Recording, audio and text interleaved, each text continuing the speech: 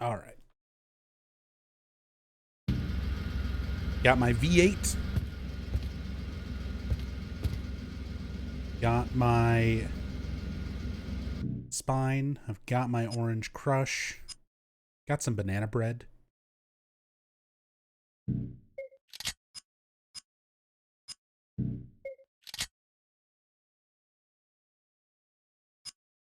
So let's go to the lumberyard and eventually to the theater. Some more of these throwable weapons.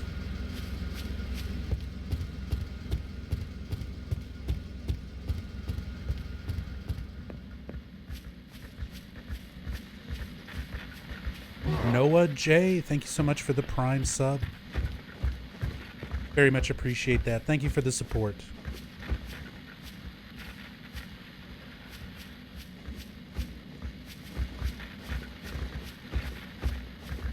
Aren't there items?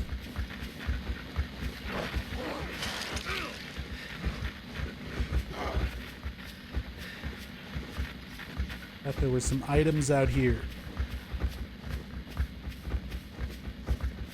It's just a big empty nothing. Why is this area this big if there's nothing here?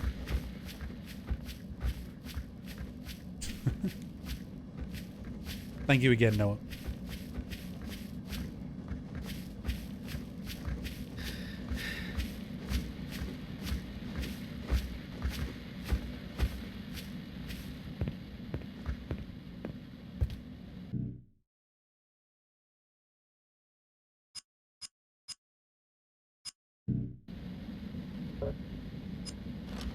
Here we go.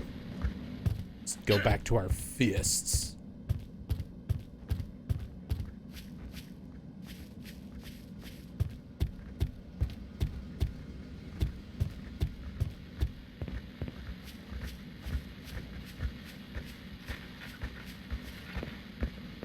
Was watching on mobile, didn't understand why you were complaining about the film grain.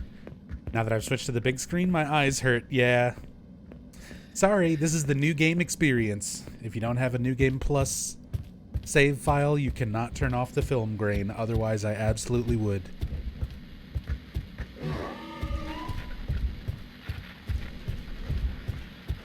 I hate that I can't even just disable it in the emulator, because there's other effects.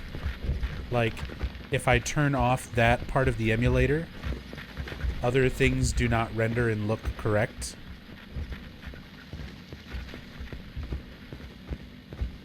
So I can't even just disable it through the emulation, and I can't turn it off as a setting in the game until I've beaten the game at least once. And since I just reinstalled and updated PCSX2 for the sake of getting this to, like, work as correctly as possible. No save files. So no turning off that that noise filter. Because somebody thought that was a great idea. You know, the noise filter, a setting that was a default thing that you could turn on and off in Silent Hill 2 and 3 and 4. Let's make that a New Game Plus secret option.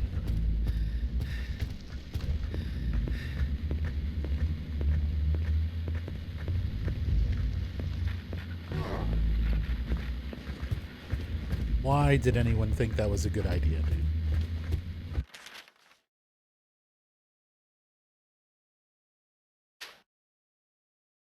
Welcome to Silent Hill. Please come again.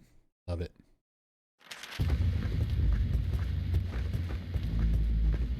Never, ever return.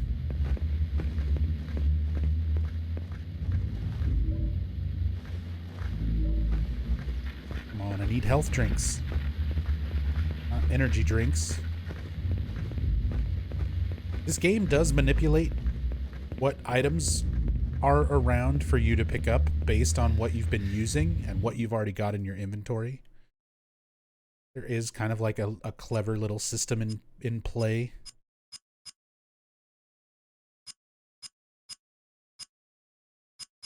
think I need to actually...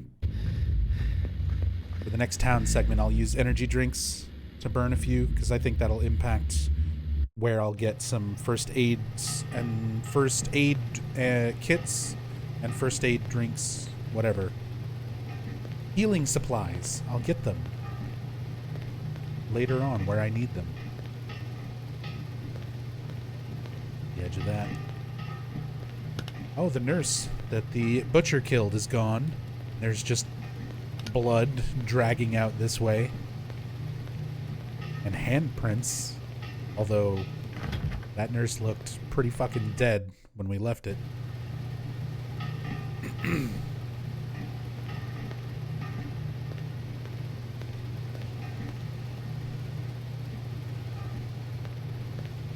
Other than the one puzzle you like, are there any things you can say that are good about the game? Give Sam some cred somewhere. I have no opinion, never played it. As said, I think considering the development hell that this was under, how much they managed to change from that original version to the release, it definitely could have been a lot worse. I think they did a decent job given their time and budget. But it doesn't save it from being a really underwhelming Silent Hill entry, to say the least. The music's pretty good. Still Akira Yamaoka, still doing his thing. It's a little less inspired than previous games, but it's still good. There's a few decent, like, cinematic camera angles and visuals. It's very few and far between, and it usually immediately frustrates me because I'll be like, oh, hey, this is a cool cinematic angle, but then my controls get all funky because of it. This game does not have traditional tank controls. I haven't even talked about the control scheme yet.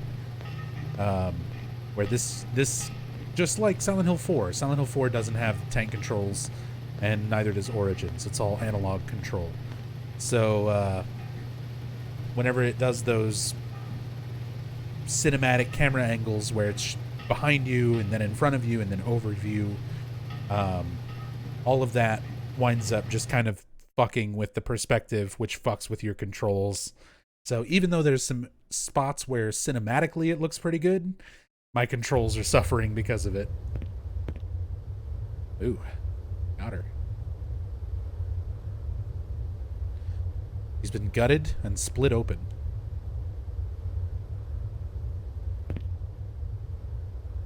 See? Big pursuing monster that kills other monsters. It's definitely not Pyramid Head. I don't know who this triangle face is that you speak of. This is an all-new, original Do Not Steal character.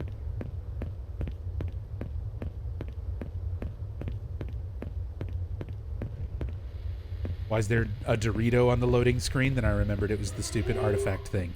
Yep, it is that stupid artifact thing from Silent Hill 1. It's the Flauros. And it's completely different and does completely different things and is described in a completely different way in this game. Something that exists in Silent Hill 1 and has like a relatively clear purpose in what it does.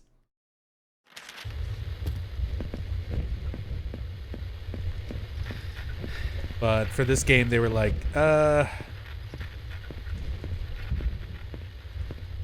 it's a MacGuffin. It does different things, because we need those things to happen for this game, and we don't have time to make it better. So just do it. It's a magical artifact. It can be lots of things. Who's keeping track? What kind of nerd is paying that much attention? Said someone on the dev team, probably.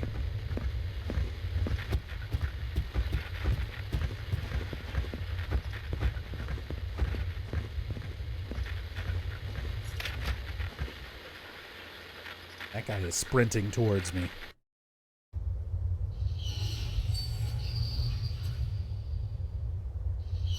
See, stuff like this.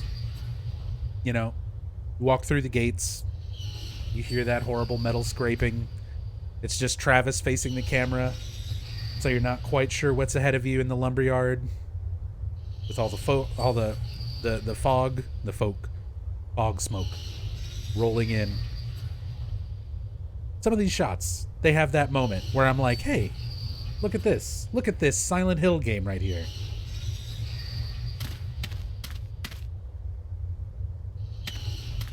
It doesn't look too bad.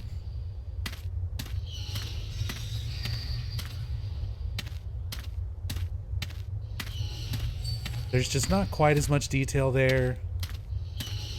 Nothing to look at. He's got nothing to say about any of it. Just kind of like your set dressing.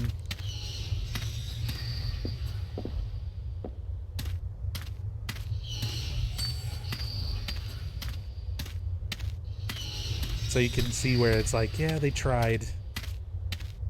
I'm sure they had plans to make this big elaborate area for the lumber yard and all these things, but they just didn't have time or budget. So they're like, okay, you walk through it and there's scary noises. One scary noise that's on loop. We don't have the time to spend on it. Someone has written on the newspaper, "Why are you helping her, Travis? Did you see that nurse?" Helping who? Helping Alessa? How do you know? I guess Dahlia knows because she was there. She saw Travis pull Alessa out of the building. But isn't that what Dahlia wanted? Because Alessa said, "Let me burn," implying that if she would have burned up, then she couldn't have been used for the ritual, and it would stop her mother from birthing a god and doing all of the cult things that she wants to do. But then Travis saves her, and Alessa helps him save her. But then Dahlia is asking, why are we helping her? See, these are the things where I start thinking about the game and its plot and its story, and they hurt my fucking brain because it doesn't make sense to me. And it's hard to put into words when you're just like walking through hallways and there's a monster and it's dark and grainy and you're looking around through doors and people are popping in a chat and they're just kind of like, I don't see what the big deal is. I like this game. What's so bad about it? It's hard to put this kind of stuff into words where it's just like, what does this mean? This doesn't make any sense in the context of this game or in the context of the overall series. You know, the director who thought it wasn't a good idea to make a prequel to Silent Hill made a Silent Hill prequel and tried to do the best as he could. And yeah, just so many things miss their mark. And the story is the biggest one. It's just, there's lots of room for mystery in the Silent Hill games and stuff not making sense. Being confused is a part of playing them. So I totally get that. But then having something that's just poorly written, that's constantly distracting you when they try to give you information, and it just makes you more confused, like less makes sense about it the more they try to tell you. It's like a little kid making up a story as they go along. Like, and then this happens, and then this happens, and by the time they get to the next thing, they forgot about something they already said, so it all contradicts and like doesn't make sense. And that's kind of how this game's story feels. Like somebody had to, it's like somebody had to rewrite everything with half the time and budget to make a game. It's almost like that happened. And someone very quickly had to be like, then spooky things happen. Then they find a note and it says this. There's a nurse all cut open. And mysterious notes because Silent Hill. Don't worry about it. Just make sure you finish that animation where Travis picks up health drinks with his ass cheeks. That's more important. It's way more important. There it is. Spend more time modeling that. Don't worry about writing the notes.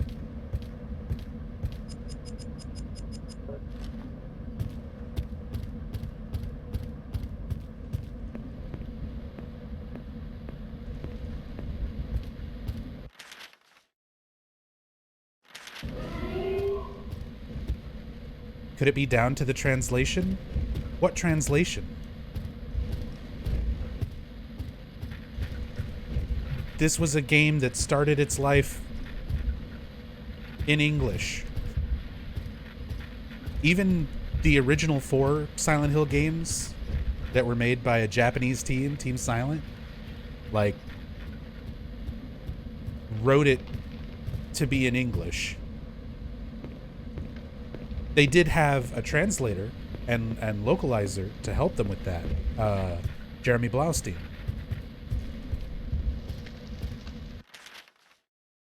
But this was the first Western game. Like, there was no...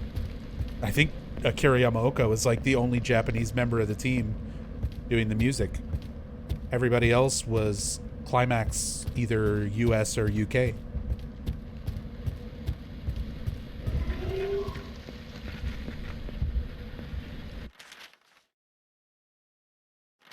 So it's not like it was a lost in translation type of thing.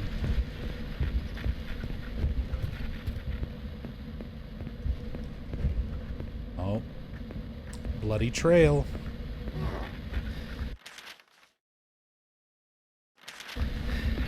I'm not done looking around this mostly empty town. Hurry, switch. We gotta pick these things up with our ass.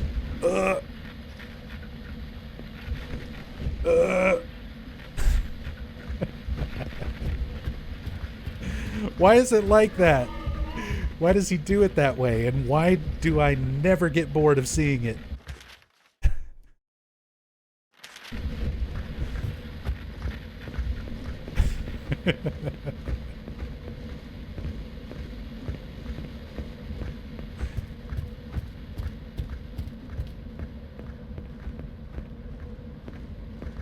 It's supposed to lift with your legs.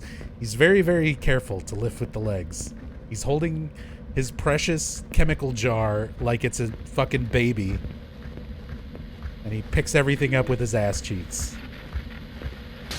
Oh, my jar! God damn it. You fucked it right out of my hands.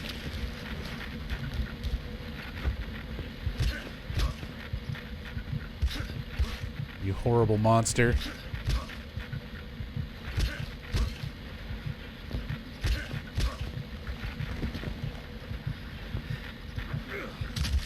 I went out of my way to get that jar.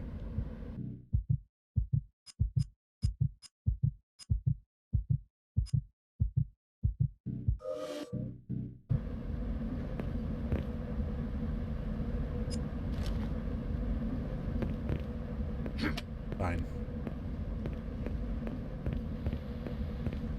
Keep the nightstick on us.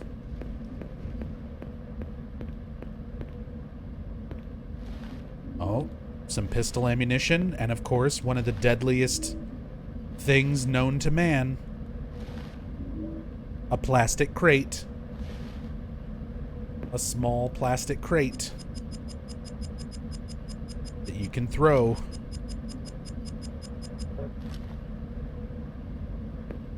Monsters beware. See, this kind of shit, this is just comical now. Somebody earlier mentioned Shaun of the Dead. This makes me think of that scene in Shaun of the Dead where they bring all the stuff from out of the house to try to throw at the zombies. And it's just bouncing off, like doing nothing, because it's all just light plastic shit.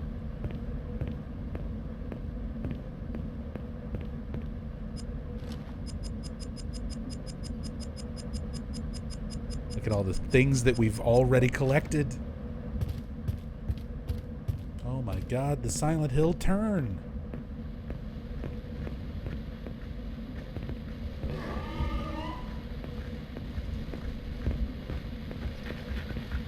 Can't go into the tavern.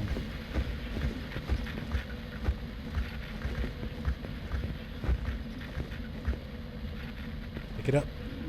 He picks it up pretty normally if you're not holding a throwing weapon. He doesn't grab it with the cheeks.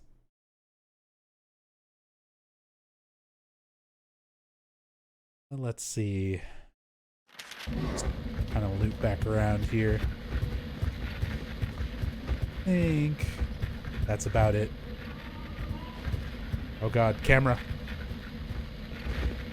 Camera.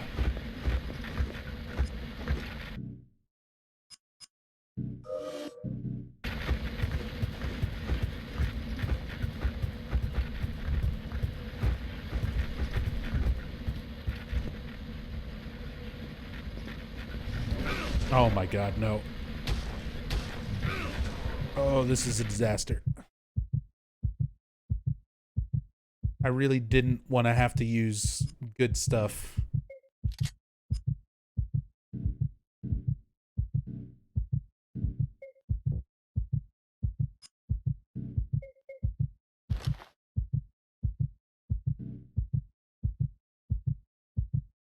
I've only got so many supplies. I've been really fucking around too much and burning through them.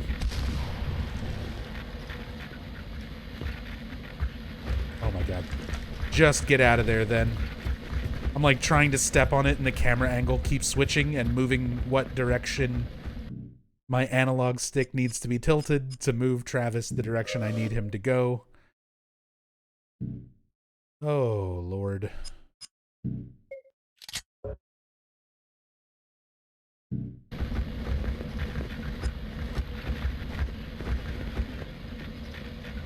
No, it's happening again. Controls.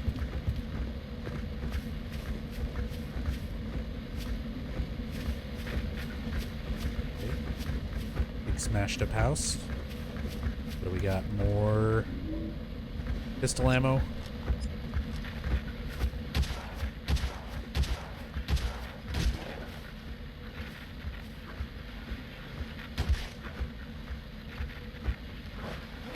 Oh, bad time to reload.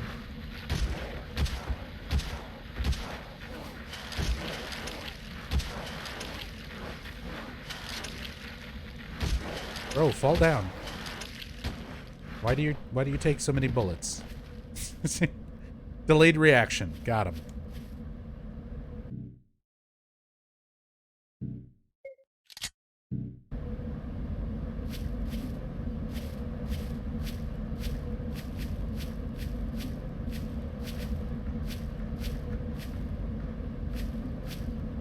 Little, like, fenced-in house area. Can't interact with anything. There's, like, kind of interesting little bits to the town that you can run around and see, but not so much. It's not quite as satisfying as exploring the town in the previous games.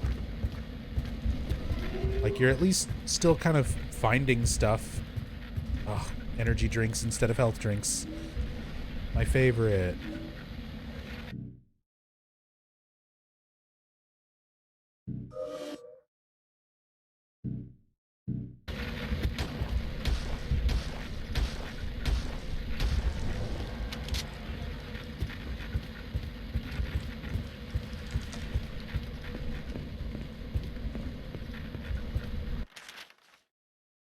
That enemy looks like someone mashing a direction to wave dash in a fighting game.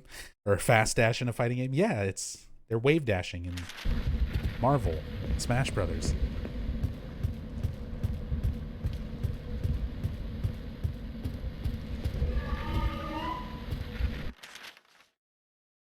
Alright, so that's about everything there.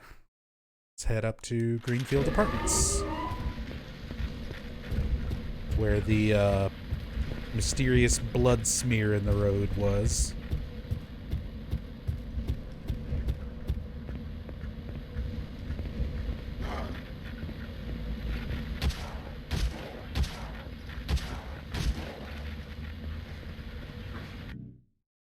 And I like almost never use the guns whenever I do these playthroughs. I just hoard melee items and throwable things like TVs because they're just funnier.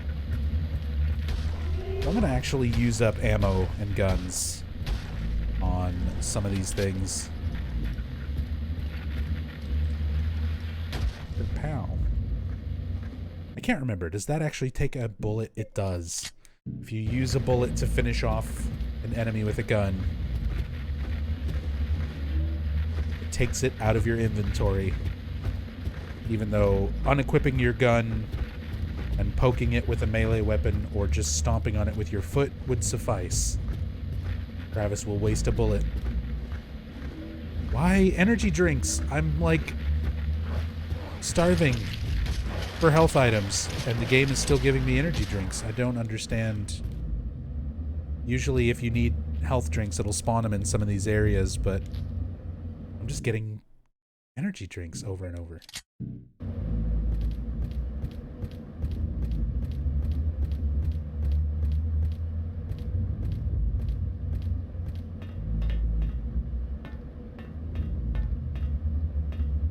Nothing. Other than the Moth Silent Hill 1 Easter egg, not a lot going on. Yeah, and I can't even show that properly until a New Game Plus playthrough, I think. Because they have the fire escape blocked off when I tried to show it earlier. I can't remember if it opens up when you visit later, or if it's just on New Game Plus. I think it's New Game Plus.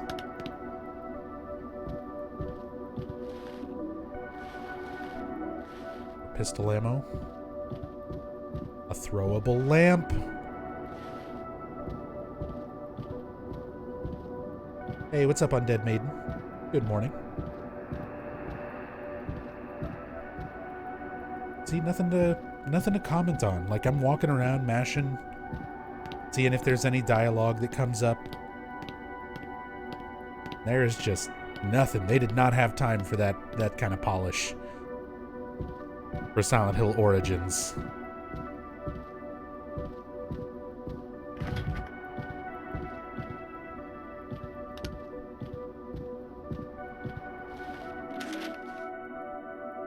Someone has written on the napkin. Someone made a hole. Go home, Travis. Remember mysterious, vague notes about holes?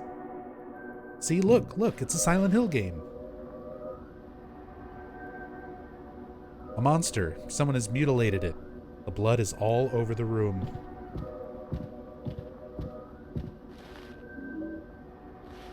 Got a razor.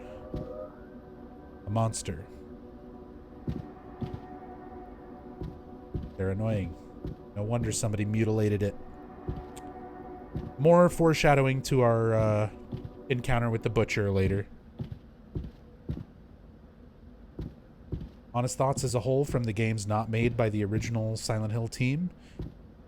Devs who I'm sure meant well, but did a very mediocre job of trying to copy what made the original Silent Hill games good. Like, they thought if they just used familiar themes and aspects, they could just keep making them the same way over and over without recognizing what exactly it was that made those original games as good as they were. So it's a big step down. All the games, starting with Origins, everything that's after Team Silent's disbandment, are all big steps down from the original games. Mailbox for apartment 213 is overflowing. Looks like the mail hasn't been collected for weeks. They highlight 213 since that's going to be a puzzle solution for later. Pretty necessary progression one, too.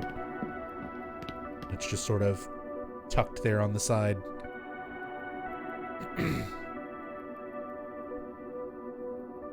Static overlay, yep.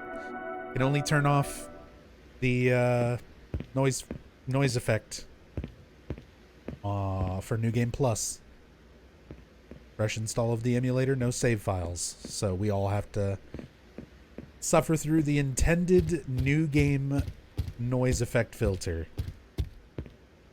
that you can't turn off until after you've beaten the game once.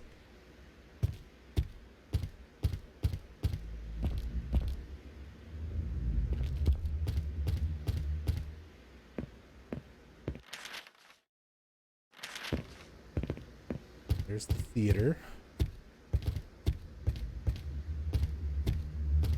Showing The Tempest. Guess they wanted to bring back that Shakespeare theme from Silent Hill 3. Luckily, no Shakespeare puzzles. I don't know if that's lucky or unlucky, because the puzzles that we did get are pretty bad, but I think I would rather have difficult and overthought like Shakespeare than light bulb A is half the watt size of light bulb C. There's a small slot here for tickets. We'll be back. We'll be back for it. Let me look at the rest of the town before we commit ourselves to a new area. Let me pick up a few more things with the power of my ass cheeks before we go in there. Get it. That fucking squat animation. Somebody had to render and make that animation. Someone had to program it so that it only happens whenever Travis is holding a throwable item and picks up something that's on the ground.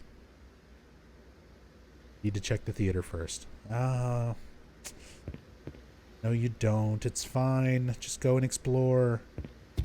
Why do we need to check the theater first? What are we even going to the theater for, Travis? Other than we just happened to find a ticket when we were leaving the sanitarium.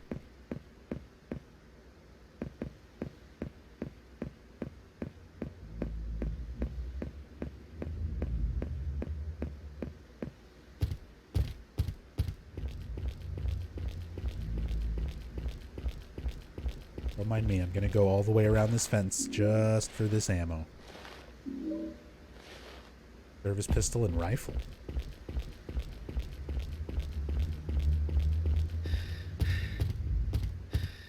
Oh, so tired. Need my V8 energy drink. Caffeinated drink with a kick. I sometimes drink these on long drives. Keeps me awake. Power Plus. I was curious if it said anything about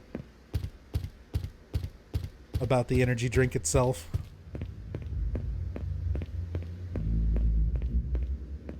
All right.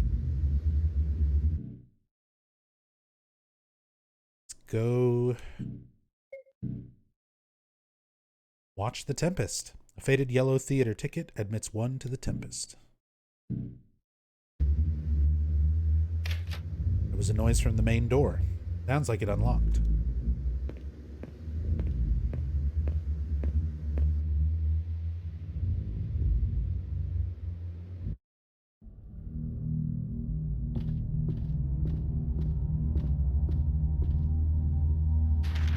Got the theater map.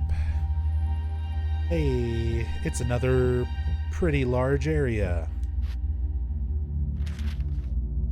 It also has Light World and Dark World, because of course we're still going to have our mirror mechanic all the way through with every area.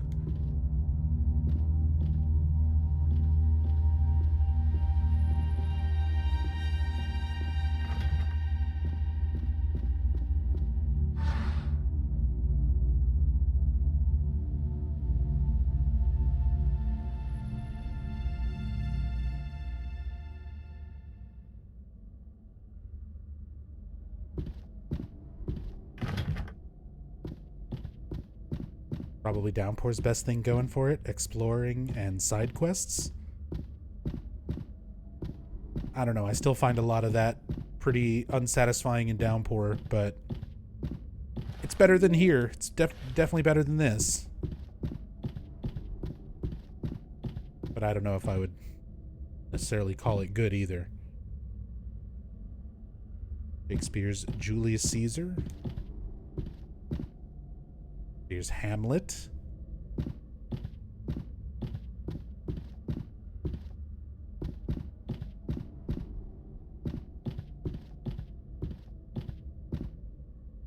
All that Shakespeare PTSD from Silent Hill 3 kicking in.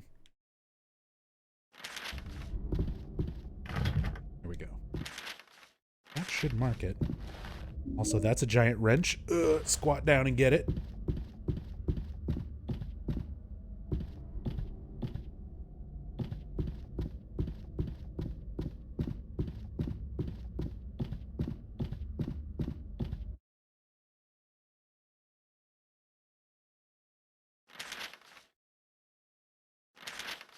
Get. Backstage is blocked. Ammo. Jammed. Blocking. Light. Freaking out.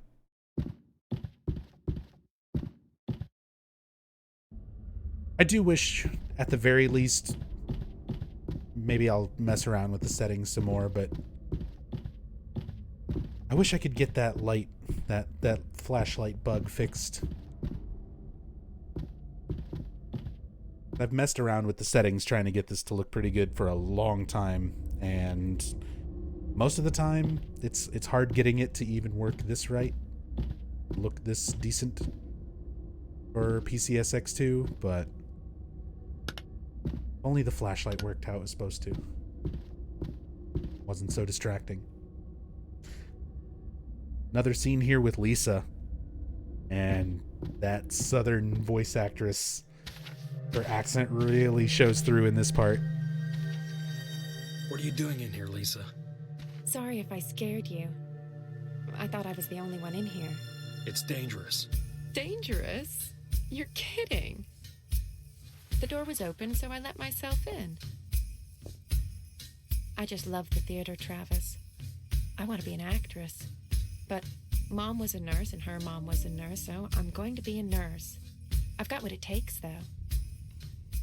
I can't stop thinking about you, Travis. I want you. You're all I think about. Let's get the hell out of this crazy town. Run off. The two of us. We could be so good together. See? I could be a star. Yeah. Well, see you around.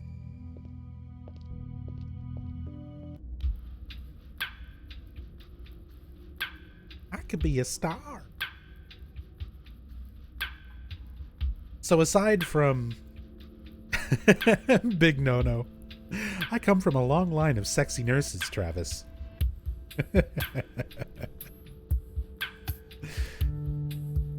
Yeah, aside from Lisa's voice actress and kind of the accent, the voice, I mean, I guess they couldn't get the original voice actors and actresses to come back, and they wanted to portray them as younger, different characters anyway. So it is what it is. But aside from her sounding so very different and looking kind of different because of the 7-year time difference and just the character designer for this game, but the way she's written is just so weird. Her character is not like she is in Silent Hill 1 at all, which would kind of make sense since you don't really get to meet the real Lisa in Silent Hill 1.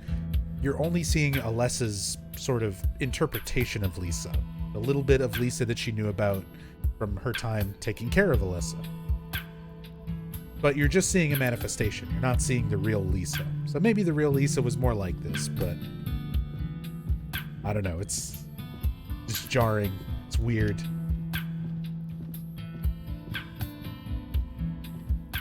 Also, I like this music.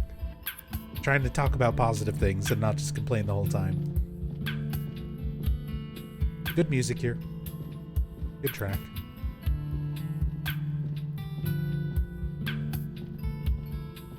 Sadly, it's a little too short. Like, once you leave this area, it's gone. And there's not really a whole lot to do in this area. So, like, you don't hear this much of it. Unless you're like me and just kind of purposefully meandering about. And not just progressing to the nearest door you can go through.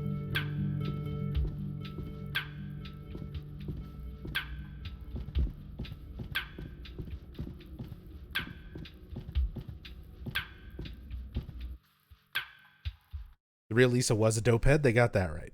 I mean, she was kind of forced into doing drugs and her addiction by Kaufman, but yes, they include that aspect of her character as part of the story in this.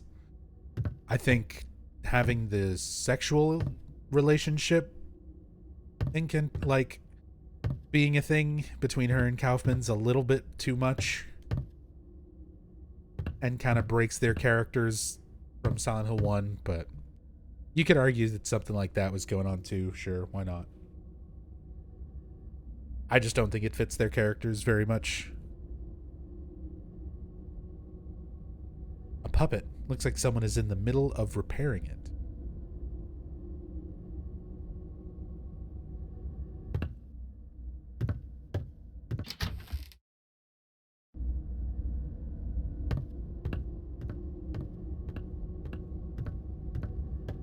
Beseech you, father. Hence, hang not on my garments. Sir, have pity. I'll be his surety. Silence. One word more shall make me chide thee, if not hate thee. What? An advocate for an impostor? Hush. Thou thinkest there is no more such? You okay, Tony? Yes. Yes. Fine. Just a headache. The damn's nosebleed. You mind if we stop for a moment?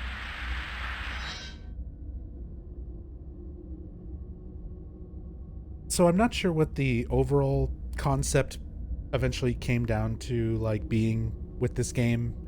Stuff from the original development, stuff from the original story, stuff that got changed drastically when going to Climax UK. But they've got little elements of story between Travis and Alessa. Stuff that's more relevant to Travis and doesn't really involve Alessa, and then stuff that's more relevant to Alessa and doesn't really involve Travis. And it kind of just bounces back and forth between the two. Because we just finished going to, we start off in Alchemilla. Alchemilla doesn't really mean anything to Travis, but it means a lot to Alessa. So that's your first little area that you're going through.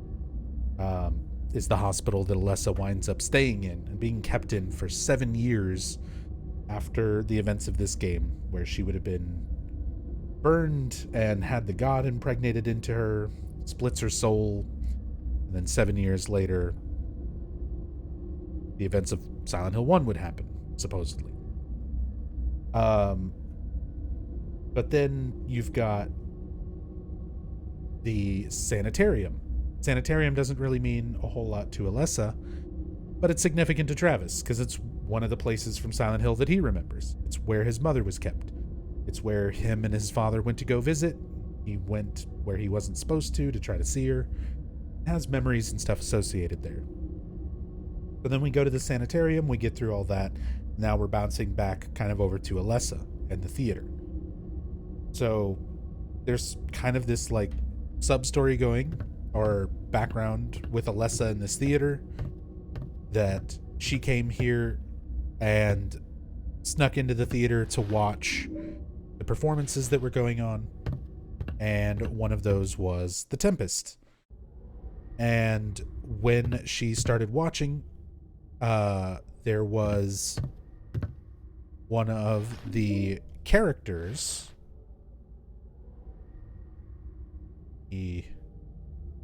Pull that up. Caliban. But the Caliban, which is, described as sort of being this monster-like thing in its appearance. The costume for the Caliban scared her. It scared Alessa. So because it scared her, she started inadvertently using her psychic abilities to harm the actor playing Caliban. Which is what we're supposed to be getting those little flashbacks of. The guy, like, Tony, you okay? He's like, it's a headache, it's a nosebleed. So that's Alessa, like, fucking with that guy. Not on purpose, supposedly, but just in reaction to her being afraid of the character.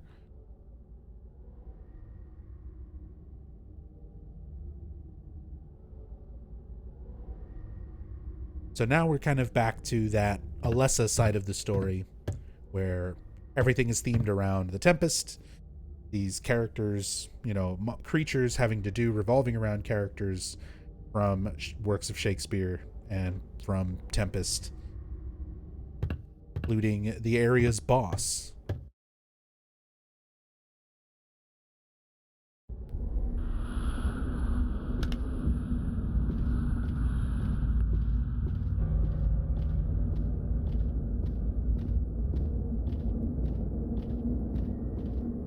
But just to try to give this game a fair shot at what's going on, they're at least trying to set up some story and significance to the areas that you're in.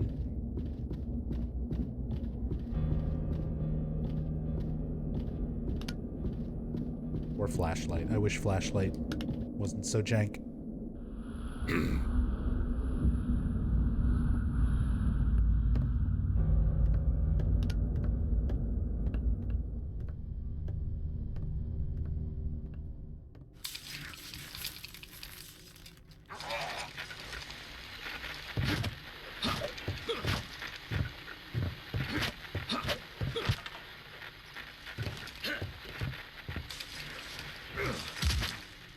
And puppets. Yay! New monster time. It's a puppet. So these are called aerials. Ariel, I think, is supposed to also be a reference to Shakespeare. I think The Tempest.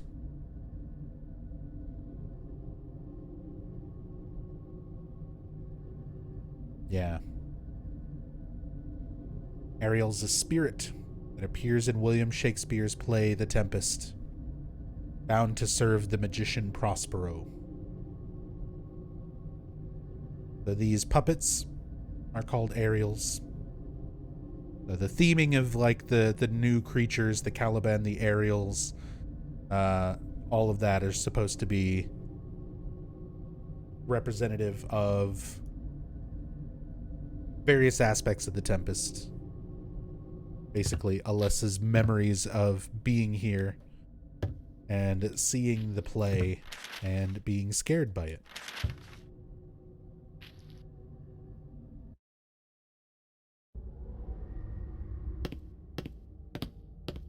Which is not bad. If that would have been expanded on more.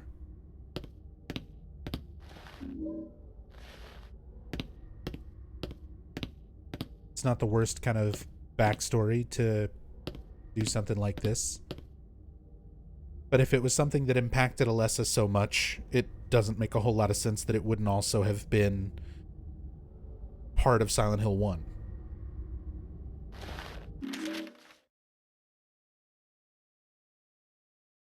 Jack says the town is located on old spiritual ground. Hopefully we will be blessed. Prospero equals shaman. Feathers, smoke, totemic magic. Aerial, air spirit. Light, projection. Puppets? Now there's aerial puppets. Caliban, buffalo spirit. Skins, Berkoffian performance. On all fours. Poor actor. So this buffalo spirit, Caliban,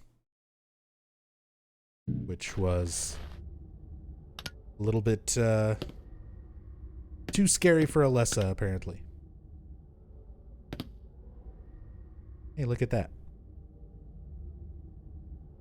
I can make question marks. For a second, I thought that's what the broken flashlight texture was. It was just like question marks, like missing texture thing. But it's just how it happens to hit that wall.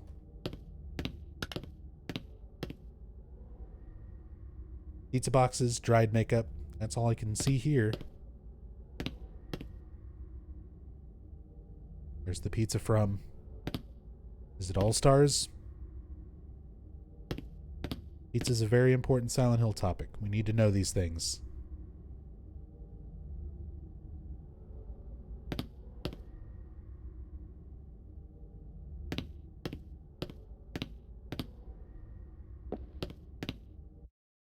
All right. We've got that room.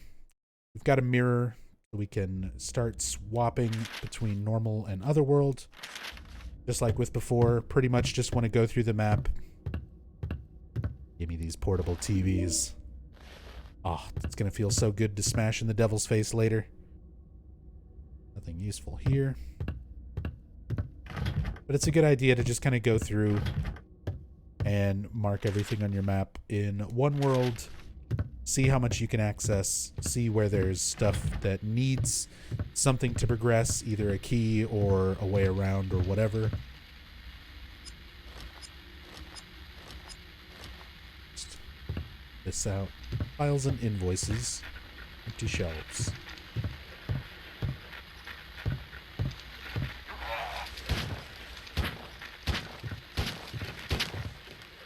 But yeah, since it can get kind of confusing.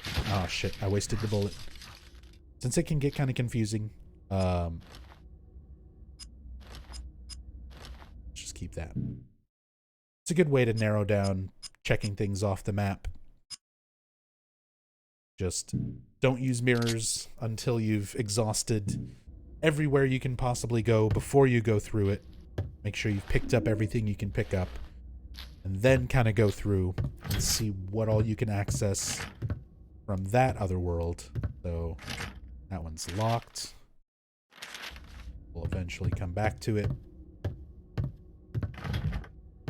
Locked. It's open. Director's office. Oh yeah, here's a great puzzle. The sun and moon totem puzzle. This is such a good puzzle. I'm going to show you exactly how it's solved. And I can't remember actually if this works in this version. It works on the PSP version. We'll find out if it works for PS2. If it doesn't, then I'm going to look real stupid and we have to do this puzzle. If it works the same, then that's very funny that they didn't fix it even when they made this port. There's a glitch you can do. Monday. Rehearsals. Fantastic. New costumes. Fantastic. All in all, fantastic. Tuesday. Strange day. Girl snuck into theater today. So that's Alessa. Playing hooky, no doubt.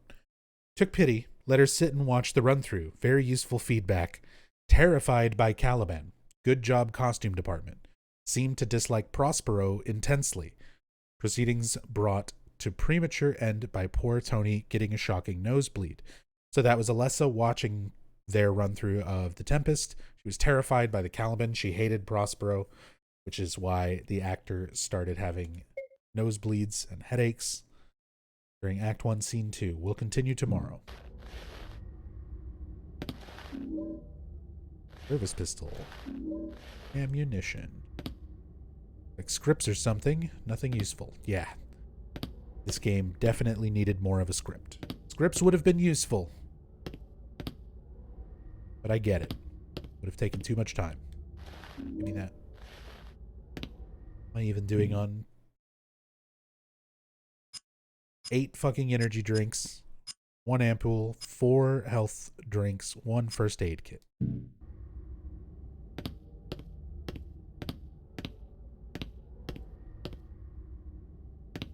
Damned drawers. All right. That was locked. Over there yet. That's pretty much everything we can get to. Now we can go back, go through the mirror.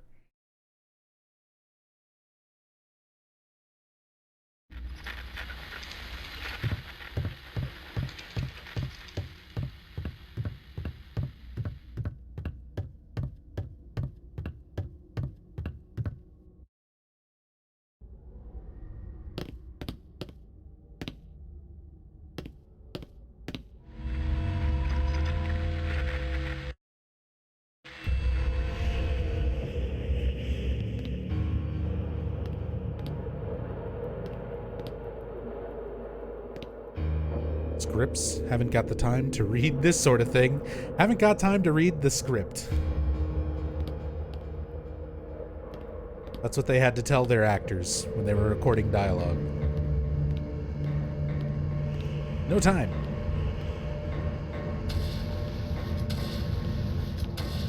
Gotta get it in one take.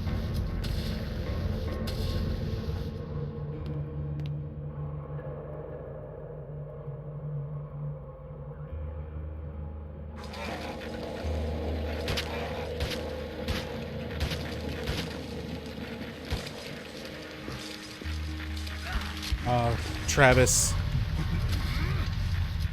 If only you weren't terrible. Oh no.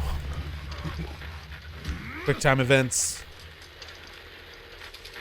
Quit making me ruin my controllers.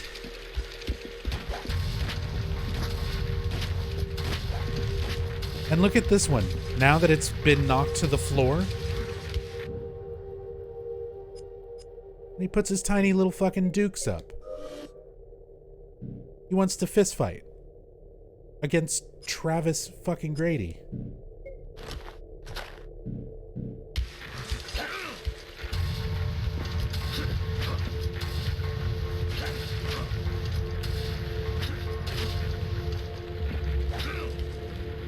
Okay, it's 2 versus 1. It's not fair.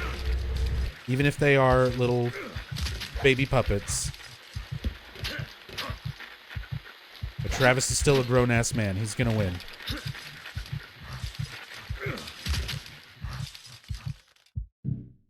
And I am burning my way through all these health items. What's up, Queen? Welcome back. Congrats on your first half of vaccination. Getting that better 5G connection. Don't let Guy see he find out. He'll give you a stern talking to.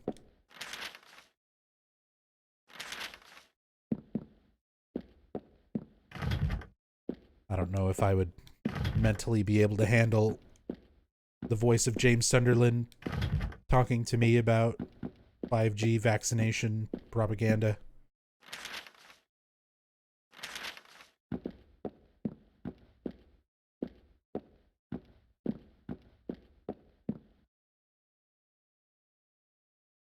What's up, Necromancer?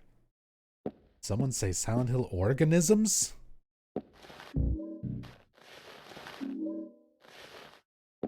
Yep, we are playing Silent Hill orgasms.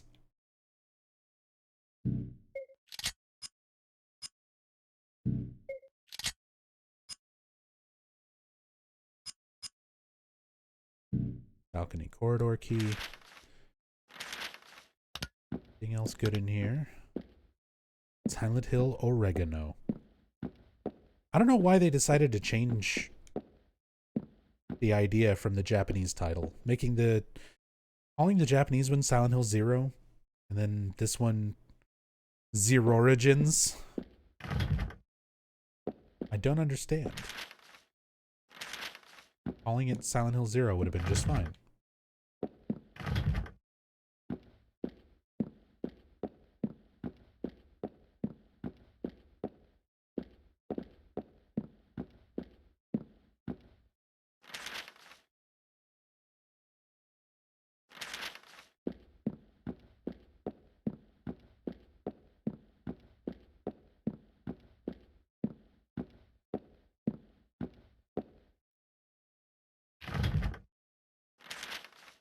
That's blocked.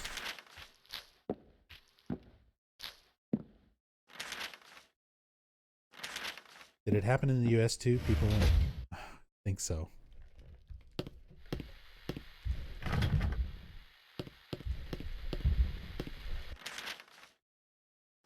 Sounds about right.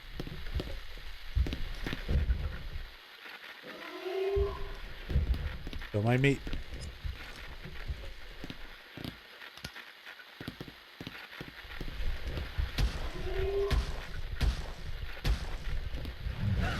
Ow.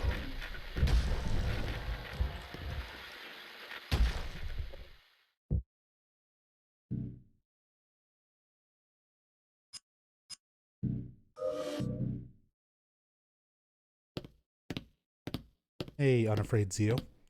Remember getting to this point and stopped playing for some odd reason? Because you were probably, if you were anything like me, you were really frustrated after getting through Sanitarium and everything before this part.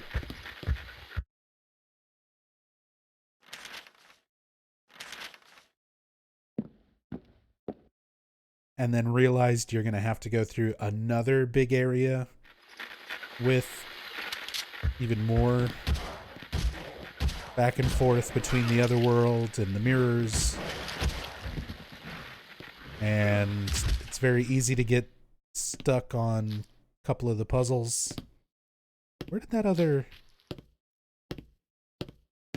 You guys saw there was like another puke ball there that came from off the side? Like I thought there was another creature, but it was just the one. Am I crazy? Did you all see that?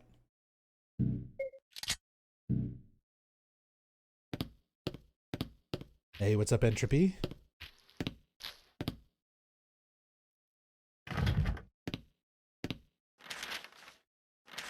Alright, that's all we've got in there. It looked like there was two in there. It looked like there was two in the room.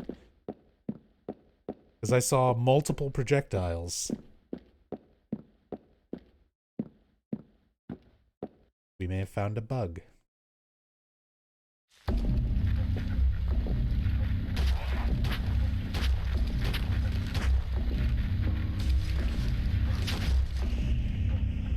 Is the game naturally super fuzzy, or do I need to update my prescription?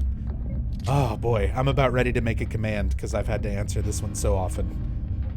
In Silent Hill Origins, it is a New Game Plus option for some stupid reason to disable the noise effect filter. Even though that was just a base regular option.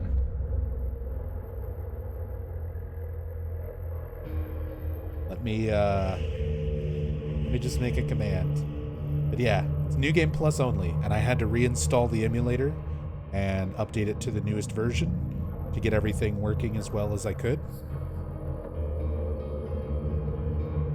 But yeah, there's no way to disable... I don't have a save file, and there's no way to disable the noise effect until New Game Plus, which is really, really stupid.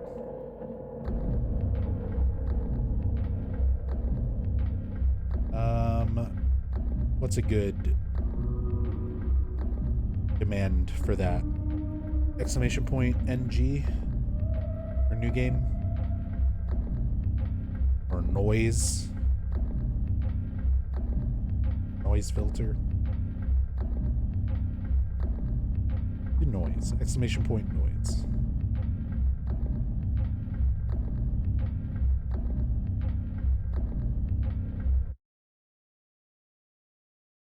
I think I broke the music being tabbed out.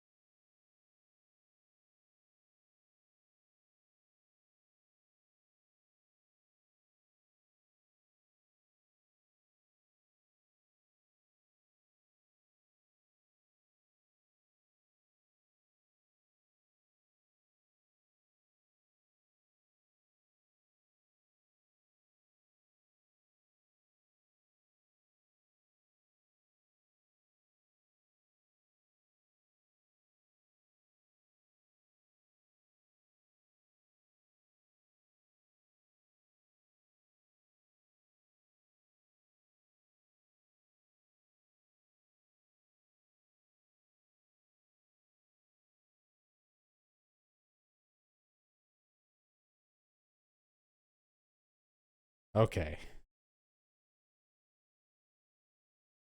That should work.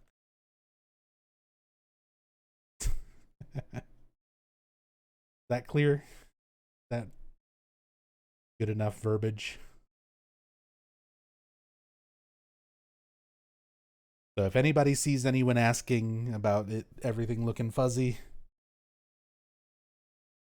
someone hit him with the exclamation point noise. Same thing. Chat and mods, everybody can use a lot of the commands to help me answer questions instead of stopping what I'm doing and answering stuff that I've already talked about and answered. At least for some of it. If you see someone come in and say, like, what version are you playing? You can do exclamation point title. And it says right there in the title of the stream. PlayStation 2, PCSX2 emulation. So if someone's like asking stuff like that, instead of me stopping in the middle of whatever I'm trying to rant about or explain, someone can just do the command. And gotta make one for the brightness too. Oh boy. That hasn't come up quite as much, but I might do that too. For now, let's move on. Because this is something that I want to show, and I want to see if it works. On either side of the door are 2 deep square holes. Set into the door is a plaque which reads, "I am a child torn by twin desires. I stand before a door. My right hand calls to the light. My left hand ushers in darkness." So you're supposed to place the sun totem that we found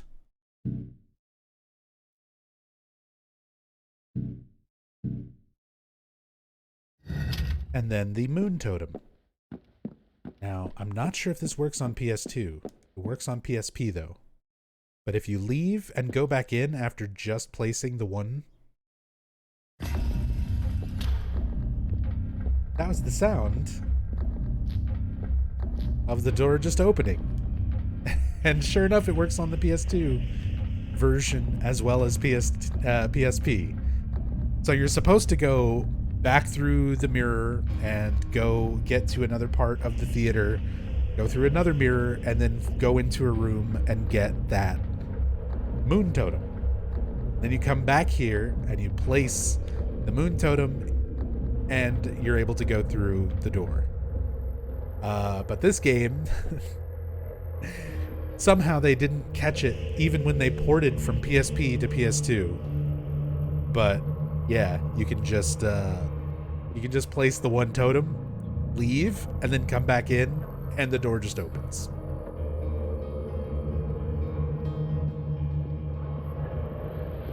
Atreus mentions noise filters in general are fine, but they suit flashbacks and similar sequences IMO. Honestly, I think the noise filter over the gameplay for the Silent Hill games is fine. I don't think it's very good for what I'm doing, which is talking about things in detail and streaming and broadcasting on the internet. If you're trying to stop and talk about stuff where you're like looking at details in the environment, the fuzz and the noise filter just get in the way of what you're trying to look at, what I'm trying to show you a lot of the time. If you're sitting and playing this on your own at home, it's fine. I think it looks okay. Especially in Silent Hill 2 and 3, I would say it's better to play with them on for the full effect. But when you're broadcasting and you're streaming, you've got to deal with something called bitrate. And bitrate does not play nicely with lots of little tiny pixelated moving things, such as noise filters. So for me, on my end, the noise filter looks for the most part okay. When I'm moving around and everything's going through that bitrate compression to you, viewing it on the other end, things get a lot more pixelated and blocky and unnecessarily garbled because of that noise filter going through bitrate compression and back out. So yeah, I would rather disable it for streaming and for in-depth playthrough stuff, but New Game Plus only in this game. Someone thought that was a good idea. Shelby. Thank you for the new sub. Thank you for that tier 1. Very much appreciate the support. Thank you. Hope you're enjoying yourself. Enjoy the emotes.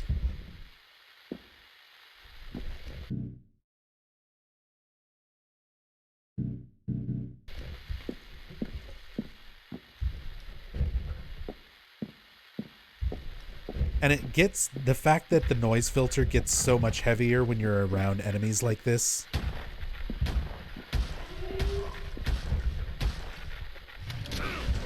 Why? Always the worst time to reload.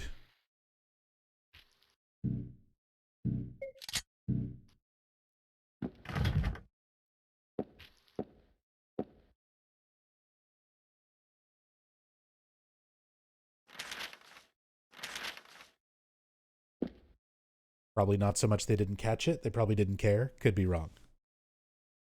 Butchered the name pretty nice. I mean, your name has 3 characters that are numbers. So Who butchered what? I think you butchered the alphabet choosing your screen name. We can fight about it. You butchered math.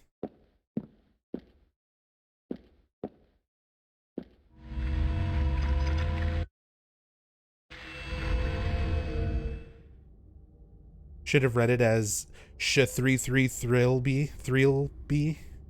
I can't even do that. I can't even make that work.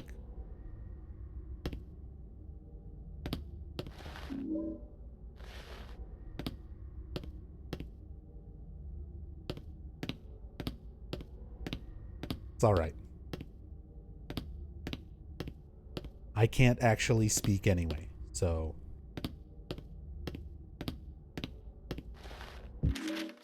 no harm done. Take back what I said about the noise. Holy shit. See, there's times where it really makes a big difference, where it's like you really notice. Since what happened to Tony, I've dreamt about him more and more. The Butcher. Look at that concept art for the Butcher. He looks just like that monster, the Executioner. He does. He looks just like Pyramid Head, but not. Now I've seen him when I'm awake. He's at my motel. It's him. I swear it. And we hear the Butcher kill a thing.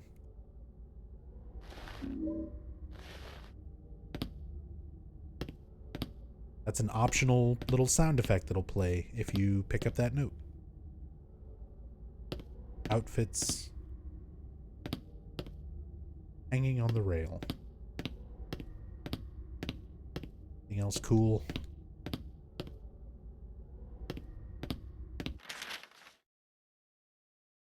It's funny because in so many of their early marketing and everything else, all their interviews and stuff for Origins, they were really selling the whole PSP exclusive thing.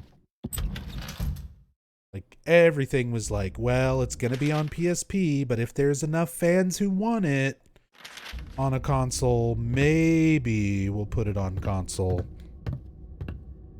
So I think early on, they really had to help try to sell PSPs or something. And they were really pushing the whole PSP exclusive. And then pretty much immediately after started development on a PS2 port. It's like, of course people are going to want it on PS2. The last 3 games have been on PS2.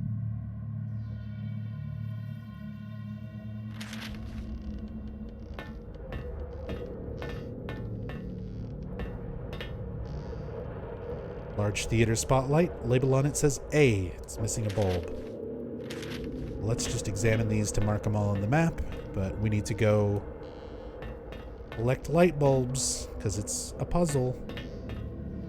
I love when normal, like what would be otherwise normal things are kind of the puzzle. Like, just you have to figure out the wattages that go in each light. It's not anything crazy or supernatural. You just gotta know what the fuck you're doing. What type of light bulb goes in which light.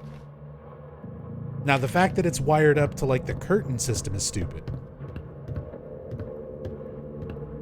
But you even find a note where there's an electrician calling the idea that it works that way really stupid.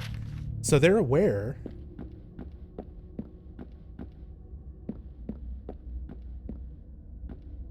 Remember, bought the PSP for Silent Hill Shattered Memories because I thought that was PSP exclusive. Very hard to find anything else in Italy besides that. See, that's weird. I've known other people who thought that Shattered Memories was PSP exclusive and stuff like that, but it was first and foremost a Wii game. Like, it was always marketed and, like, released first as the Wii version. And then the PSP and PS2 ports came out because so many fans of the series were like, I play things on Sony consoles. All the other Silent Hills are on Sony consoles. Why do I need to get a Nintendo console for this one game? So they put it out on PS2 and PSP. But Yeah, I thought everywhere the Wii version was like the definitive first version, and then everything else after that was ports.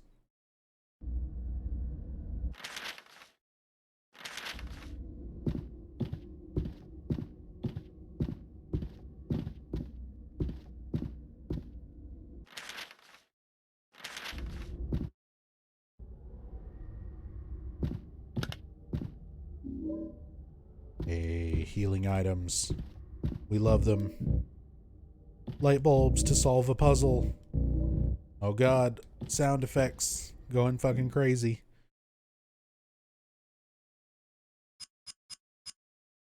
Alright, future piece and past piece. We've got the balcony key, and we've got our bulbs for spotlights. 125 watt, 750 watt, 250 watt, 500 watt.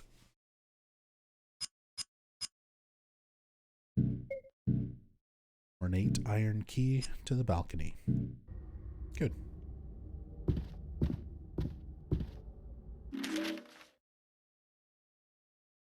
Peter, as expected, the spotlights are as screwy as the rest of this place. Finally got them working. My trusty voltmeter saved the day again. Remember, you need all the lights working, otherwise the circuit blows. Throwing the circuit breaker gets old fast. Here are my notes. B has to be half the wattage of D.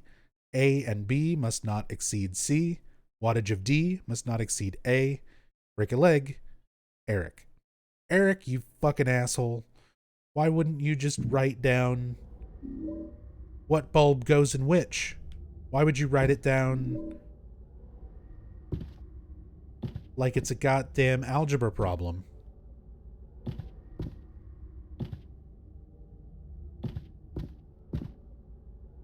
What kind of stagehand are you? Why would you do it this way?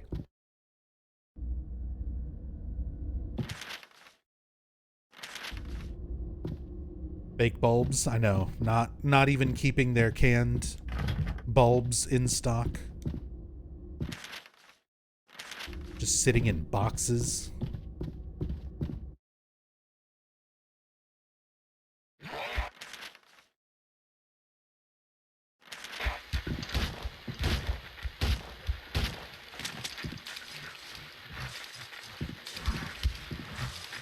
Ah, shit, I didn't crush him in time.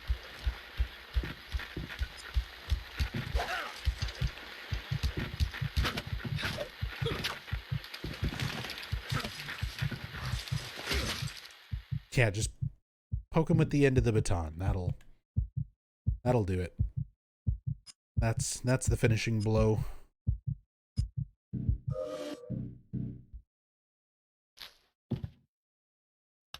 Do you like the monsters in this game? Really? Really unafraid? Can I ask, like, did you play the other Silent Hill games before this, or was this like one of your first ones? Because Silent Hill 2 Nurse and Silent Hill 2 Lying Figures, just kind of rehashed, aren't very great to me. Animated puppets that punch you with tiny little fists, not great. Coming from like Silent Hill 3, like closers and fucking slurpers and Valtiel and like Ito's design. Even in Silent Hill 4, like 4 didn't have a lot of really strong monster design to it, but it had like the twin victims and like some really creepy stuff. And like, I don't know, little puppets that punch you.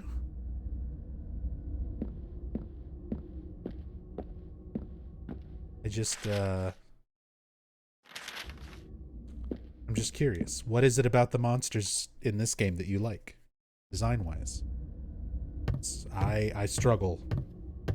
I struggle to find a lot of that.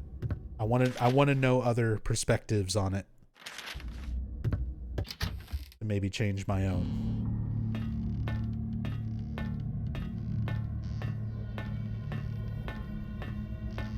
Because yeah, this game being the first non-Team Silent game, following up all that Masahiro Ito monster artwork, I feel like this one's got some of the worst monsters. A lot of rehash stuff as well, mainly with like the nurses and the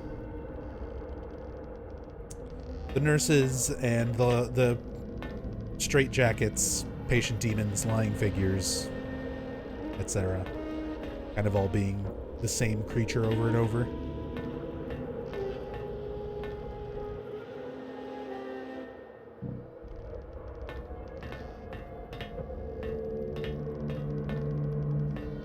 All right, Taishi, thank you again for that, like, funny fucking art that you did on Twitter. And thank you for hanging out, chilling during the stream. Get some sleep, dude. All right, so let's look at our note, and let's look at our bulbs. Fucking Eric. Why is there music from Diablo 2? It really does sound like it. So, spotlights are screwy. You need all the lights working, otherwise the circuit blows. So, B. I've got your thing for you. Oh my god. Vlad, thank you so much for gifting a sub to Necromancer. Very much appreciated. Covering the resub, the 9 months. Thank you, thank you. Really appreciate that. Did I thank you for the earlier one, Vlad? You gifted a sub to Lexi. I'm sorry if I was caught up in something and didn't say anything. But either way, thank you so much for the gift subs. I really appreciate the support. Been here supporting the channel for a long time, so thank you.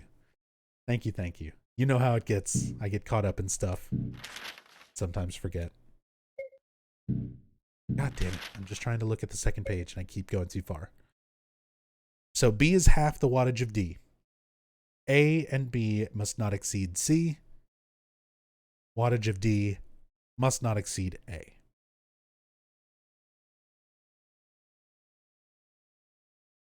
Write all that down.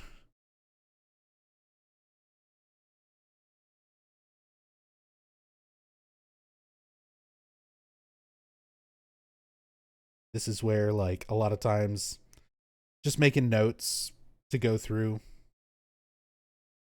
can help a lot.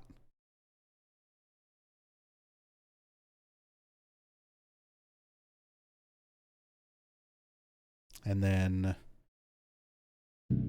we've got each of our bulbs. So 125 watts, 750 watts, 250 watts, and 500 watts.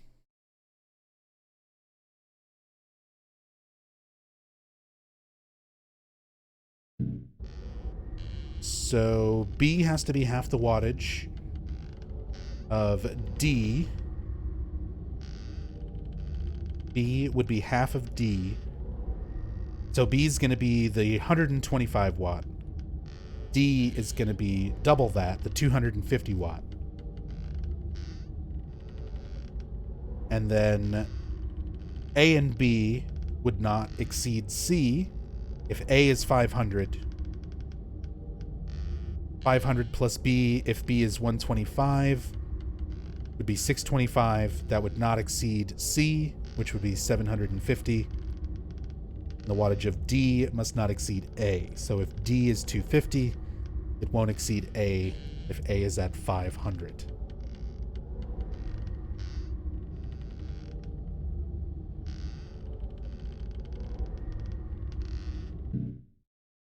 So A would be the 500 watt. C is 1000. There is no 1000.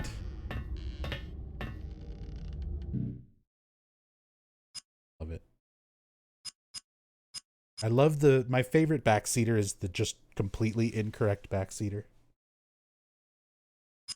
for a game that you already, like, know how to play. They try to help and get something wrong. They're just so desperate to help.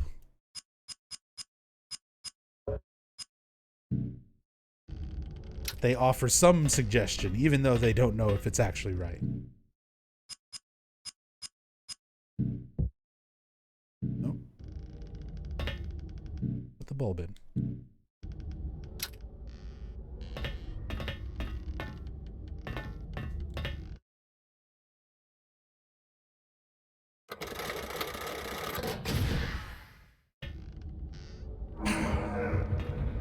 We turned on the music and the lights. There it is.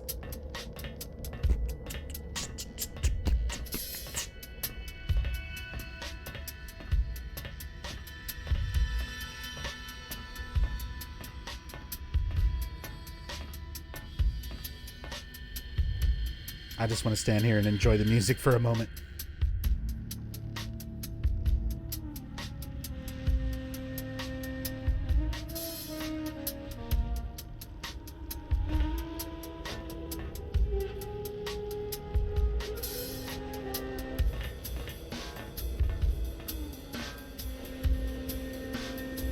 This is from Planescape. Ah.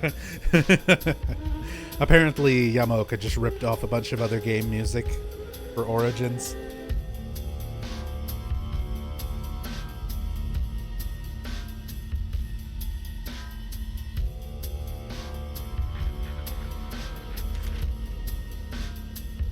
So now,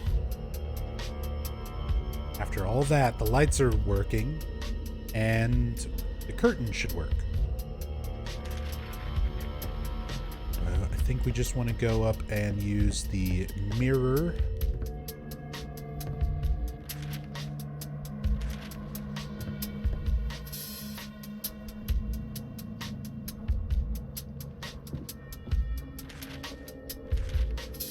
Actually, do I even want to use the mirror yet? I think there's still some more stuff down here before I switch over.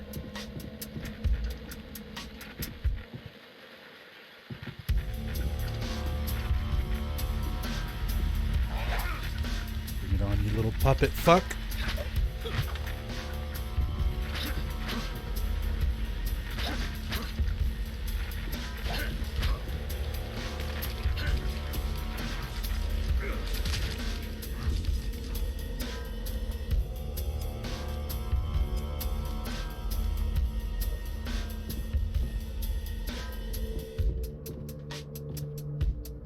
Yes. That ampule. That is absolutely worth coming around here for. Especially considering how I've been just burning through all of my healing.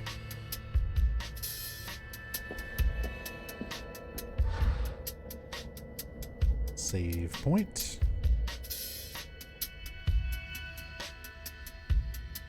Torn into pieces with a toaster. What other weapons are there? Here's what we just have on us so far, and this is not even close to everything. Meat hook, wrench, tire iron, screwdriver, drip stand, jagged wood, a razor, a kitchen knife, a table lamp, a typewriter, a filing cabinet, a sledgehammer, another couple of meat hooks, portable TV, katana, baton, razor, sharp poker, scalpel, alcohol bottle, a plastic crate,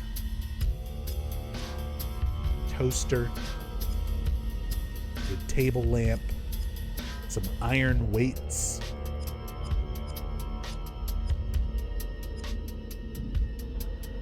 yeah.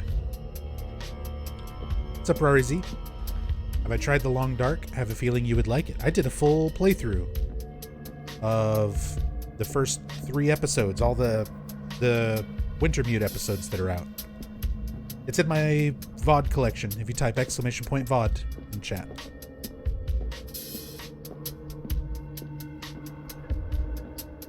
But it's all archived. I love The Long Dark too, by the way.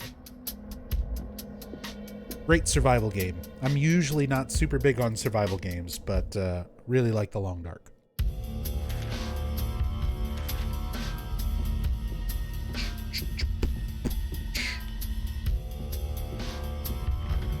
Same model TV as Angela's? Not quite. They're also smaller.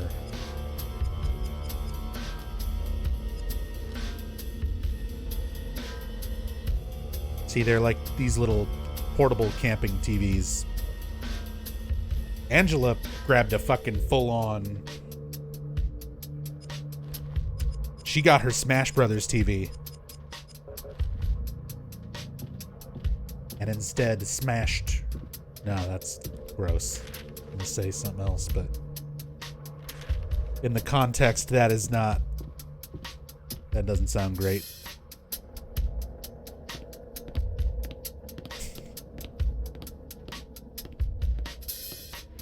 It's not even that good of a joke. I was gonna say she used her Smash Bros. TV because it's like a CRT. One of those big CRTs.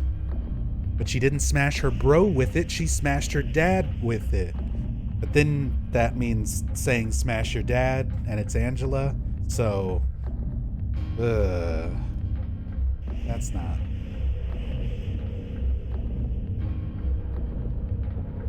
That's not okay. See, it's not worth it.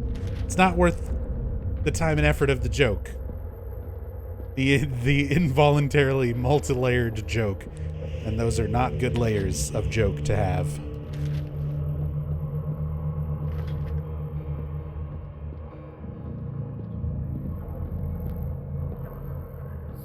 that a thing? Oh, there's a kitchen knife. A hunting rifle. And it's not as bad as the rifle in Silent Hill 2.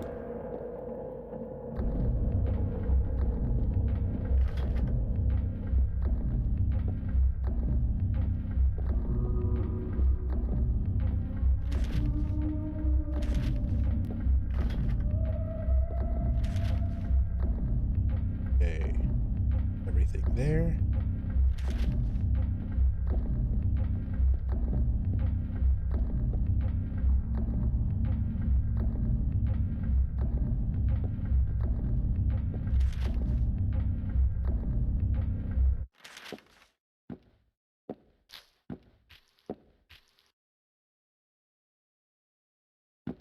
Does the typewriter ring when it hits the monster? No. It should. It absolutely should. I was gonna say we can throw one just to test it, but didn't we hit something with a typewriter earlier?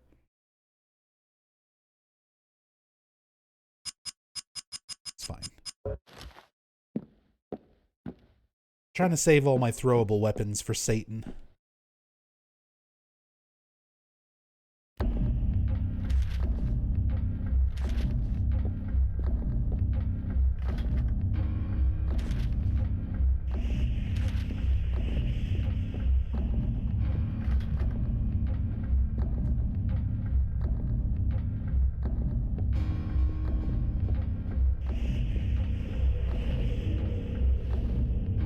Imagine being the literal devil and getting clocked in the dome with a fucking camping TV.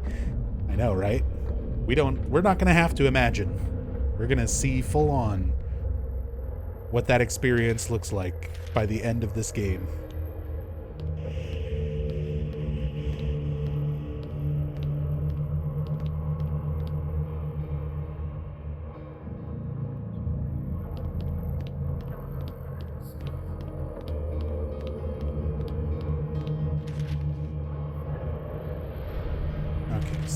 Just need to go through this mirror and then curtain control, chaos control.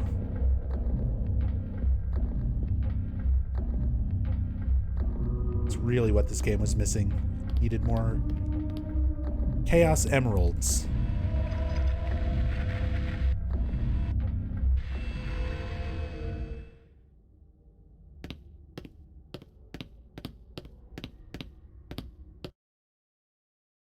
If the devil can be defeated in a rock-off contest, why not with a TV? See, that really should have been how this game ended.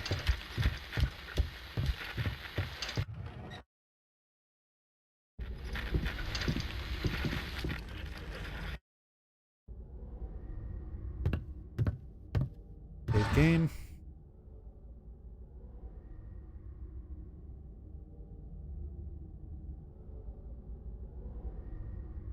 And a rock off. Or a fiddle fiddle contest. Oh yeah, here's the note that talks about how stupid everything is. If I could actually navigate to it with these camera angles. There we go. Peter, good luck getting anything to work. This place was wired by idiots. The safety curtain is on the same circuit as the spotlights. If a light blows, the whole thing fuses and you can't move the safety curtain. Idiots. Safety inspectors would blow a fuse, literally, if they saw this stuff. Wouldn't happen in the city. See you when I get back. Eric.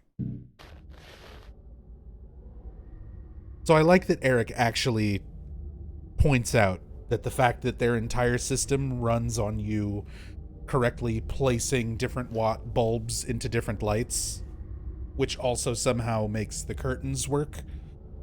I like that Eric the electrician is just like, the people here are idiots. They wired all this stuff together for some reason.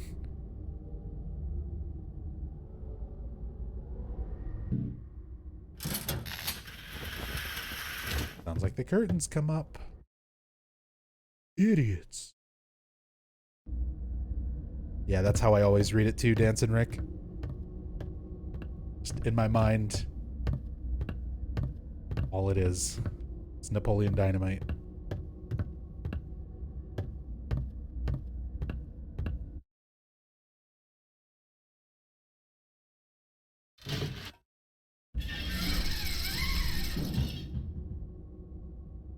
So this part could have been neat.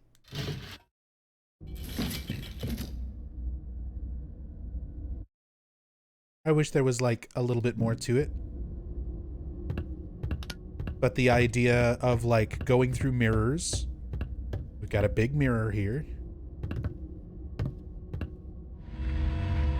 And lining it up with like different things to make you go through different sort of parts of the mirror. Not just to where you are, but, you know, you put together the scene on the stage and then it takes you to a version of that scene. I wish there would have been a little bit more like that.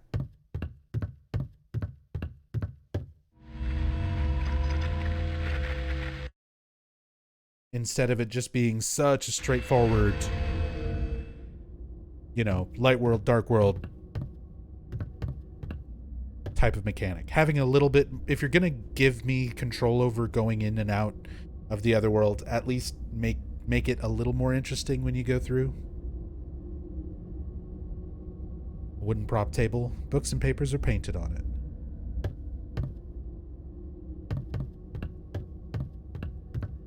Try the other props.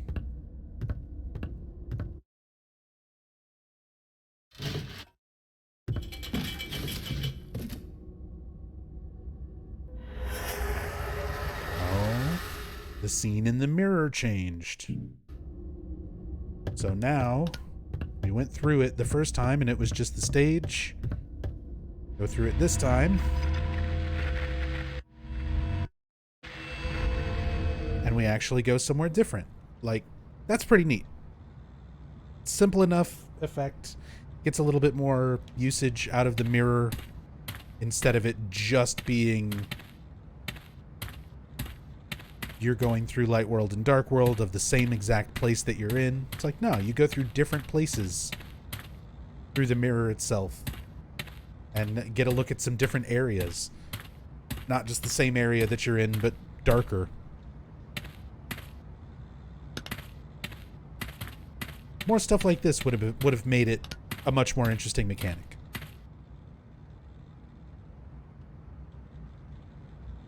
That is definitely a bunch of limbs and a creature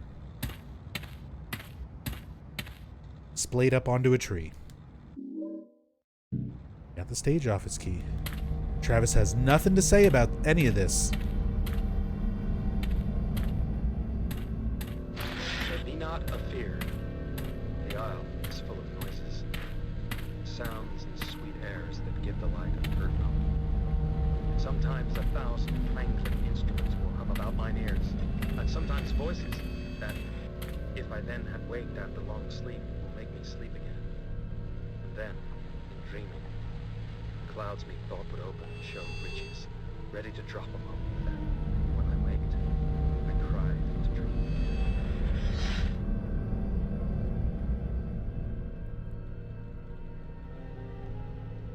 So they really wanted to nail home Shakespeare's The Tempest. That's the theme. That's the theme of the theater level. So sometimes we just get lines from the play itself kind of playing out. Just your normal run-of-the-mill meat tree. Nothing weird here.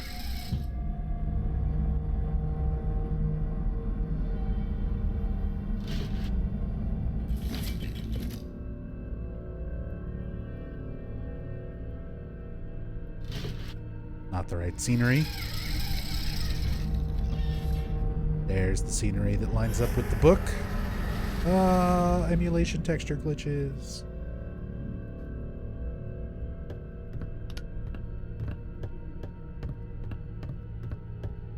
Let's go to the texture glitch world.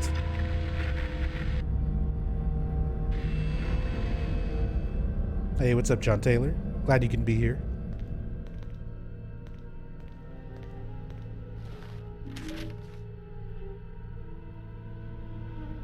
Chapter 2, Repression and Coercion. So they have given us some more pages of a book that we read in Silent Hill 1. The Monster Lurks by Leonard Rhine. It is a fact well known to intelligence services and military agents. The more controlled a mind, the more a mind censors itself. The easier it is for outside influences to take hold and piggyback such mental programming. This is why these agencies choose for their pawns those individuals most compromised by their own mental issues. Okay. These books are in a language I don't recognize. The letters are strange.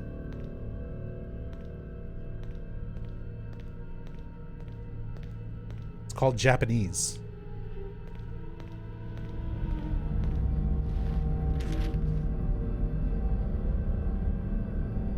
That would be hilarious. It's just manga. I don't understand these weird letters. Amongst the tribes who have developed the ability to control and focus their projections, there exists one that is feared throughout the whole community. Their shaman claims to have the ability to kill with thought alone, projecting his desire to kill into the body of the victim. So this game is trying to insinuate that Alessa is has this ability and will to just kill people through her thought, instead of everything happening around her not really being in her control, the way that Silent Hill 1 tries to convey it. So there's so much story retconning that they try to do to make this game work. That's part of the reason why I think so little of this one, and kind of it's very low on my list of favorites. One of my least favorite games in the series, just because of all this kind of stuff where they go back and try to excuse things that they do in this game and write it off as something that mentions Silent Hill 1. Here's this book, but that explained how things were in Silent Hill 1. Well, we wrote a few more pages to that book and put them on our game. I don't know. That kind of stuff just leaves an awful taste in my mouth.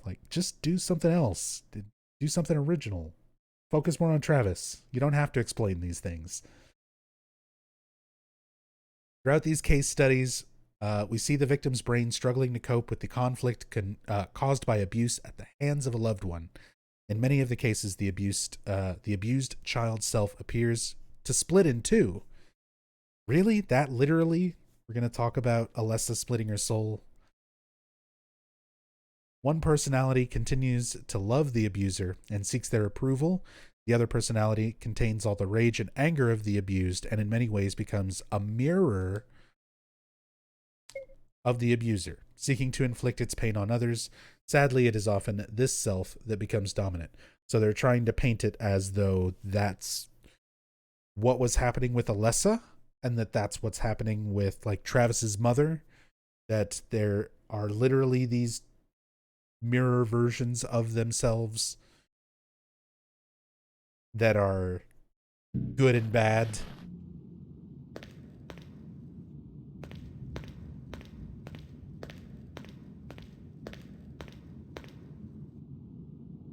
It's like a Heartless and a Nobody from Kingdom Hearts. Let's talk about a video game series that really makes sense, like Kingdom Hearts, to compare Silent Hill to make it make sense. And then here's the somewhat familiar page of this book from Silent Hill 1, but they rewrote it a little bit. Chapter 3, Manifestations of Delusions. Phenomena such as telekinesis, poltergeists, to use a popular term, often occur. These seem frequent alongside negative emotions, fear, worry, or stress, suggesting it is these emotions which are manifesting as external energy with physical effects. Nightmares are especially strong triggers. In all cases, these phenomena arise from children or adolescents, and the overwhelming majority of subjects are female. It's almost exactly the same meaning as the note in that you find, the Manifestations of Delusions note that you find in Silent Hill 1. But it's like completely rewritten for some reason.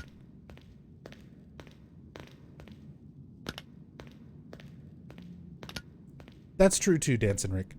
The whole mirror world applies to everybody, like everyone having these alternate mirror versions. But yeah, it applies a lot to Alessa and the way they portray her in this game, with kind of two sides, one being vengeful, the other just sort of being a victim. Same with Travis, having the good and bad ending. They insinuate a lot of stuff from the bad ending, with Travis being a killer, being like motivated to kill because of his trauma and whatever from his past. Even though I've always viewed that as just kind of like an extra, not really part of the story, but eh.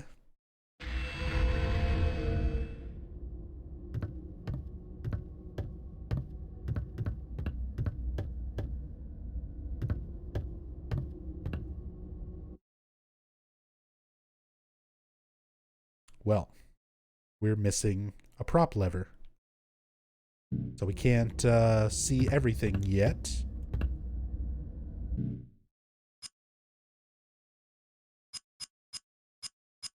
But we do have the stage office key.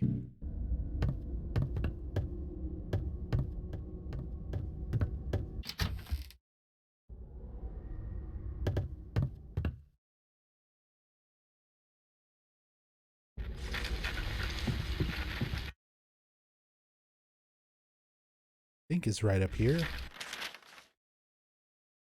Yep. Don't even have to use the mirror.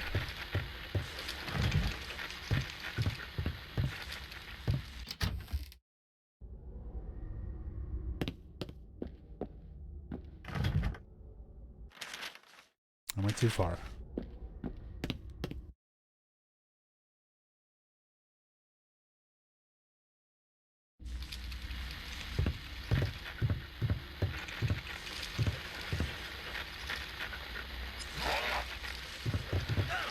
I tried to switch to melee and hit him.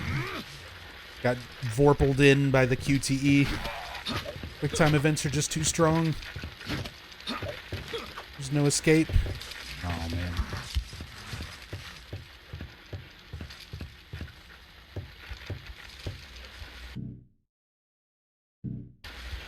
Second door on the right here. Third door on the right at the end.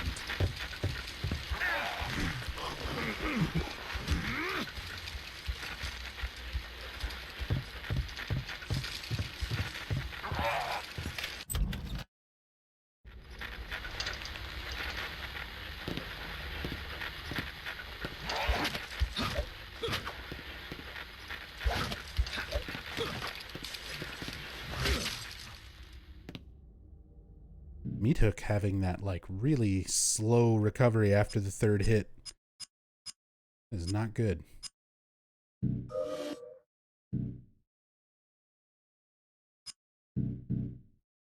Oops. Kitchen knife. Use that for a while. Our prop control lever. Papers and books. And nothing.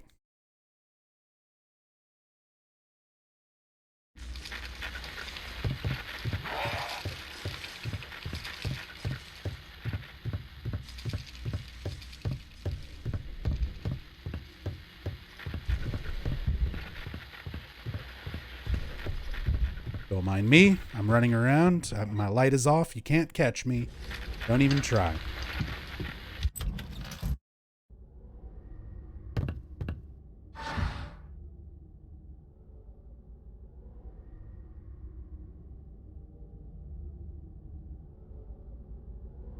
Hey, what's up, Steve-O?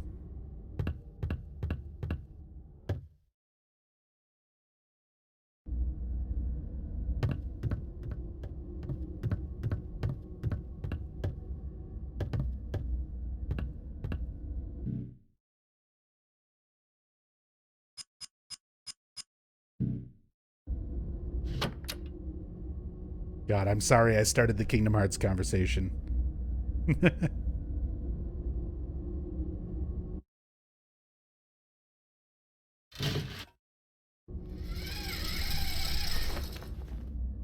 Oh. And that is Caliban.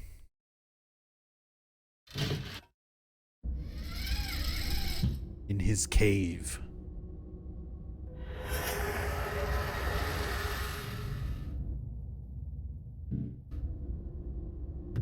Which is the boss we're about to fight. Some sort of costume suspended from the ceiling above. It's made of musty-smelling fur and rope.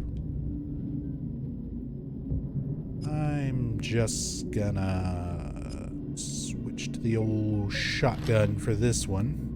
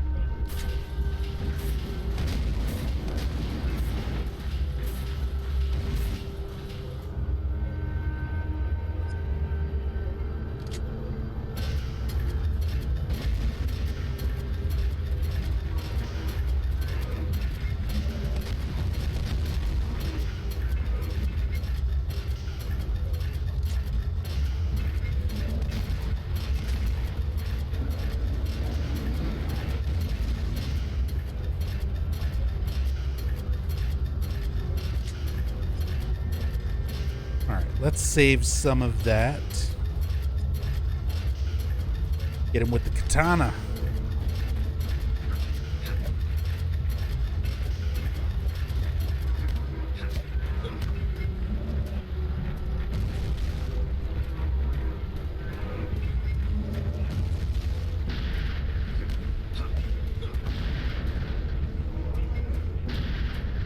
Oh, is it dying?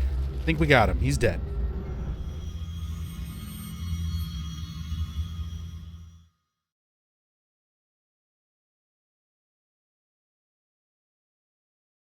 See, this is what I mean. I was kind of talking earlier about monster design.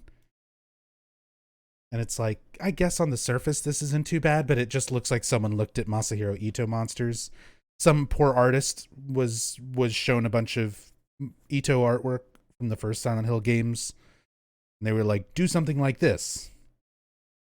So he looked at the closer and like the big swollen limbs with the bandages on them without any idea of what that was significant to.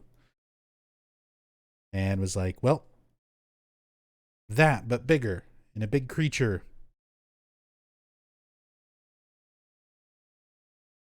Is it moving or shrinking? Is it just me, or is this model sliding across the floor slowly? Or shrinking slowly? I think the whole thing is just sliding.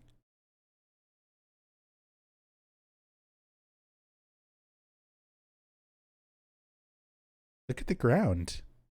Like where the feet are.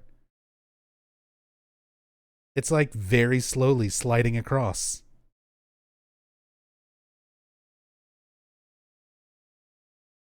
Remind me to do this again sometime and just let this AFK and see what happens. Like, does it slide all the way to the other side of the room?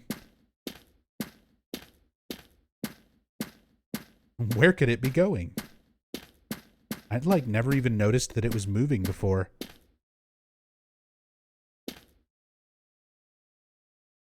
That might just be a weird emulation thing too, but it's kind of funny. It's called Earth's rotation. You're right.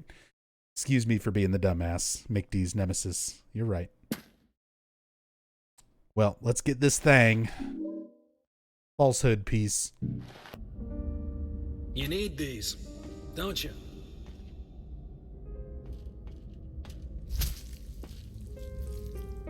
Get it? Because she's going to be Heather. She likes to step on monsters.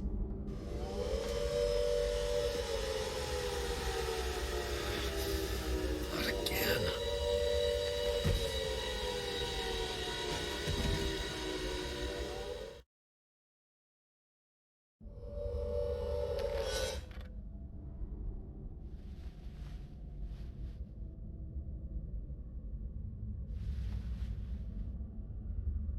Fell asleep in the theater, had one of them Tempest dreams again.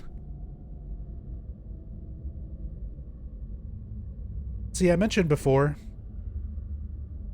I don't have a whole lot of good things to say about Origins, but every once in a while it'll do like kind of a neat cinematic shot of something. This is pretty good. This is one of those moments where I'm like, that's a good shot. Wake up in the theater, all that, you know, moment of like, is that real? What's going on? Kind of setting in. And then just the dead puppet with the blood underneath it, just kind of right in front of you. Front and center. And then the camera switches once you start moving. Not terrible. Definitely gets your attention. Hey, the motel key. Riverside Motel. Oh, I God. think I've been there before. There's a small child in me. Get it out.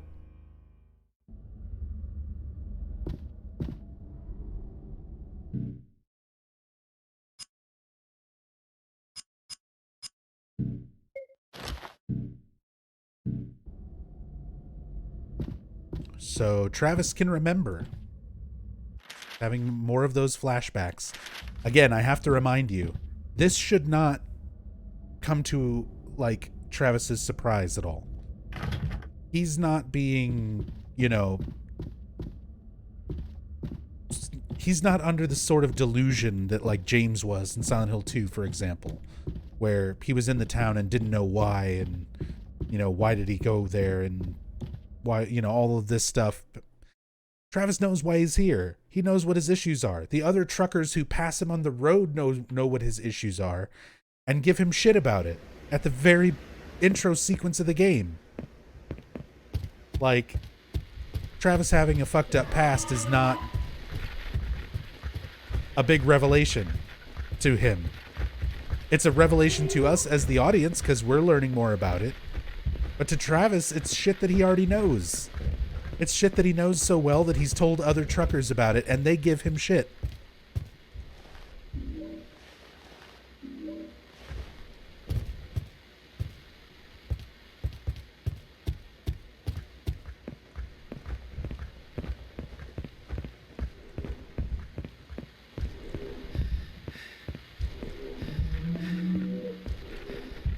And now Calibans are normal enemies, and these guys are much larger.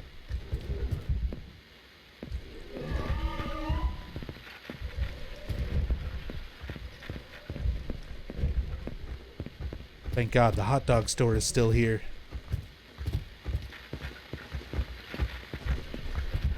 Leave me alone.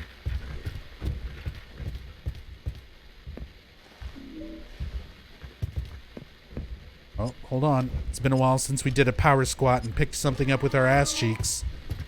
Hurry, Travis. Get it. Oh my God, Travis. Just pick it up. Yeah. Oh my God, iframes.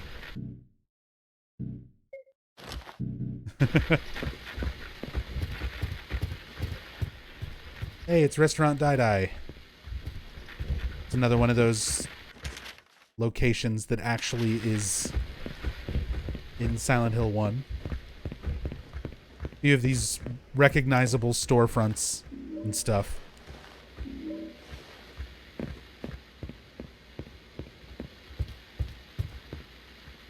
I wish there would have been a little bit more of that. If they're gonna do the whole Silent Hill 1 prequel, then you might as well go overboard. Just do a whole bunch more Silent Hill 1 fan service. Wow, the hitbox to go through that door was massive. I was trying to look at the paper on the ground. Horror. Horror books. What does Travis have to say about these horror books? The stuff in my head is bad enough. I don't need any of these. Alright, sit down. Fucking edgelord in the back of the class.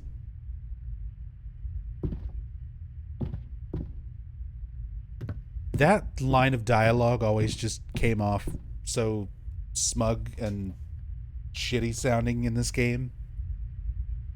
To be one of the writers for this game who wrote the stuff that's in Travis's head and be like, the stuff in my head's bad enough. I don't need any of these horror novels. You keep your Stephen King. I'm Travis Grady. My dad hung himself and I just sat there and watched. My mom went to the insane asylum because she tried to murder me.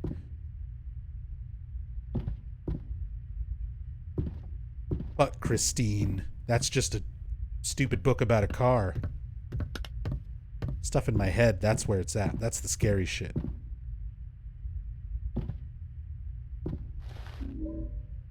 Also, give me that real assault rifle that's just chilling in a display in the bookstore. Andy, everything is fine. Sold lots of books. Have locked your keys in the cash register. The combination is your Greenfield apartment number. Hope you enjoyed your vacation. Dharma.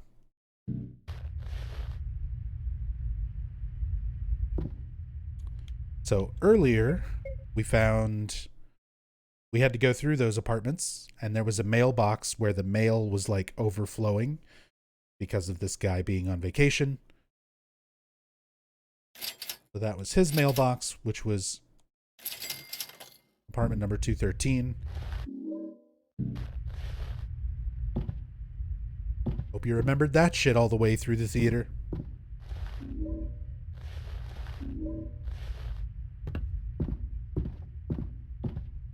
Otherwise, you start backtracking.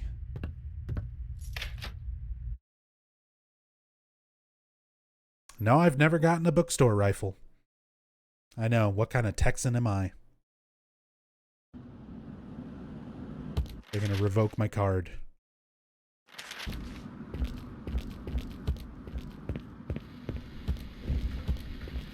Is this where this is open? No, it's still blocked off. So the pest control blocking off the fire escape here goes away for New Game Plus, and you can go up this fire escape, and there's a little cocoon, well, a big cocoon, sitting up like on one of the walls, and Travis comments on it. It says moths. So this is the staircase that you go up onto the roof in Silent Hill 1 to fight a giant moth, the float stinger.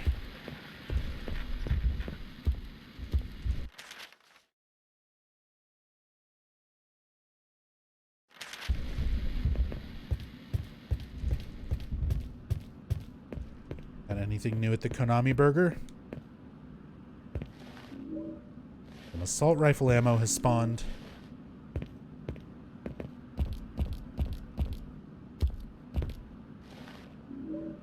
Health drinks.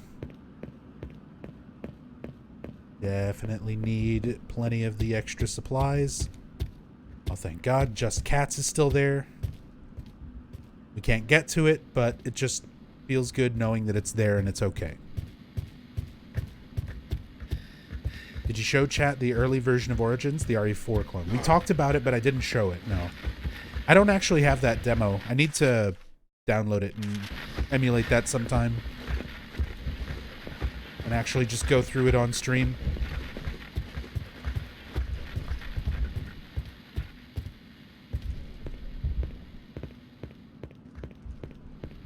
But yeah, we talked about it. I described it. I just didn't show it.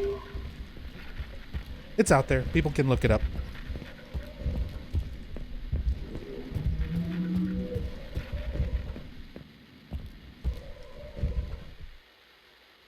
Wasn't there a key for alternative ending on that staircase? On New Game Plus, yes.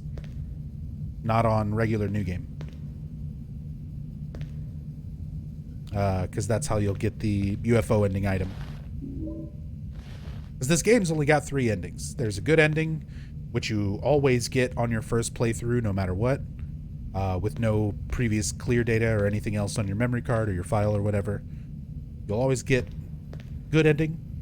If you do a subsequent playthrough and kill enough enemies, I think it's 100 or 200 enemies, something. Kill a lot of enemies. By the time you get to the end of the game, you get the bad ending. And then you pick up the key and use it on a door in the hotel at the end or near the end of the game for the UFO ending. But yeah, the bad ending and the UFO ending are both New Game Plus only.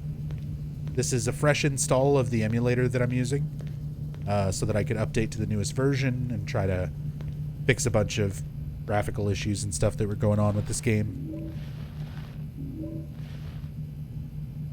So I didn't have any saves backed up for Origins. Whoops. So we're just having to deal with regular New Game. No New Game Plus stuff.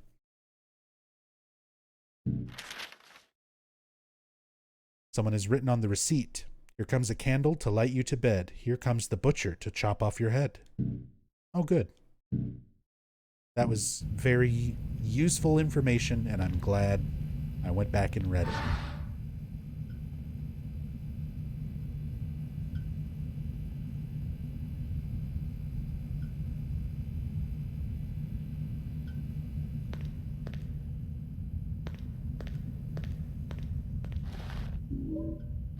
A broken pole. Old boxes. Fallen down poster for the Big Burger. That sounds good. I could go for a big burger. A big burger from Konami Burger. Late stage Silent Hill rhymes are the dumbest shit. It's difficult, you know? It's difficult to do like a childlike rhyme that's creepy and actually still has some effect to it. Really, everybody should have given up after 1-2 Freddy's Coming For You. Like, once Nightmare on Elm Street nailed it, everyone else should have been like, all right, well, that's it. We can't do this anymore. It's already peaked. But people still try. Could have sworn there's a Kaufman and Lisa cutscene. I mean, there is. We haven't gotten to that part of the game yet. Notice we are not at the end of the game. There are still things to watch and see.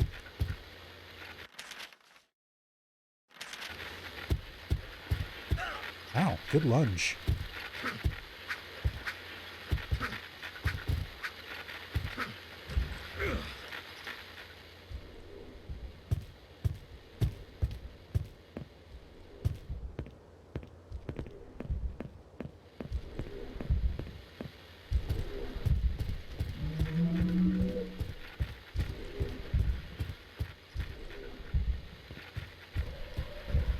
Don't you do it. Don't you do it.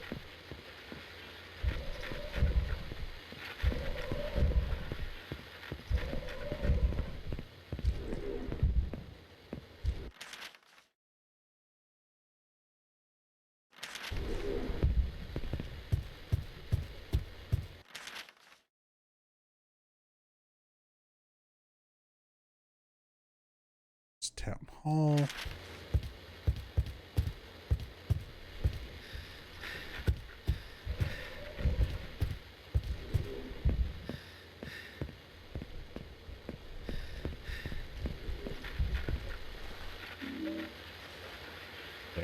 This one, I think I'm going to spend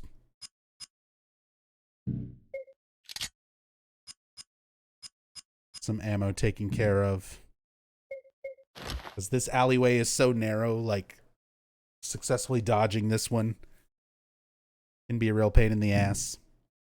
And I've got more bullets than health items.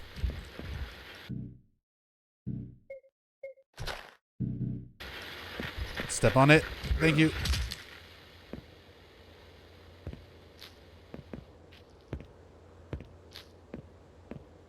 Yeah, you were right. These monsters are trash. As said, some people we've had people in chat say they like the monster design in this game. People like this game. I just personally don't understand.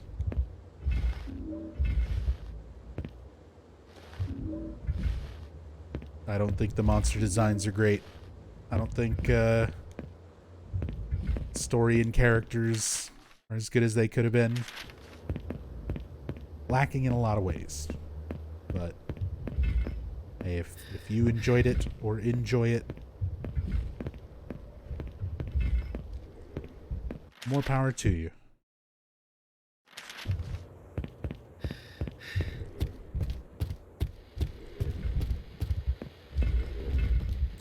These.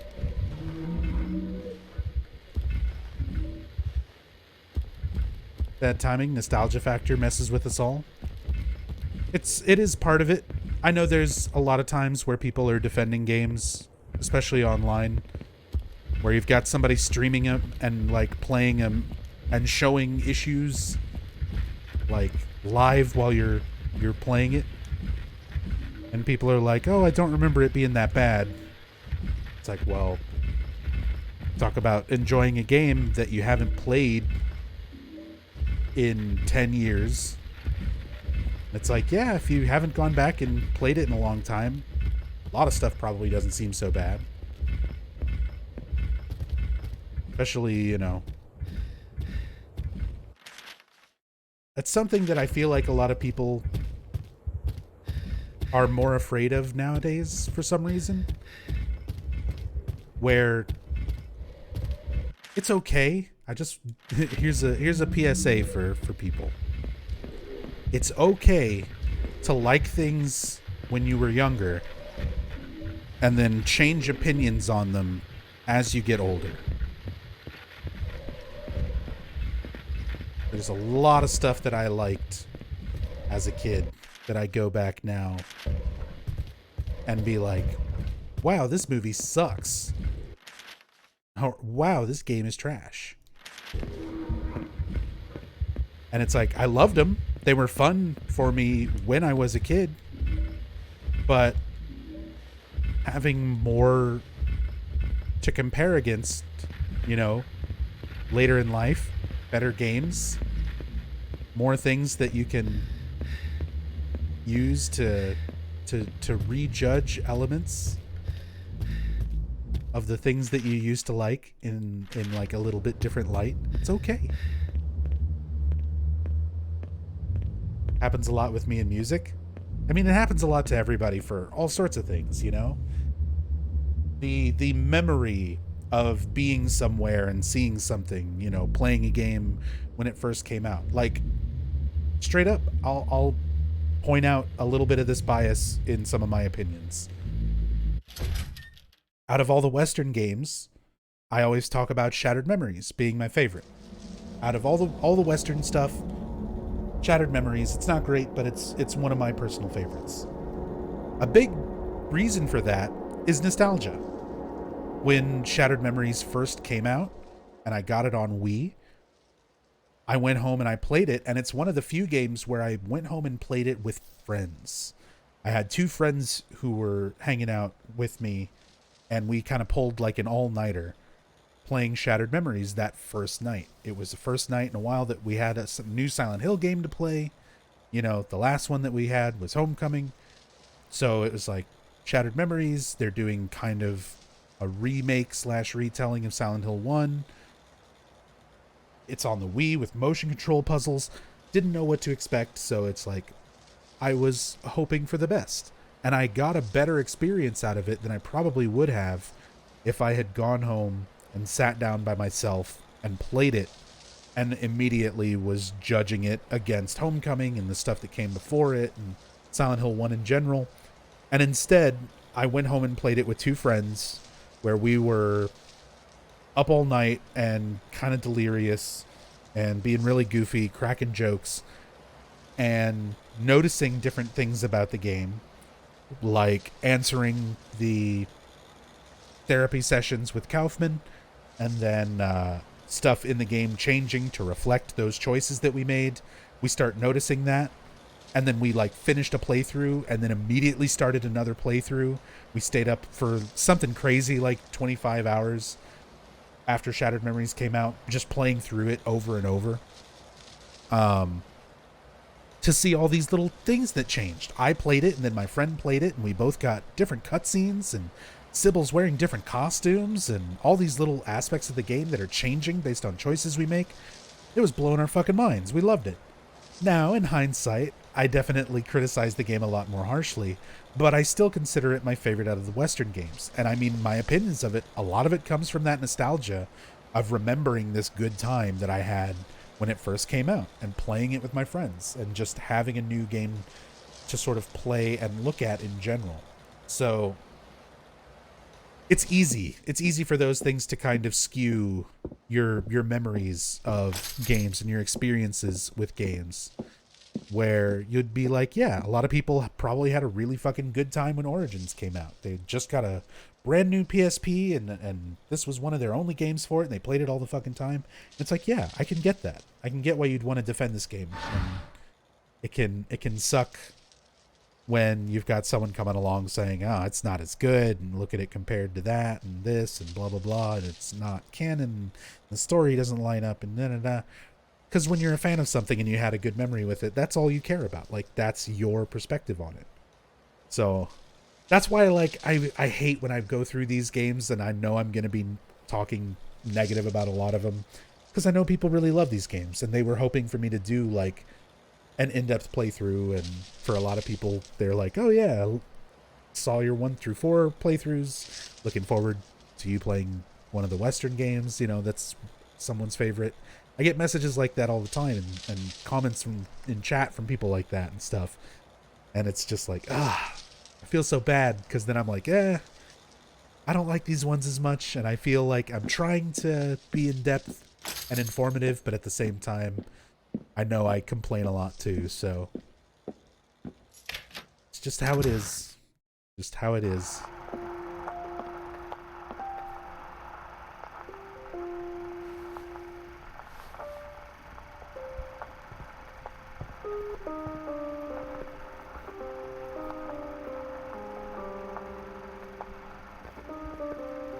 Do it, Travis. Ring the bell.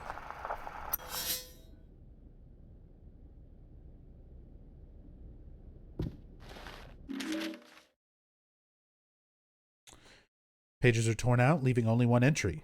Room 500, name Mr. R. Grady. Other occupants, son, reason for visit, business/pleasure, check-in date, blank.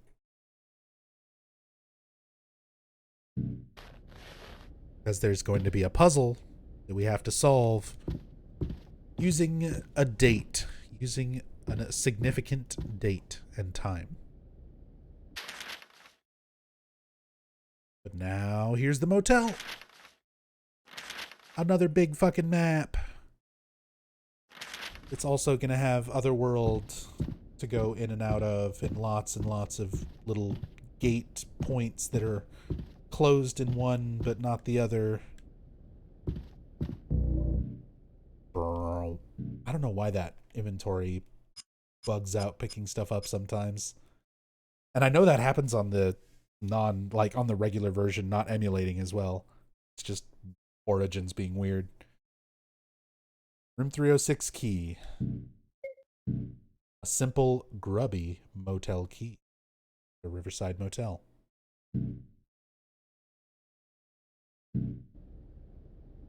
Like the fact you could call numbers from ads in Shattered Memories. Pretty much any number they show you in Shattered Memories is a number you can call on your phone. Not to mention, you can call Konami in Shattered Memories, and it's the actual number or their support line. We'll get to Shattered Memories. As said, that is sort of my guilty pleasure Silent Hill game. I know it's not great. It especially hurts knowing it could have been so much better when you read the pitch for a Silent Hill Cold Heart. We'll get to that. We'll get to that this week or next week. We'll get to Shattered Memories. After Origins, the next playthrough I do is going to be Homecoming. Then after Homecoming, it'll be Shattered Memories. After that, it'll be Downpour. So in the next week or two, I was originally trying to do these playthroughs every night, but considering how long the streams wound up being, I needed a few days to kind of rest in between each stream, like a day or two to rest, on top of trying to do real life stuff over weekends.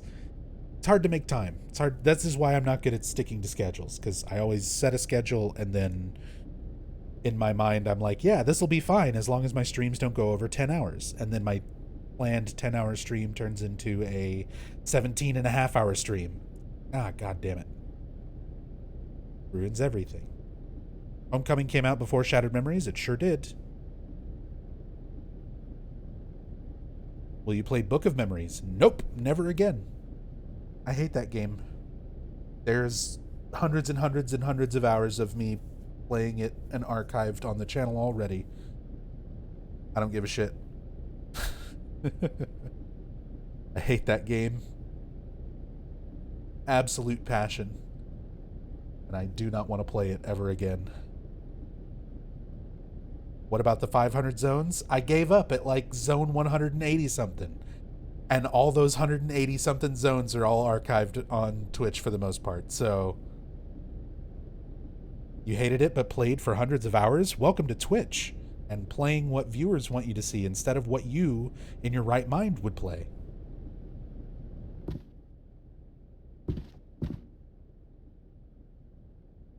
There's a rotary calendar here. Take a look. Here.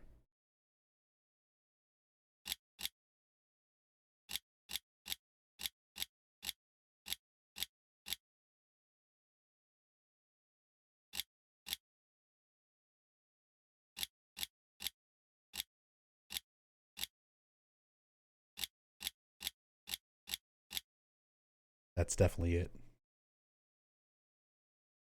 You don't have to torture yourself, Nub. I mean, how many people are here watching right now? How many people have been watching the VODs and watching for all the live streams when I did Silent Hill before? You say that I don't have to torture myself, but I mean, my channel wouldn't be here. A lot of people who are here watching wouldn't be here if I hadn't taken the time to torture myself and do very long, in-depth playthroughs of everything in the series, not just the ones that I like. So, on the one hand, I kind of have I said, I've got a better mentality about that stuff these days. finding that balance between playing what I want to play and playing what people want to see. Because that's a rough thing to struggle with as a streamer, especially once you kind of grow to a certain point. Can you do an in-depth playthrough of the Silent Hill Pachinko machine? Eventually, yes. And there's already been a pretty in-depth series of streams on it over on An Eternal Enigma's channel. See, I love when people try to ask questions like that, like they're being cute. So I used to be a member of a Twitch streaming channel, group of streamers, whatever you want to call it, here on Twitch, called Team Silent, which was myself, An Eternal Enigma, UFO Techie, Maxi Lobes, and Ravenheart. We all did playthroughs and stuff together as a team for years and years, covered everything in the series multiple times, and that includes buying a Pachi slot machine. I had originally found a listing for it because they almost never go on sale in the United States. I found a listing for somebody selling one. I didn't have the money to buy it at the time. I put it up to UFO Techie in the team to see if he wanted to buy it. He was at the time moving all the way across country from like Boston to California.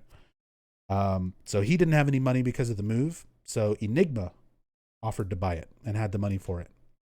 So he bought the Pachi slot and still has it. We've done streams of it and talked about it, gone over the lore of how they explain a lot of stuff, because it's based on Silent Hill 2. So there's a lot of stuff in it that still relates to Silent Hill 2. And then at the same time, it's also just a completely cheesy for fun slot machine. It's not even a pachinko machine. I don't know why they call it Pachi slot other than legal reasons. There is no pachinko element to it. There are no pachinko balls. There's nothing like that. It is just a straight up, you put tokens in and you push a button and reels spin. It's a slot machine.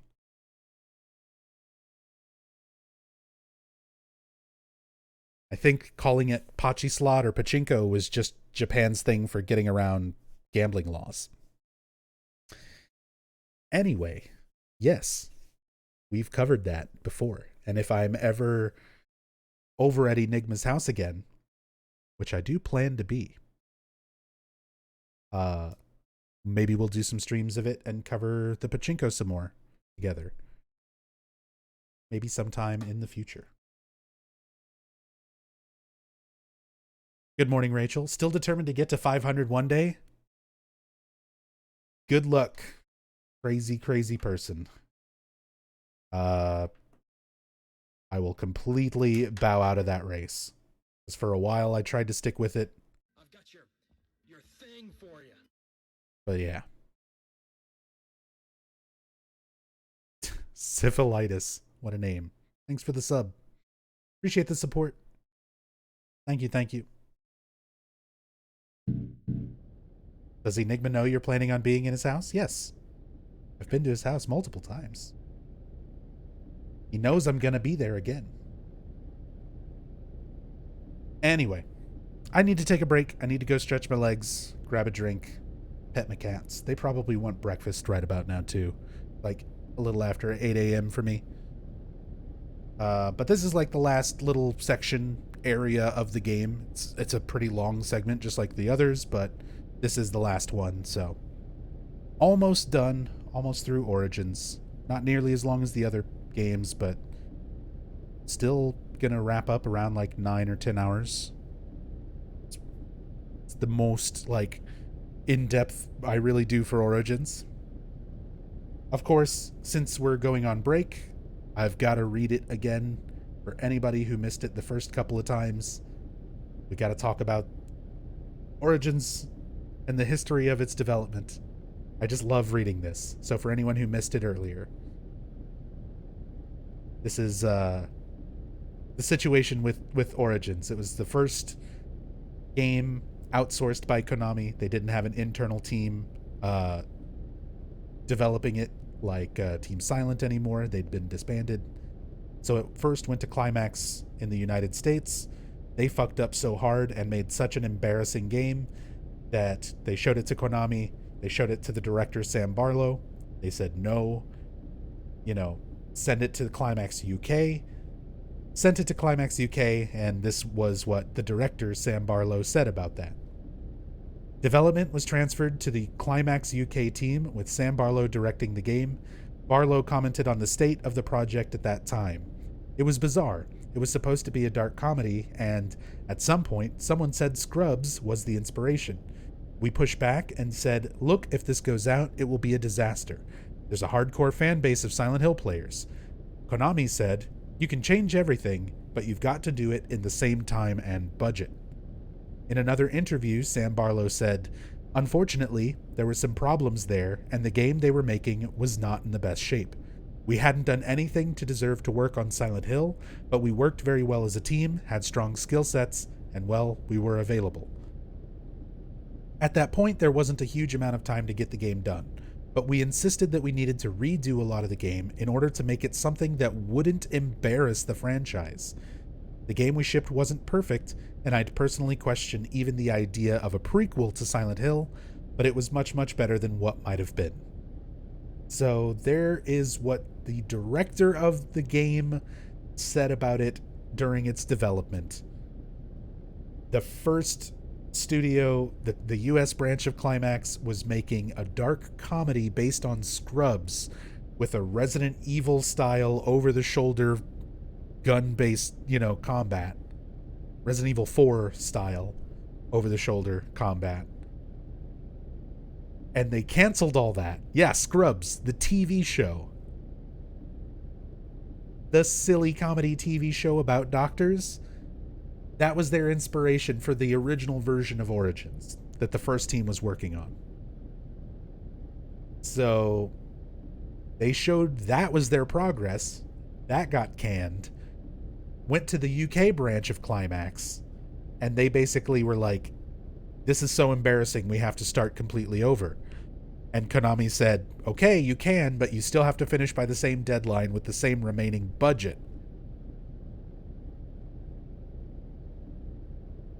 And he says himself the game we shipped wasn't perfect, and he'd even personally questioned the idea of his prequel to Silent Hill. So this being a prequel, not his idea. They just didn't have time. It's what it had to be. The project itself, he knows it's not good. He knows he says not perfect, but he knows. So they had to rush this shit out with half the budget and half the time left to make the game. They had to fix it from what it was going to be. So it's amazing that this game, even for all of its flaws, came out as well as it did. But yeah. Anyway, I'm going to take a break here and get to this motel, the last little segment here of Origins. Thanks everybody who's been chilling and watching with me already. I'll be back in a couple minutes and we will wrap this up.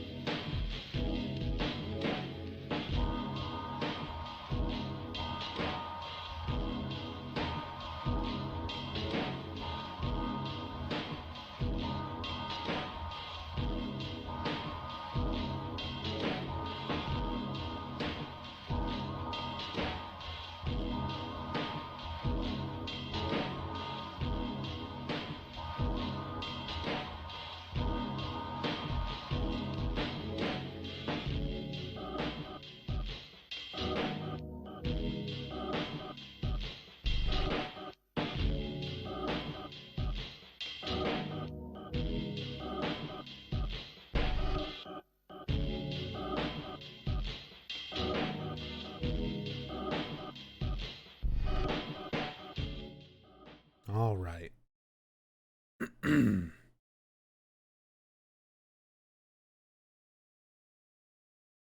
Just think these poor bunnies are in this lift for eternity? Nah, they're fine. It probably beats being in the Robbie Hospital where they usually are. The elevator part's not so bad.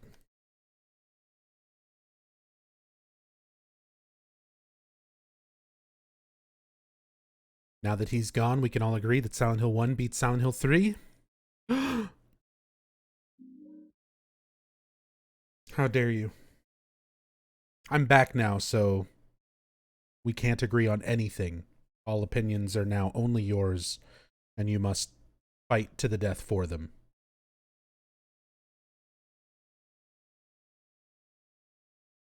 Don't think the demo's available online, but here's gameplay of an unreleased build of Origins. I mean, it's not easy to track down online, but that demo is floating around out there on the internet.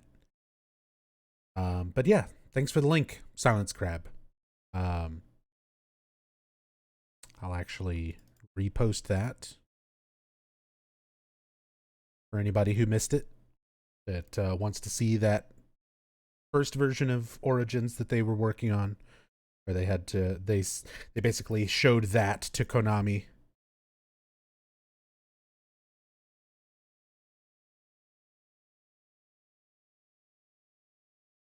And they said no. But yeah, it's straight up Resident Evil 4 over the shoulder camera. Travis still resembles Travis quite a bit. You know, characters didn't change around a whole lot. And apparently the scenario and stuff, the core of it still stayed the same. I guess they got rid of the dark comedy aspect, the Scrubs TV show inspired aspect of it. But the director said he didn't even think that a prequel to Silent Hill was a good idea, so I'm assuming that came from the project that was already done, that they just kind of had to use because they didn't have time to redo stuff.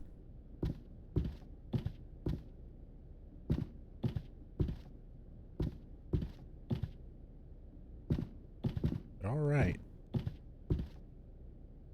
Vending machine don't work.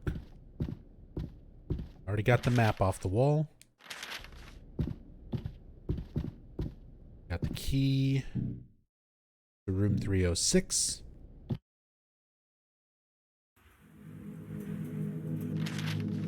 Time to run around and get lost in the Riverside Motel.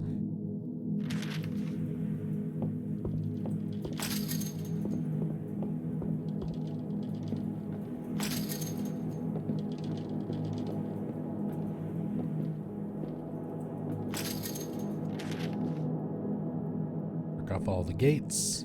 That one opens from the other side. Can't go in the storeroom.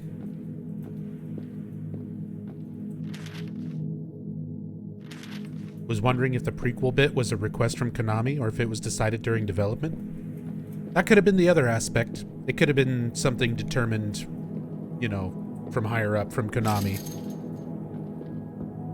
And, just had to be a part of the project no matter what.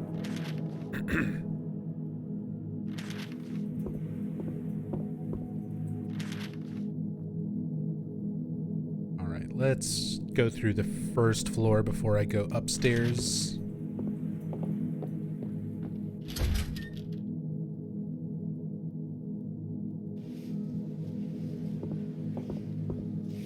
Sounds like Konami wanted a prequel based on Barlow saying he didn't think a prequel really made any sense, but he kind of inherited the project from the United States branch of Climax. And he only had half the time to, like, make a game, half the time and half the budget to redo everything that they had already done. So it could have been Konami saying that it has to be a prequel. It could have been, we inherited this project and we just didn't have time to change it, you know, to something else.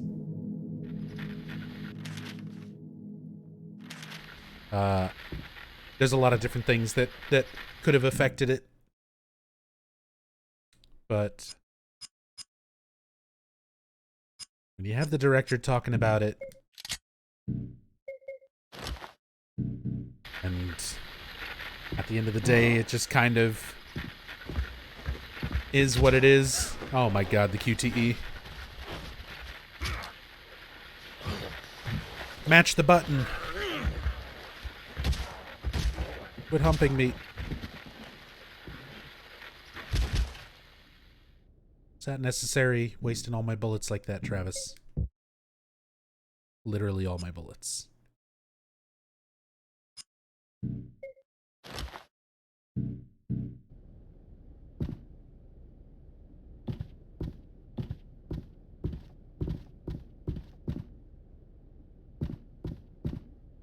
What's up, I'm a wolf? Any predictions for E3? Not really.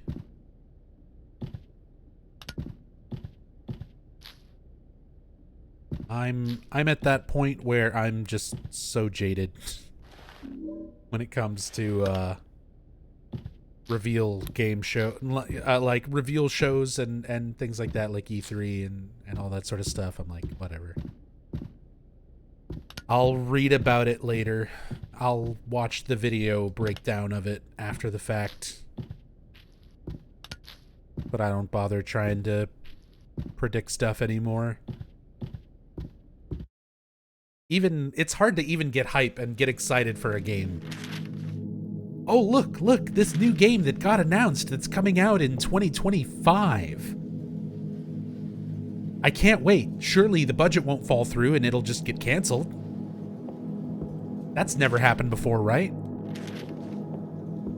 Where they show off a whole bunch of stuff about a game and then it gets canceled after you spent years being excited about it? That's never happened. They certainly never put out a playable teaser for a game called PT, where it shows a bunch of unfinished elements for a game that never came out. They mocapped Norman Reedus. There's no way they're going to cancel all that work. I can't wait for this game to come out. Am I being sarcastic? No, this is my genuinely excited voice. I'm just explaining what I love so much about E3 and how game announcements never go wrong and how it's always worth being needlessly and pointlessly excited about things.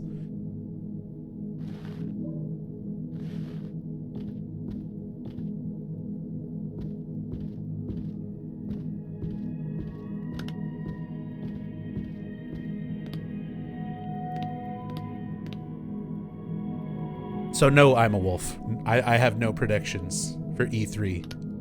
Minecraft 2. Fuck it. There we go. There's my prediction. It's gonna blow the fucking world away.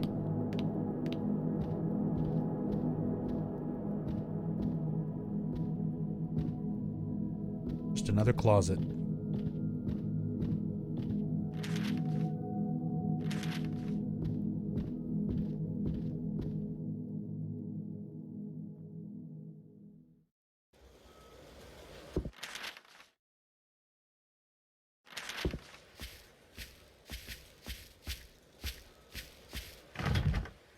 Broken lock. Broken lock. Lock is broken. See, these areas all seem really, really big until you start checking how many of the doors you can actually go through. That's just the part that takes forever. If you're playing through like a first play, or just being thorough with completing the map, you gotta go so far out of your way to check everything, even if there's only so much you can get around. Barrier has been erected here. I'm not going to get through it. You can't. A little gate. Just go through the little gate. Climb over it. Just punch it down with your big man fists. I've seen you punch a literal demon to death. You can get through that fence by force. All right. That's everything down here. Let's go upstairs.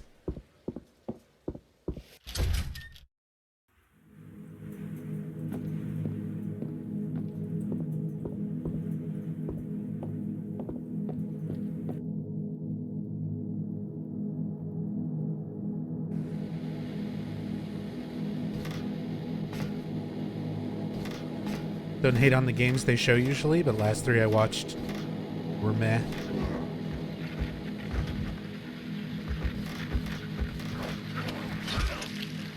That said, even the shows themselves, like, a lot of times they're fine. A lot of times they put effort into it. They've got production value. If that's a thing worth watching a game reveal show for, a video game conference, or its production value. I'm sure somebody does. I won't knock it. Ooh, light stand. That's a good one. The beefy weapon there. Wedding gear. Looks like it's been here a while.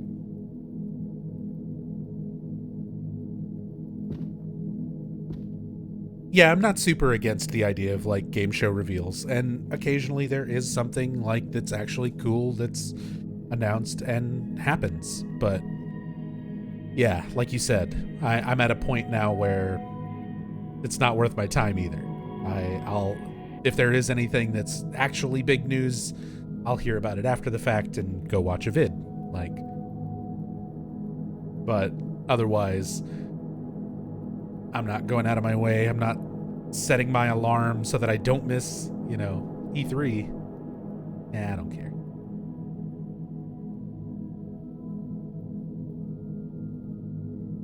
Oh goody, the buttfuck monsters. Gonna go to Fuck Butt Point with our good friend the monsters, which I think are called two-backs, very cleverly. Hey, Catmech. We're looking up the lore on the buttfuck monsters.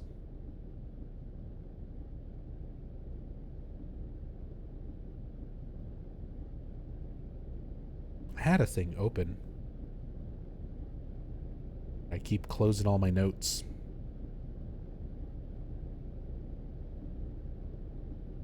So, we've had nurses with big tits from Silent Hill 2.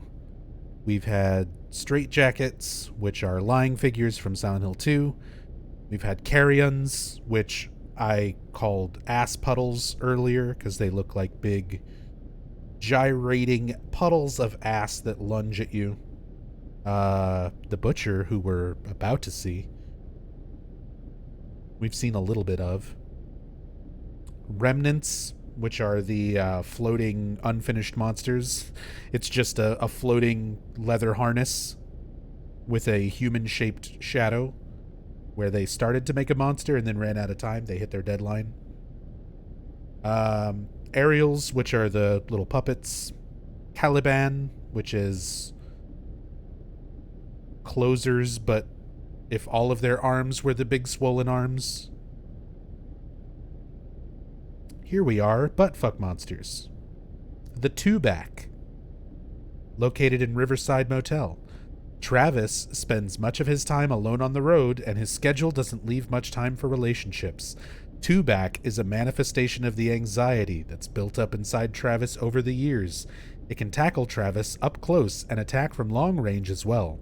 One of the most fearsome opponents. The buttfuck monster. Also, is this a Beetlejuice reference? The way this is laid out? What would you guys say?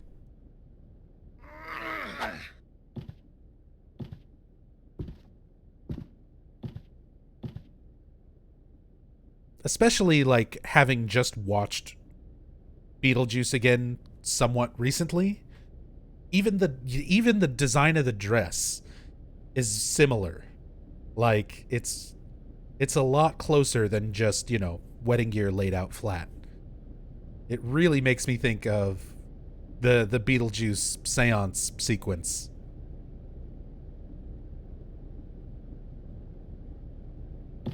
If I hadn't just recently rewatched it, I would be like, it's just wedding gear laid out. You know, that could be a thing. But I wonder if that was an intentional reference now that I've, like, seen it recently. And I'm like, man, even the dress. It's that style of collar and, like, the sleeves. The way it has the longer sleeves that go down the arms.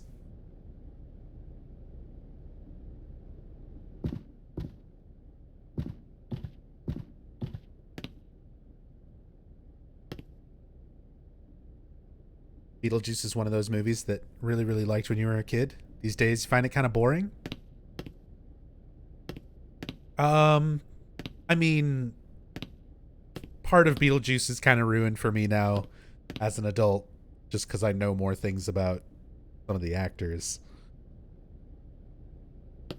But I still really like it. I still enjoy it a lot as a movie. I think it's got its moments.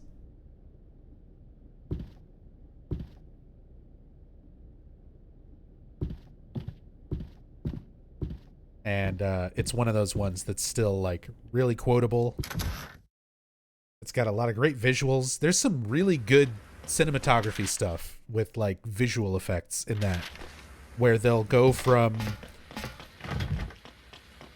a real like practical effect to a CG effect to like a miniature and clay models and like stop motion claymation stuff.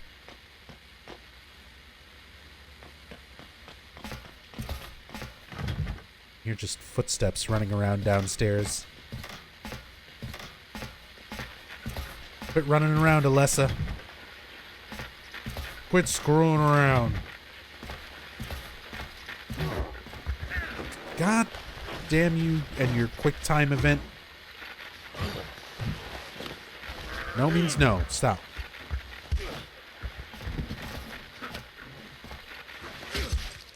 Stop it.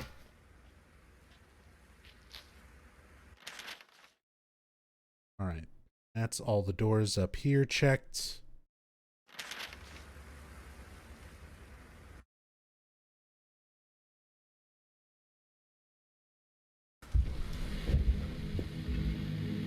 See, there's one of those ass puddles I was talking about.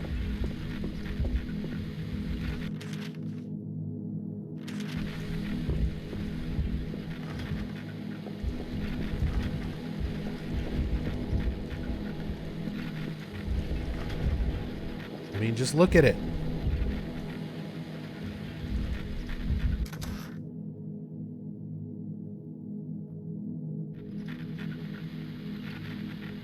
These are the butt-fucking monsters. Look at them. They're minding their own business. Travis is interrupting. We're the rude one here.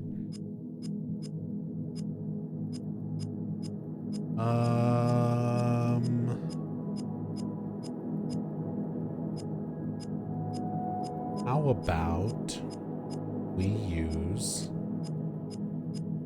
so many weapons I can't decide. Look at all these wonderful things that we've picked up. Heavy metal toolbox. How about a broken pole?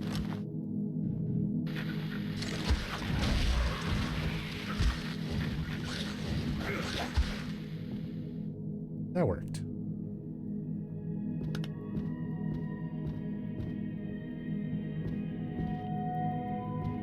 See, I always just figured the buttfuckers were there because it's a seedy hotel where things like that happen. Let's look at some of the rooms and their decor. Cleopatra room as an example.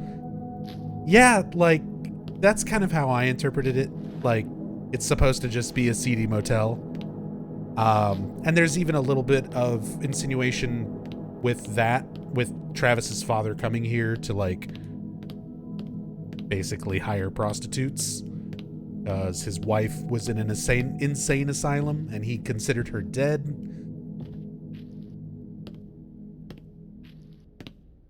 But he was like, yeah, still gotta get mine.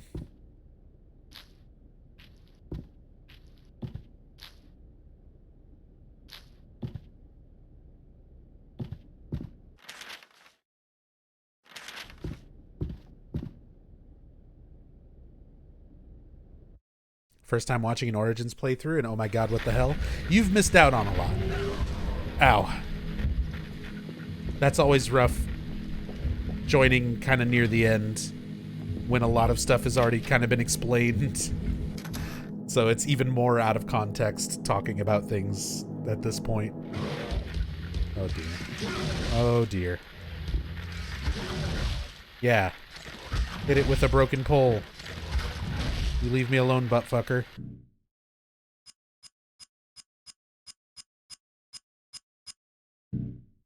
No, not the hammer. Go ahead and break this katana.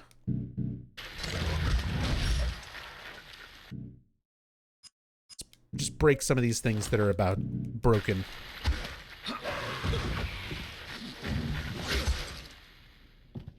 Squelch.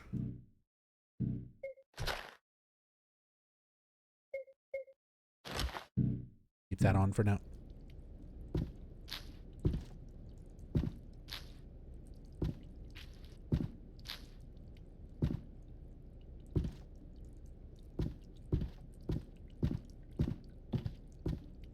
Go back and rewatch this one. Yeah, Ketmec, just like the others, this will be archived. And it's not quite as difficult to sit through. Not as long anyway. Whoops. For anybody who's been watching the story playthroughs up to this point, they've all been super long. Whereas we're kind of getting near the end of Origins here, and it's only been 9 hours. We're at 8 hours and 50 minutes. We're coming up on the 9-hour mark. But yeah, compared to like Silent Hill 1, which was 14 hours, Silent Hill 2 and 3, which were 17 hours. Silent Hill 4 was also like 14 or 15.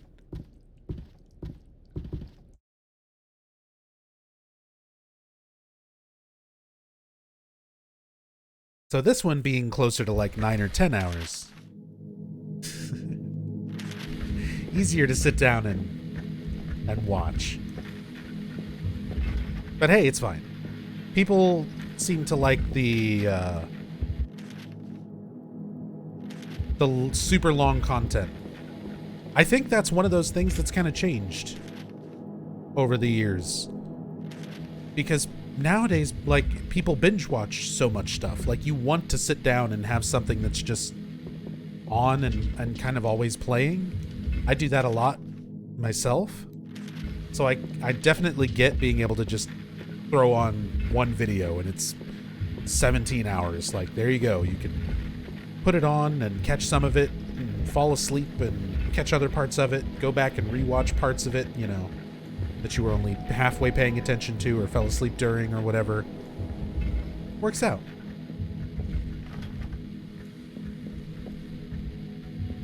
I'm just glad people enjoy coming and joining me while I rant about these games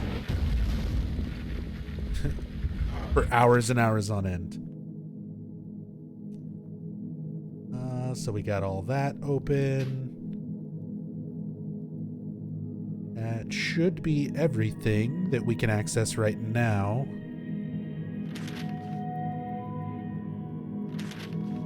Because we can't get over to that side and that upstairs yet. Oh, there was still some more upstairs doors to check out.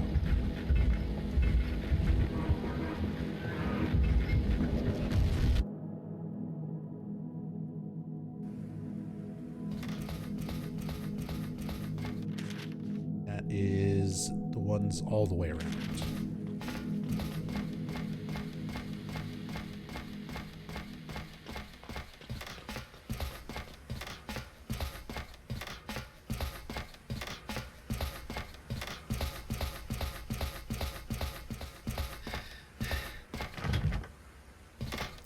Broken. Busted. There we go.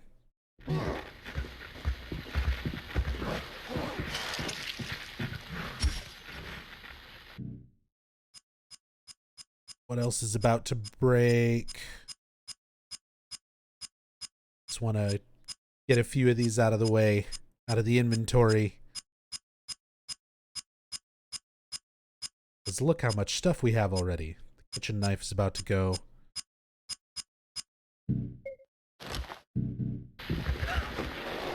Quit. Quit humping me. I do not consent. Goes the knife.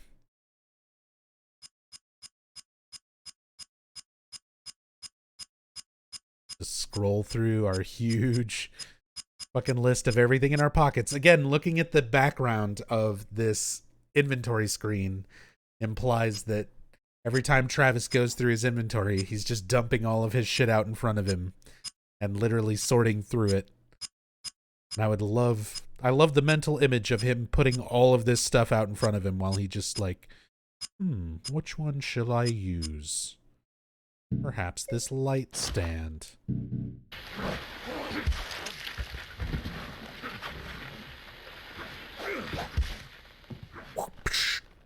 That sound effect.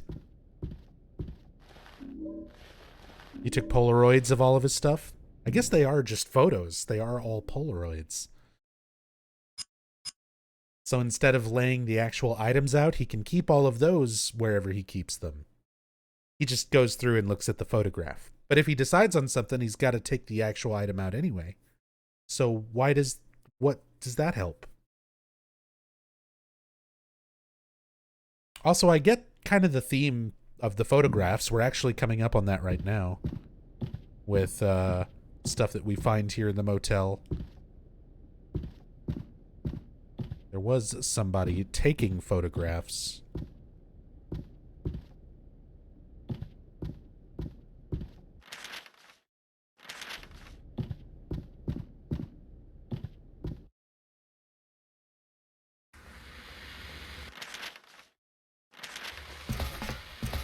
But yeah, we're going to come across, oh god,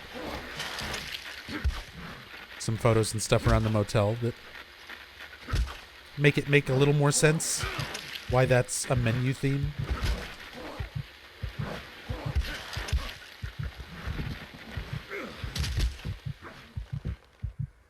Heal. Hey, what's up, account? Nice to see you playing the Western games, mostly so that I don't need to. Yeah. It's part of the reason why I do it. A lot of people aren't going to play these games themselves.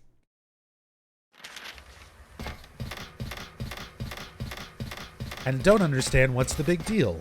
Why does everybody hate on these on the internet?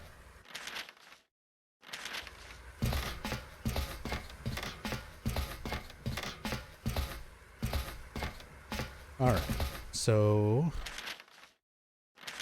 head back down and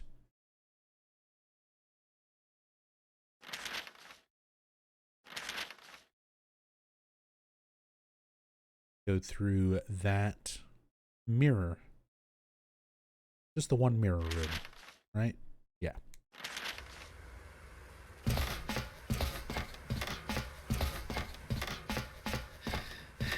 So tired. Give me my energy drink.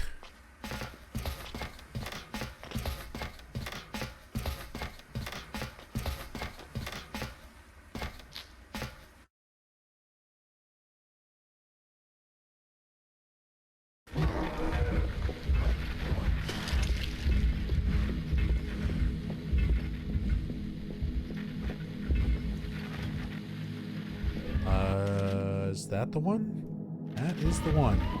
You're in front of the door I need. You fucker. Doesn't have to be this way.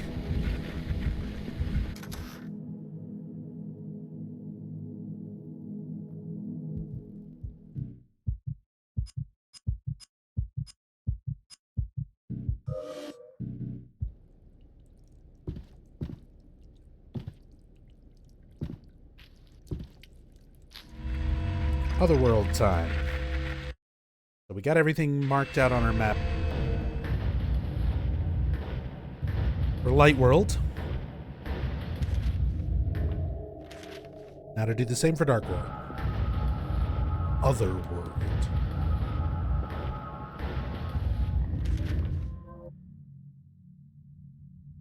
Which, by the way, shouldn't really be a thing yet. That all happens as a result of Alessa's soul returning. which happens at the start of Silent Hill 1. Much later than how this game was. When this game was. To my beloved wife, I miss you so intensely. Watching them take you away was like a dagger through my heart. It had to be done, but now I am so alone. At the doctor's advice, I told Travis you were dead. Maybe it would be better if you were. Helen, will you ever come back to me? Yours forever, Richard.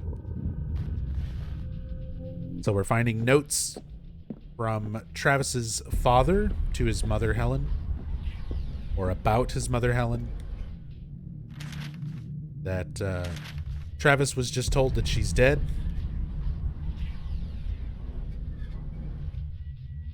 When she was locked up. Which, we already knew that. That's literally her dialogue when you fight her at the end of the sanitarium area. She's the boss fight. And she just straight up says, you know, Travis says, I thought you were dead. And she says, no, not dead, locked away. What doctor would ever give such advice? Shitty Silent Hill doctors, where apparently everyone is an asshole. Alright, so we can go through the gate here. Let's just mark everything out on map, where we can go, where we cannot go.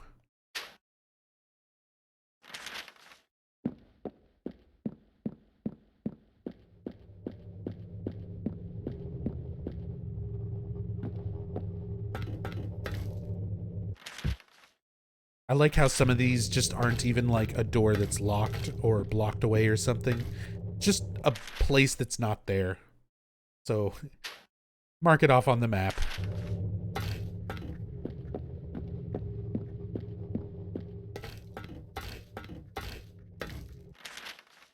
So that's where we started. Broken.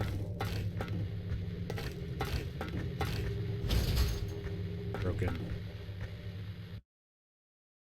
Didn't hate what I played of Origins and Shattered Memories, but already have enough problems going through the classics. It's bad with horror to even consider these. I mean, it's not, you know, it's not a requirement.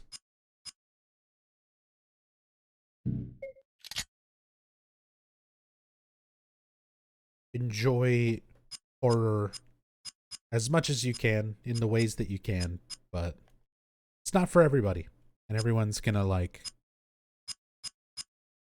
have their own sort of perspective and opinions on them.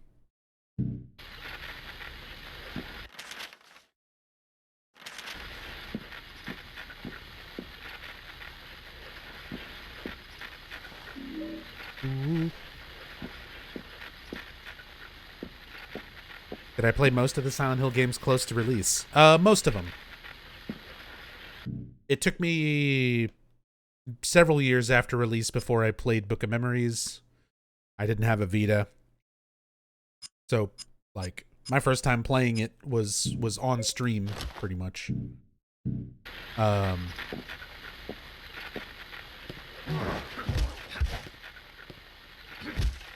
otherwise, most of them I played, if not on release, then within a couple of months or so.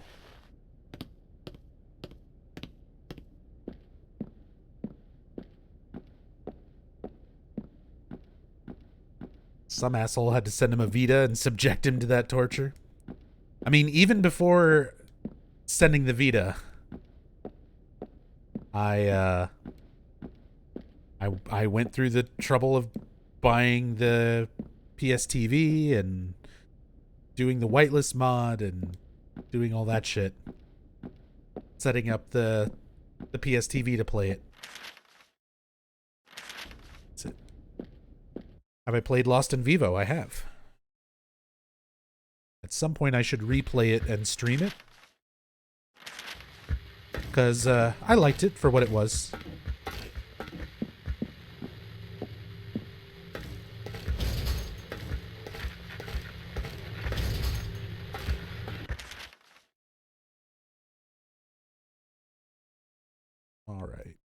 everything there.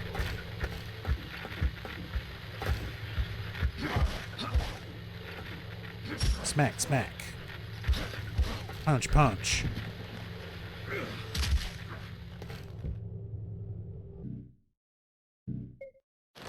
All right, tire iron, you're up.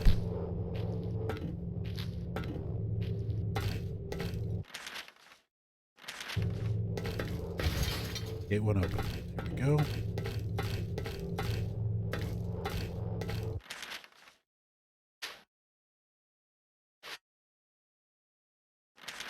Staircase is marked out. It just does not exist. This is also just a large void. All right. That's everything here. Now let's go through that gate.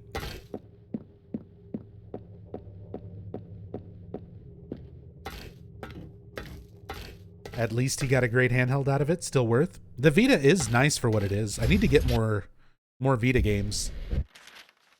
Both just for the Vita and for the PS TV. Because right now, I literally only have 3 things on my Vita. And 2 of them are PlayStation 1 games. I've got Silent Hill Book of Memories. I've got Silent Hill 1. And I've got Resident Evil 2. That's it. That's literally all I have on my Vita. And I still, use it occasionally. It's been a while since I've really had the opportunity to, because I haven't been going anywhere. But just recently, now it's gotten some use again, because I actually went to an airport.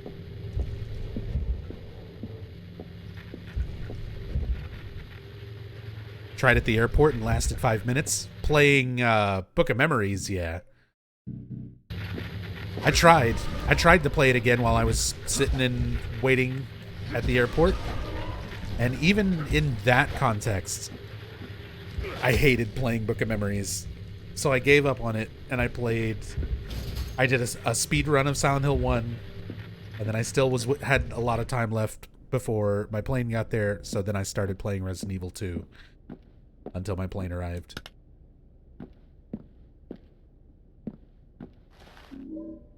I got a spear. It was just sticking out of a toilet. Play Candy Crush on your phone, right? Hauling around a PlayStation Vita and just having fucking Book of Memories.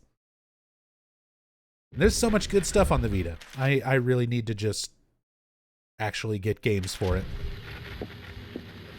Or DVD Mobile, that was the other one. Which I didn't actually get to play. It took too long to update on airport Wi-Fi. And I wasn't going to waste actual data on it.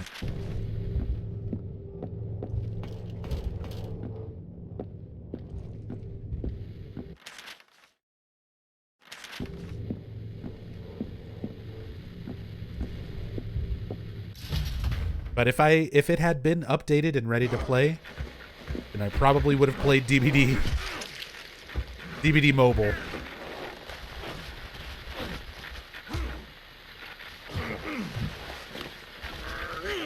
Stop it.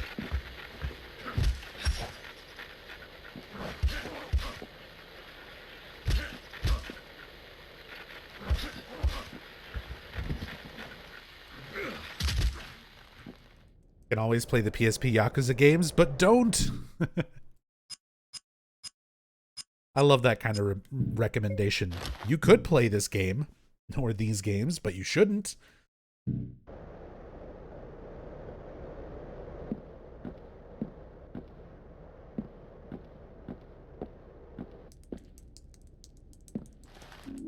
Nasty bathroom. Dripping water effect. All the classic Silent Hill trademarks. I just wish there was something, man. Like, say something when you examine things. Or just put something a little bit more interesting going on.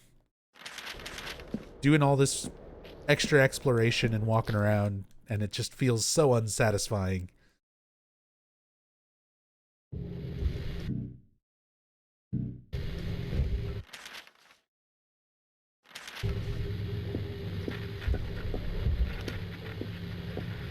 Okay, is this the one that I just came out of?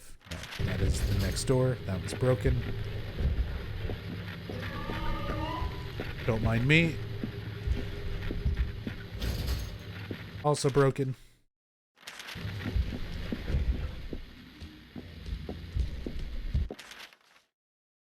That shit's just missing.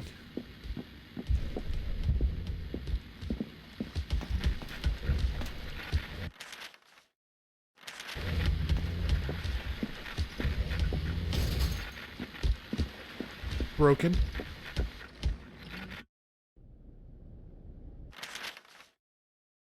Okay. 503 works, and we've got another mirror.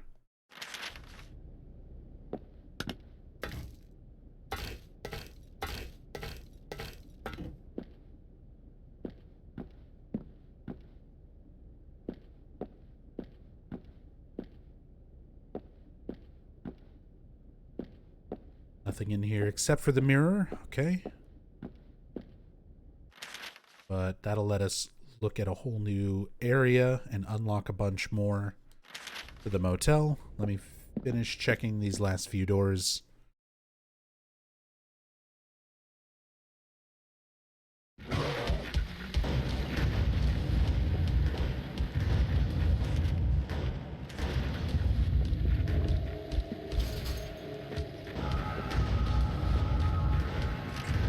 Locked.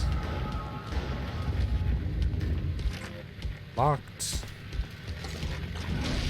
Spinning Dorito load screens. You're not even the first person this stream to make that joke. It's the Flauros. It was the cult item in Silent Hill 1 that was used to break through Alessa's barrier.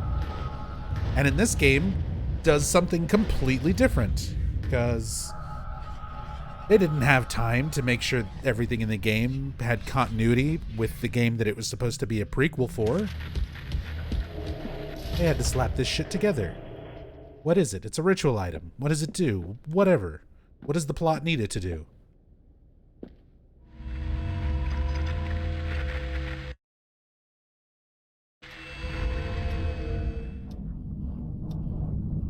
Oh, hey, the concept art room. A room where there's a bunch of actual art and concept art and stuff for the game, just kind of stuck around on the walls. And,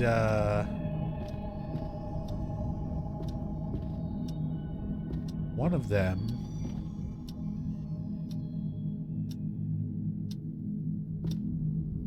I think I remember it being kind of hard to see.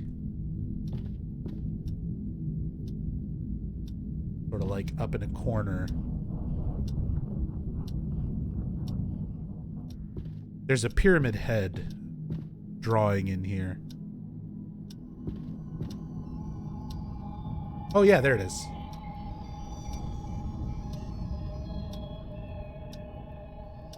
So that's the famous like pyramid head portrait from the Silent Hill Historical Society in Silent Hill 2. Right at the very top where the flashlight is. You can just sort of see the bottom part of the head and the smock and his legs with like the cages and stuff back behind him.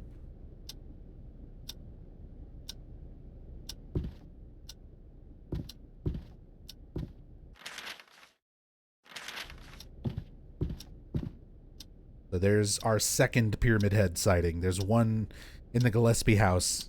There's a portrait of him right when you go up the stairs at the very beginning.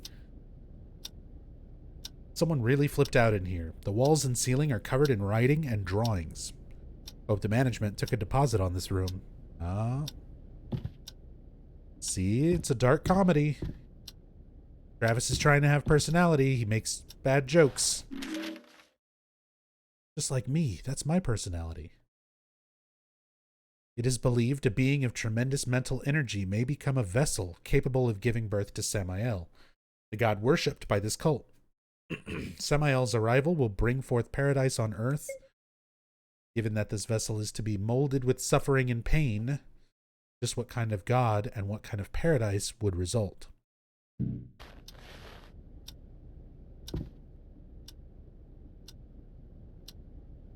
More strange drawings. Some of them are scratched into the walls. Others look like they're painted. Oh, there's the Pyramid Head artwork over here on the floor, too. You can see it a lot more clearly there.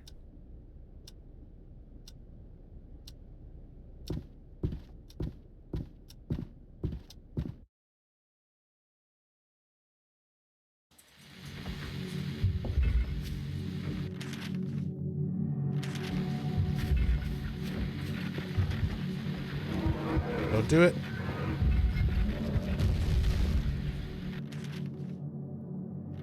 This gate should open. Yeah, but I don't want to go through there just yet.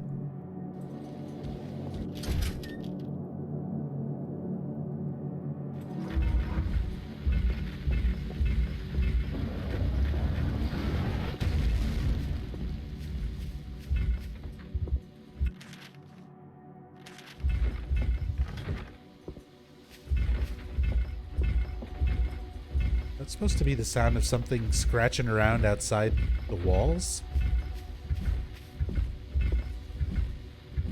It's like a sound.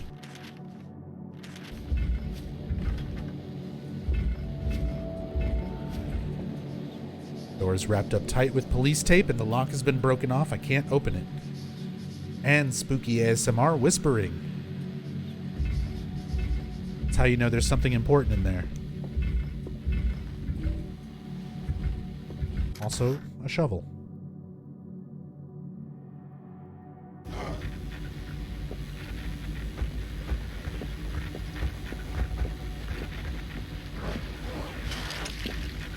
Stab, stab, stab. Don't you QTE me.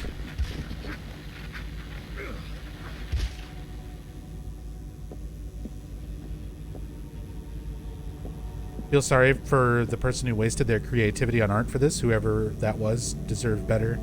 They were probably pretty hyped to work on a Silent Hill game. It's not wasted if they enjoyed doing it. I'm sure some people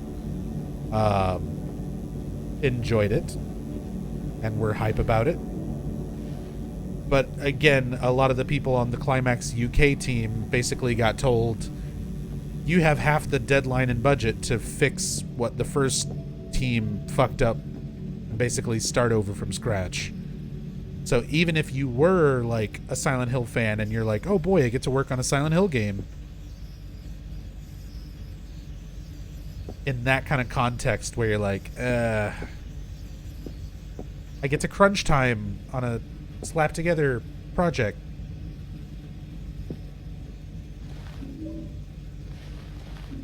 Might not be so excited about it. Someone probably was. Someone was probably having a great time.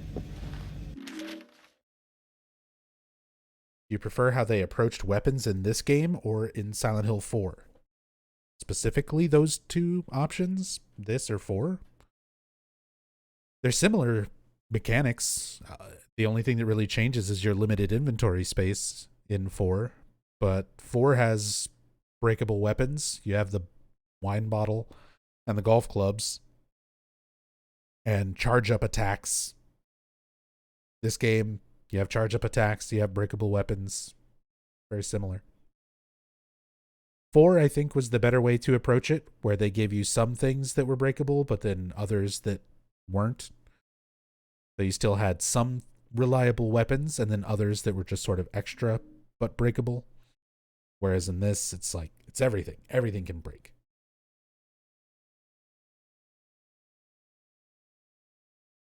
Got a note here. Juana, one of the laundry machines is busted again. Weird guy in Cleopatra was shouting at me.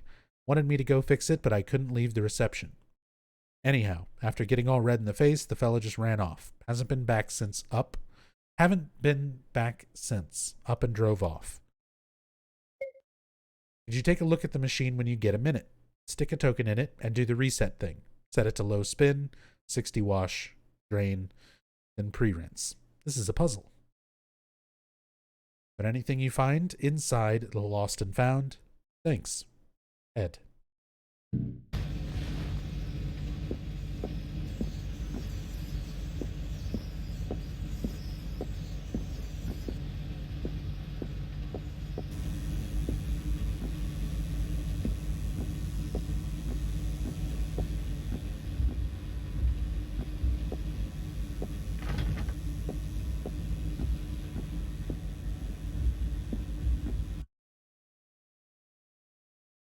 Really, Capuce?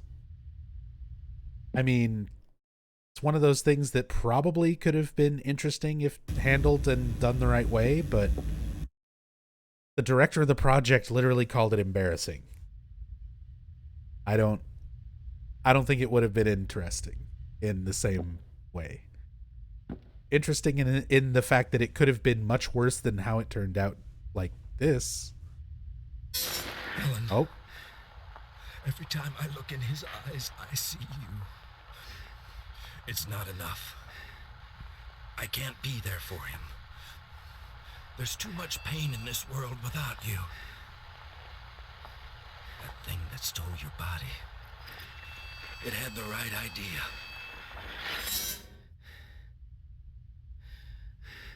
So remember, there was a rotary calendar in the front office that was a puzzle, and we need a date for that. So we're finding pieces of the date. Riverside Motel, we don't have the month, but we do know the 12th day. So we have the day and we have the year. We've had the year the whole time. It's on our lucky quarter.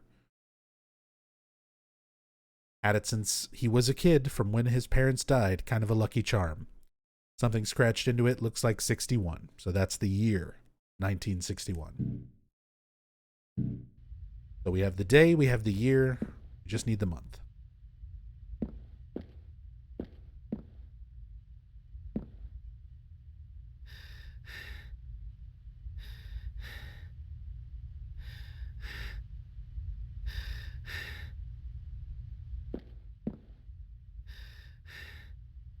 Hey, remember when Silent Hill 3 made you use an item you had from the beginning?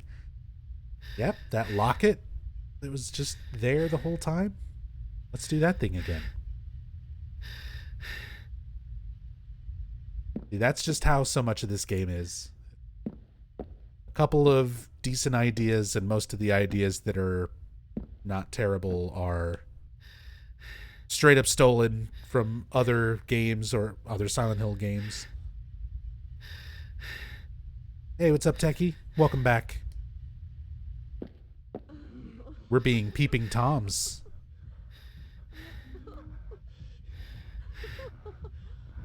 Ugh. Kaufman sex noises. Lisa seems like she's not hating it.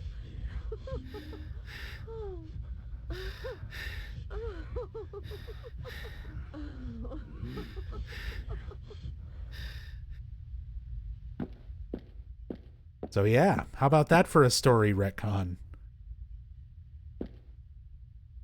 Lisa and Kaufman. I guess that's part of their agreement. Oh my god, it's the Butcher!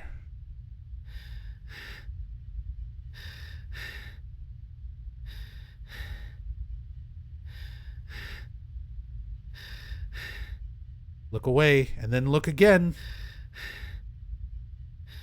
And he's gone. The Butcher.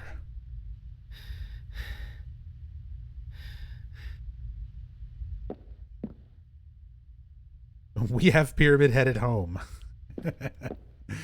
Pyramid Head at home. Just Butcher. Got the manager's office key. Cause of death, shotgun.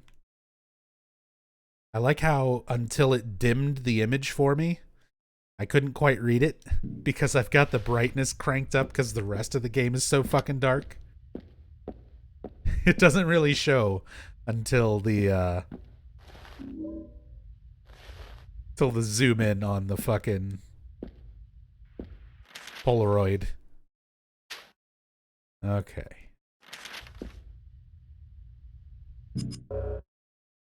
So we've got the manager's office key. I'm Ron. Ran. Thank you for the 5 bits. Appreciate it.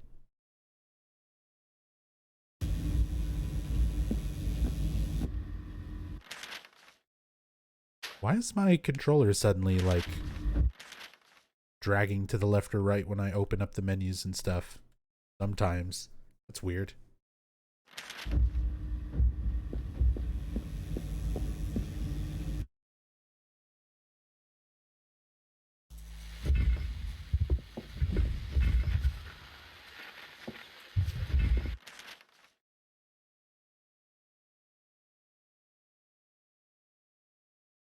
Actually said my name right. Oh my god. Well, I cheated. I said your name 2 ways, and I hoped that it was at least one of the 2. I said Ron, and then Ran.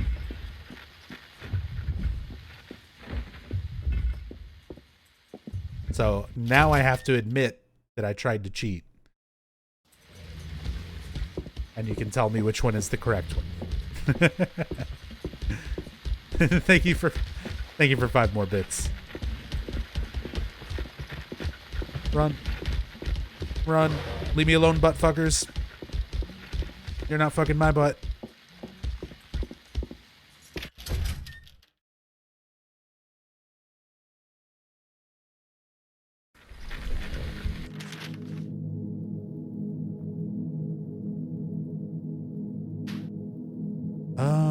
All right. So we went through everything there. Otherworld. Guess let's just go up to manager's office.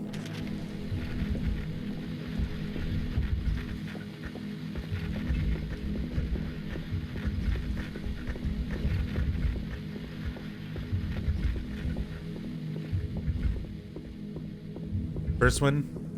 All right. Thank you, Ron. I do appreciate that. Yeah, let's save it. And we actually have enough information. We can brute force this puzzle.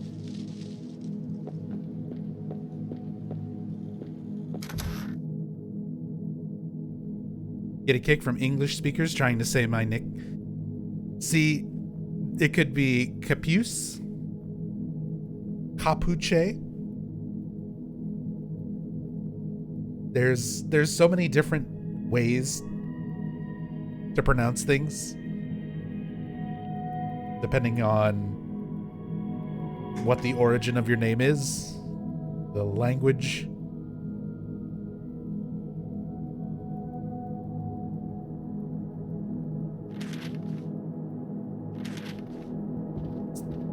The wonderful thing about the internet.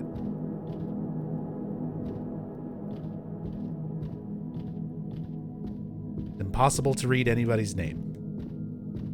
Because something that is written out and spelled one way could be read as one thing in English and read as something totally different in Spanish and read as totally something different in Japanese.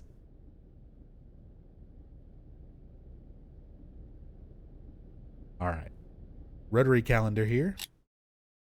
So we know the day is the 12th from the calendar when we peeped in and got the flashback to Travis's father talking about Helen and sort of losing her. Well, her being committed anyway. We saw 1961,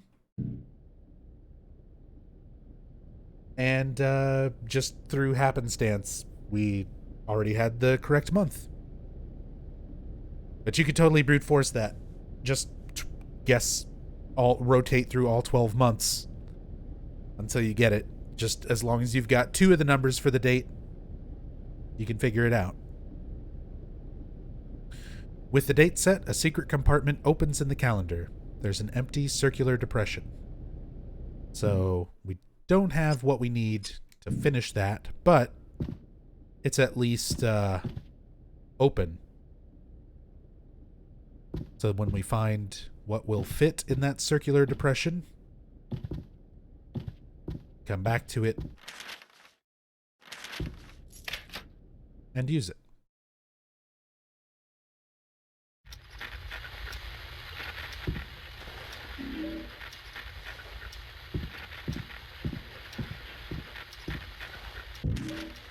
Oh God, we missed a note. Not the duty log. Christ alive. One of the cleaners called me over, said there was something wrong with room 500. Door was open. Inside, sweet Jesus. Stench made me puke. The kid, man. The kid just stood there. They said he'd been there for 10 hours. I ended up crying my eyes out. Shit like this shouldn't happen. The police have got the room locked up for now. I'm going home.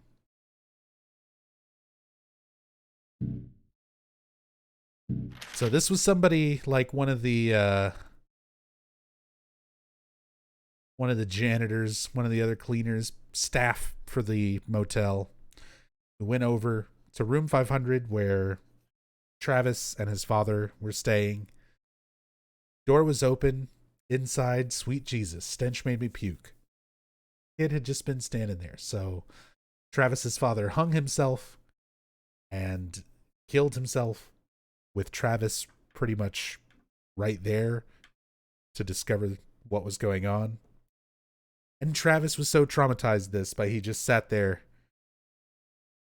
or stood there in the room with his father's corpse for 10 hours. So that's why Travis is all fucked up. Again, we're learning this as an audience, like us playing the game. We're learning this information. But this is not anything new to reveal to Travis. Like, the other truckers in the beginning of the game who pass him on the road, who already know him, give him shit about his issues. Like, they know about all this. That's how the game opens, is another trucker being like, you'll sleep pretty nice with a girl in your cab. And Travis is like, oh, I'm not great with women. And the guy's like, well, maybe if you weren't always blabbing about, and the radio static kind of cuts it out. So you as an audience don't learn, but Travis, he's like, hey, you don't hear me bringing up your issues. So literally for them having that conversation, other than the static that leaves us in the dark as an audience, Travis is already well aware of his fucking issues. The other truckers are aware of his issues. They know about his childhood. They know what happened. They actively give him shit for it.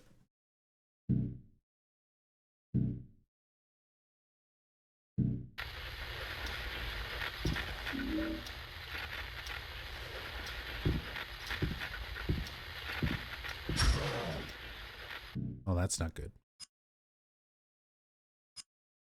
My knife broke. Get him with the razor. Blade razor. Also, that is not an effective way to use that razor as a weapon. It does not have a sharp tip. Stabbing wouldn't really do much of anything. Stuffed animals. This kind of thing makes me feel bad. What? Text? When examining something in the environment that tells you a little bit more and builds up the character?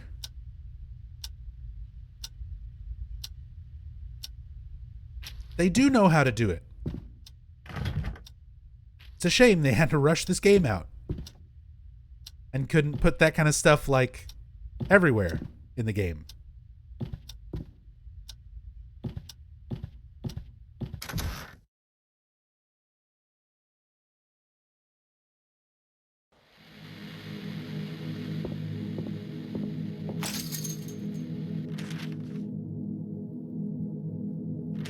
All right.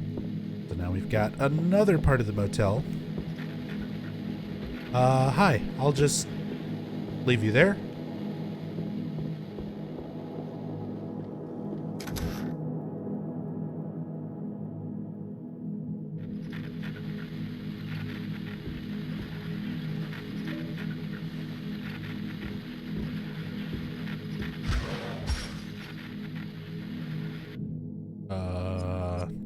mind me.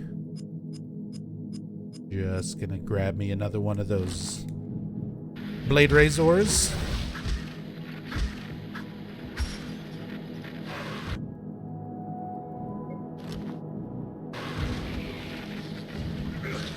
Boop.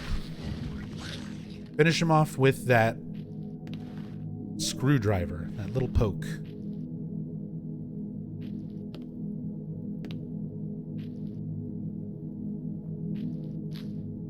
Gross squishing sounds. Old closet. Oh. This is the gun-loving redneck room. There's assault rifle ammo. There's a fucking stars and bars on the wall. The Love Guns magazine. And it also just happens to be where you get the Redeemer. Our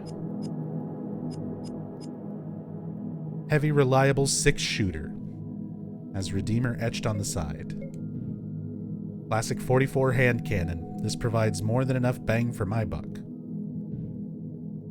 Look at the like handle detail. Picture of a woman. At first I had to stop and be like, wait, is that Alessa on the fucking gun? But no, I'm not sure who that is.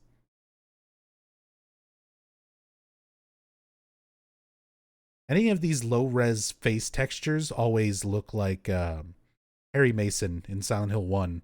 Like his actual Silent Hill 1 model. The face kind of looks like that.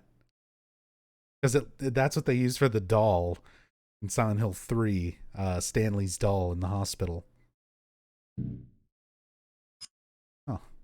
That little extra detail. The image on the handle of the gun.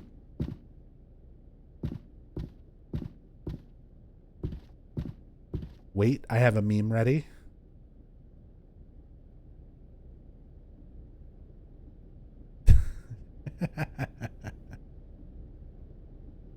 (1941) versus 2021. Yeah, someone with a picture their sweetheart on like an old gun, and then a handle plate with Animu. Weebs in. Very nice, Blad.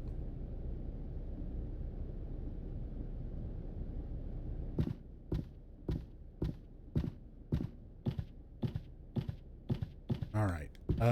Everything we need out of here. Let's get out.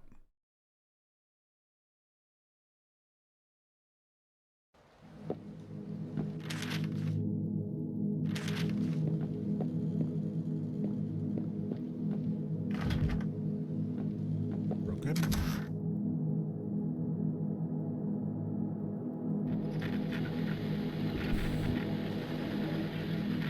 Kitchen knife. Stuff that I can't interact with. More butt fuckers. Need this ammo.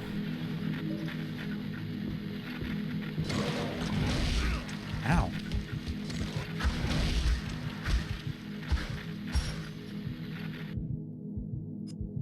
Broke off the screwdriver.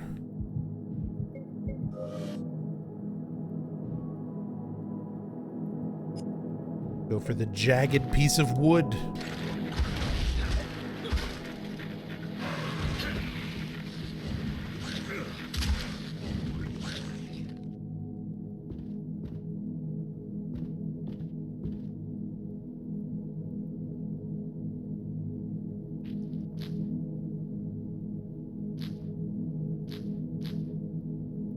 I'm not naked. I'm in my hot tub attire. What are you talking about?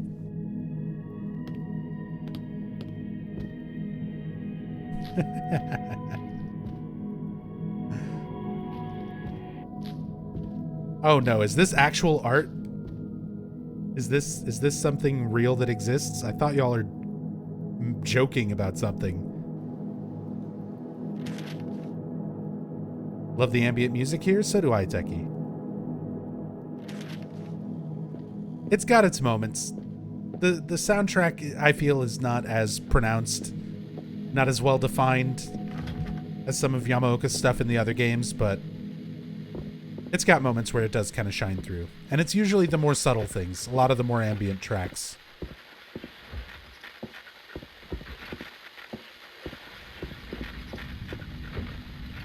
Hey, Antidote. Why some monsters remind you of sex scenes? Feels weird, man. You said it yourself, to make you feel weird and uncomfortable. That's why the devs do it. That's why Team Silent did it anyway. And then other devs did it afterwards because that was just what had been established.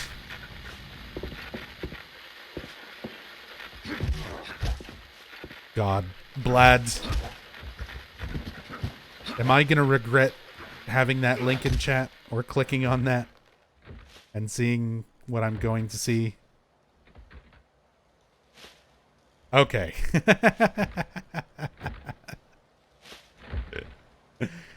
That's great.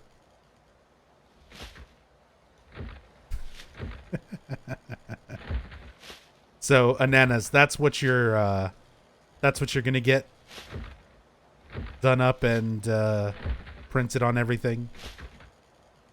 Some pillowcases, sheets, curtains, t-shirt. Giant painted version of it hanging up in the bedroom. Beautiful. Back tattoo.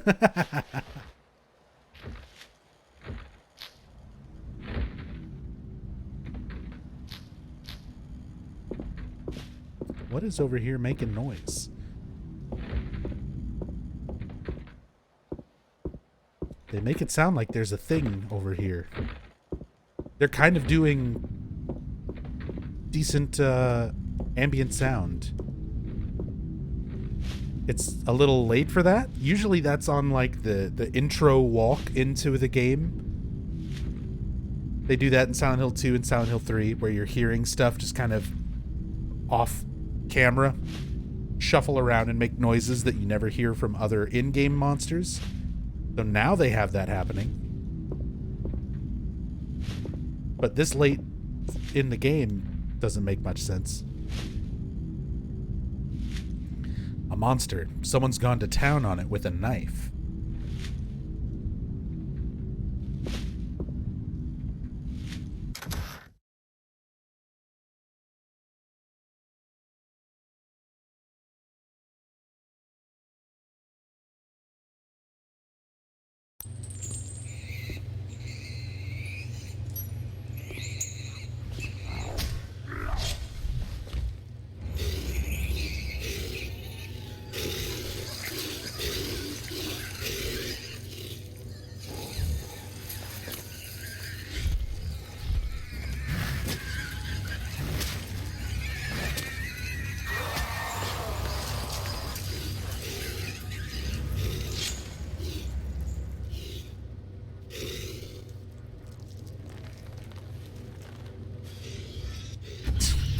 Travis's reaction.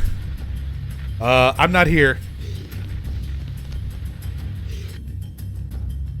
He just ducks back behind.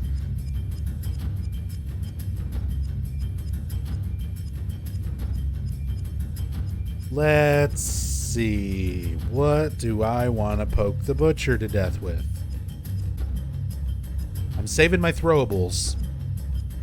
I guess we could use some throwables on the butcher. Let's try the spear with a sharp head. This is no prop. It's a genuine sharp spear made for hurting.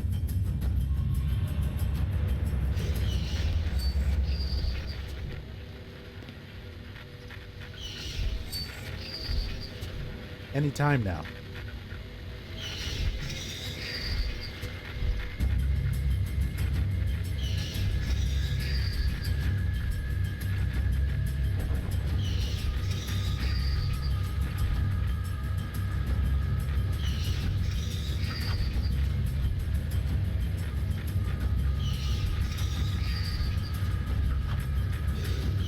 Oh, he figured it out.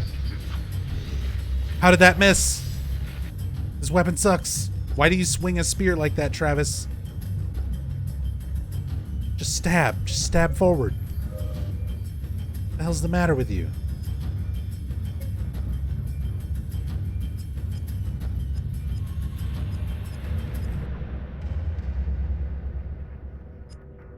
Fuck it. Take out the gun. Let's hit him with that Redeemer.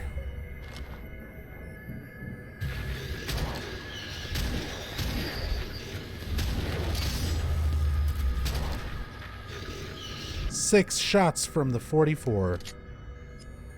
Doesn't even care. 6 more?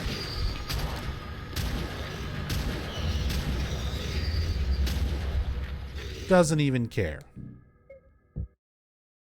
That's all my Redeemer ammo.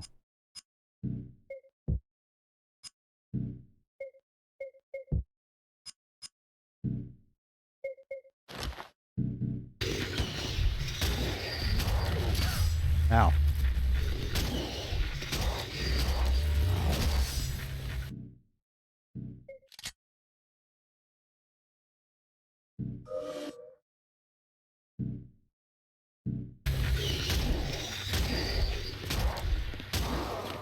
Hey, there he goes. Look how easily Travis picks up his weapon and then kills him with it. Look how big this fucking cleaver is. And Travis is just like, huh, look at this.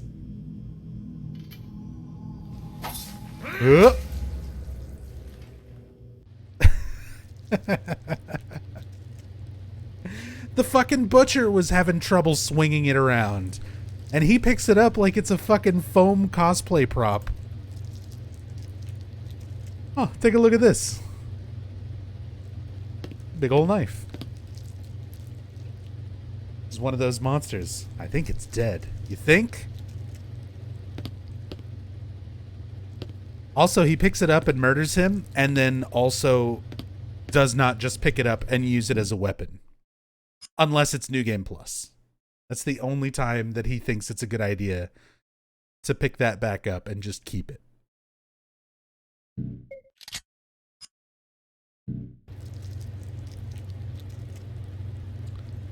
What you think about design of Butcher? What means his head in half helmet? Symbolism theory, please, Chad and Nub.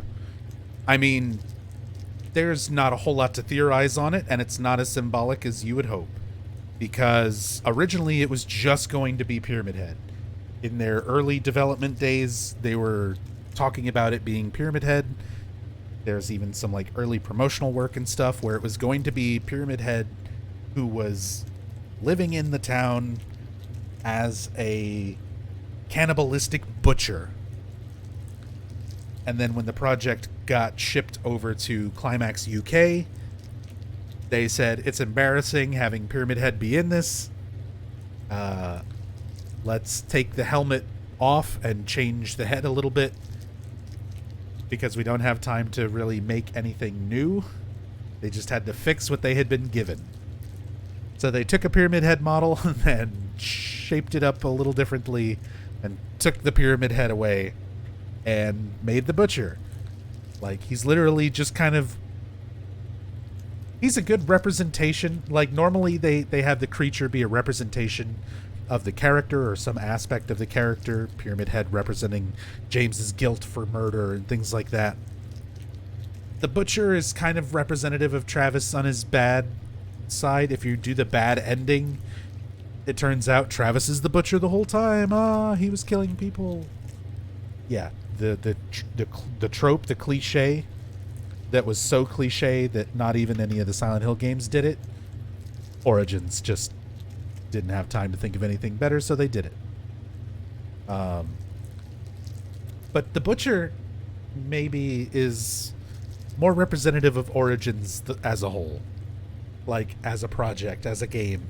The fact that it was going to be this big iconic thing of, like, Silent Hill 1 prequel and Silent Hill 2 monsters, Pyramid Head's going to be there, and all this other stuff. And then at the last second, they were like, this is embarrassing. The work that's already been done on it is bad. We have to redo it. And, yeah. They just only had enough time to slightly change things. And you get left with stuff like The Butcher. I guess it's better than just dark comedy based on Scrubs. With Pyramid Head popping up.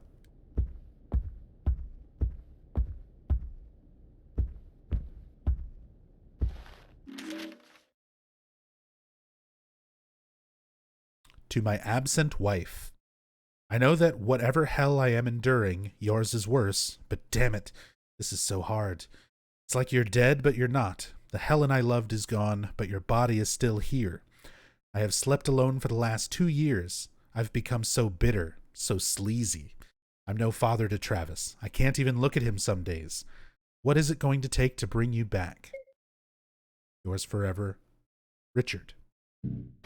So again, that's the whole seedy motel kind of aspect to this, where Travis's mother got, she tried to kill Travis when he was a baby or like a young child. She failed, but was committed to an asylum or to the sanitarium. And then Travis's father was depressed and lonely after Travis's mother was committed. So he started becoming so sleazy, in his own words, coming to these seedy motels.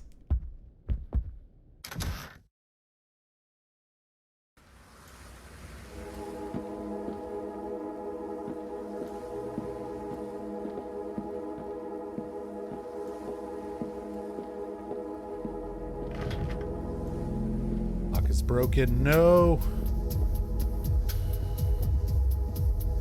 Some more pretty decent music. We'll enjoy it before we go into the place we need to be in.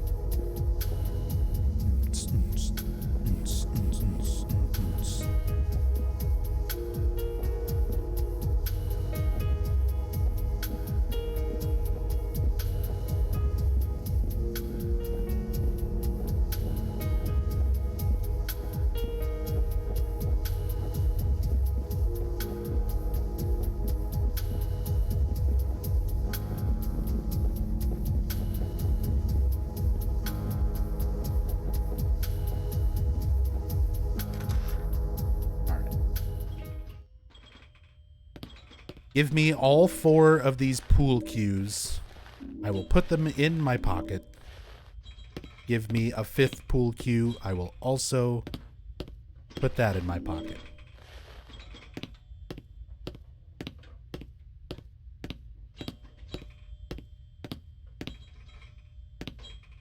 I don't know any of the songs on this jukebox.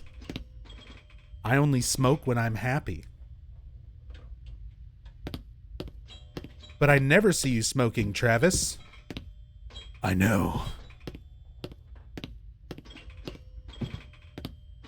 Because I'm never happy. I don't want to smoke right now.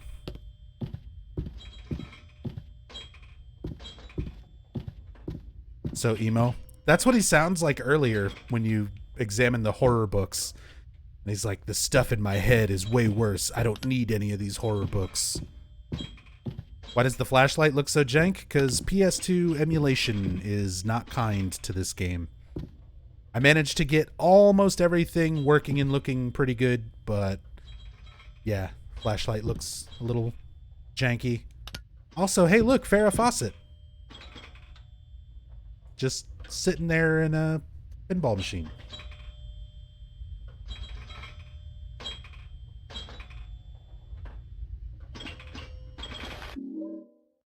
Got a token. The pinball machine isn't working. What are you talking about?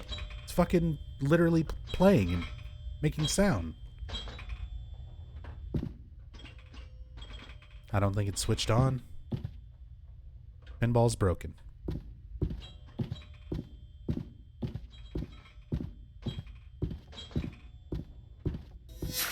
I have some money for the pinball? Yes.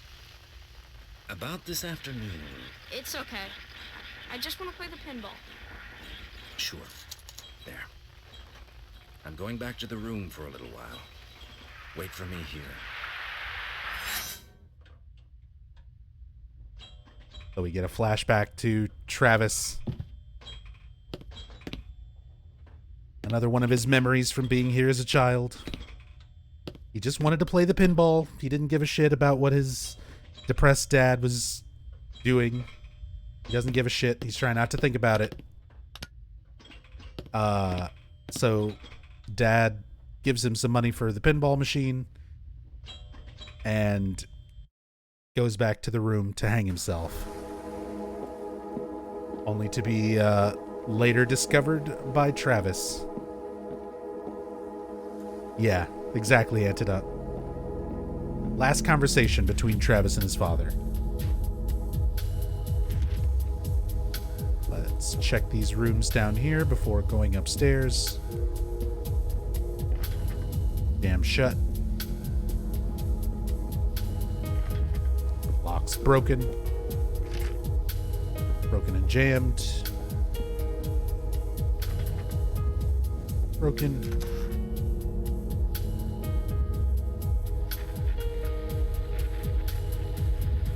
Empty cages everywhere. The stench.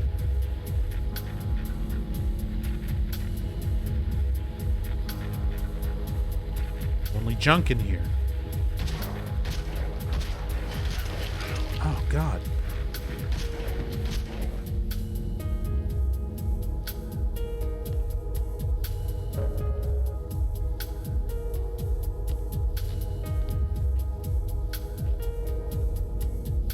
Sorry, won't spoil again if you don't want. Spoilers are 100% fine in my channel, and I don't think Cliptor is being serious. Cliptor's been around long enough. They know what's up.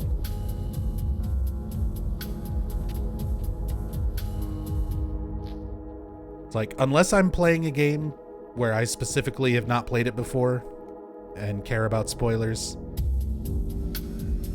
then spoilers are fine. Especially for Silent Hill in-depth playthroughs. There's no way to talk about these games in depth without spoiling major aspects, so there have been people, I know it sounds stupid that I go out of my way and like answer these kind of things, but there are people who legitimately will come to some of my streams and then complain that something got spoiled for them, and it's like, you came to a stream. You're going to spoil something if you watch a stream for it. Especially if you're watching something that's like an in-depth story playthrough in the title. But some people have legitimately had, you know...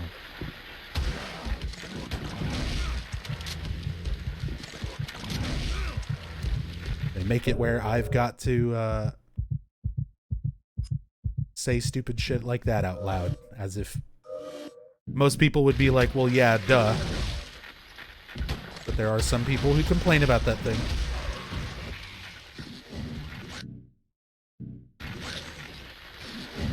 Come on, step on it. Travis. I hate it.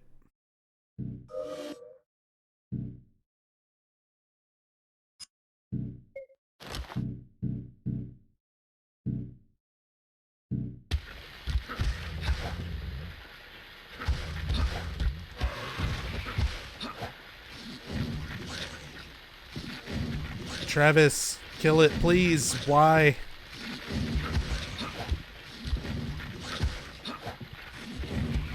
He can't step on it from this angle or something.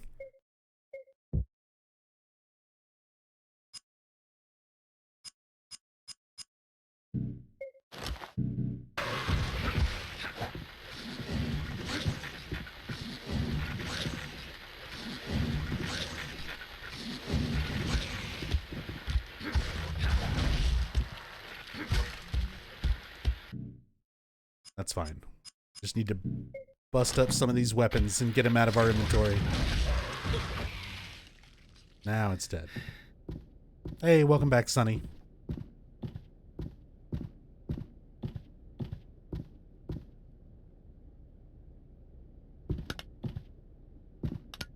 Why am I not interacting with things? Thank you. Like trying to step on the monster, it's not working. Trying to pick up this fucking light stand. Now it's working. That was weird. Also, this person's got the Da Vinci poster. What is that called? The divine figure. What is the Da Vinci thing? All the arms and legs. I'm not cultured. I spent all my time learning about video games. People who made Silent Hill series and stuff. Not no Da Vinci. The Vitruvian Man. Thank you, Mug Monster. I'll just assume that that's correct.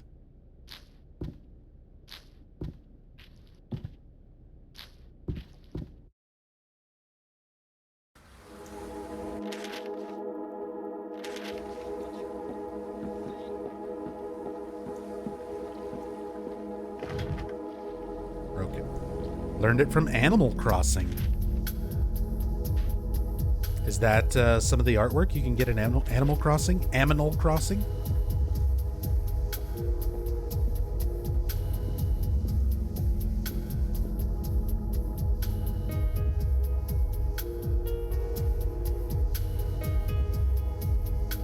Antidote says, I have a theory about Travis's life after father's suicide. Can't pass through that shock and move away. Memories from his mind. He becomes a truck driver to find his dead by moving around country and lie to himself.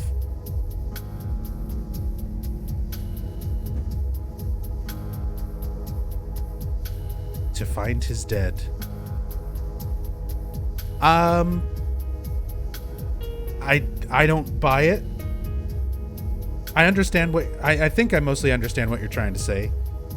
But the whole intro of the game, literally the intro of the game, is Travis driving down the road and another trucker who he is familiar with is talking to him on the radio and mentions his issues. Like, Travis's issues are so well known to him that he has talked about them to other truckers, and those truckers now make fun of him and give him shit about his issues when they drive past him and talk to him on the radio. Like, it's, if you're dealing with the shock and moving away from these memories and this part of your past that you don't want to deal with, you wouldn't tell your fellow truckers about it, like, to the point where they would give you shit about it and make fun of you for it. He's not blocking this out from his mind, and he's not, he doesn't have amnesia. He's not having to deal with, these issues that he can't confront. He's already confronted them. He's already come to terms with it. He's moved on. He's living his own life. He's an adult now, and his bad childhood was way behind him. His whole time being here in Silent Hill, it's basically just showing him a bunch of things that make him uncomfortable, and he's like, yeah, I fucking already know. I get it.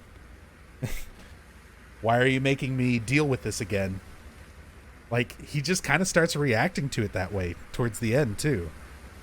So, I don't know. I think that's reading a little too much into it and hoping for a little bit deeper dialogue or deeper symbolism to the character and his passion of being a trucker and all that sort of stuff.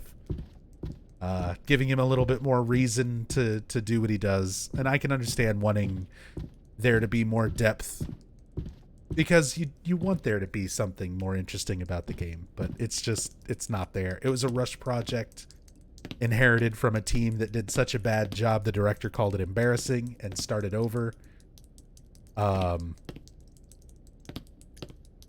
Yeah. I don't think the trucker thing is that involved.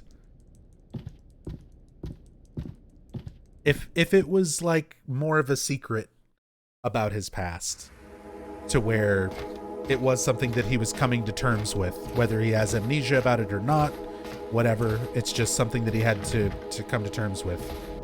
But it's not. It's the whole opening cutscene is just to set in place the fact that Travis knows his issues so well that he's talked to the other truckers about it,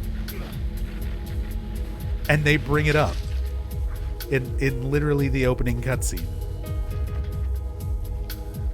Ooh, don't like that audio skipping. Please don't crash on me, game.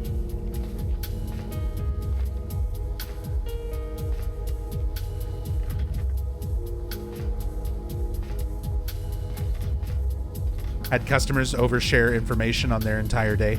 But that's the thing is, you know, if he's sharing this info, whether he's like an oversharing type person or not or whatever, you're not going to overshare like traumatic childhood events that you are not yet ready to deal with.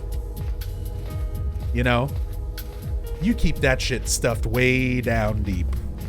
That doesn't slip out when you're talking to the fucking cashier in line at the grocery store. Not typically.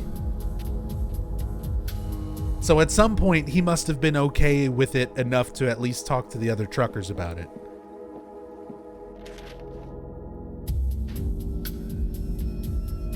All right. So that's about everything we can look at here. Let's go to the laundromat.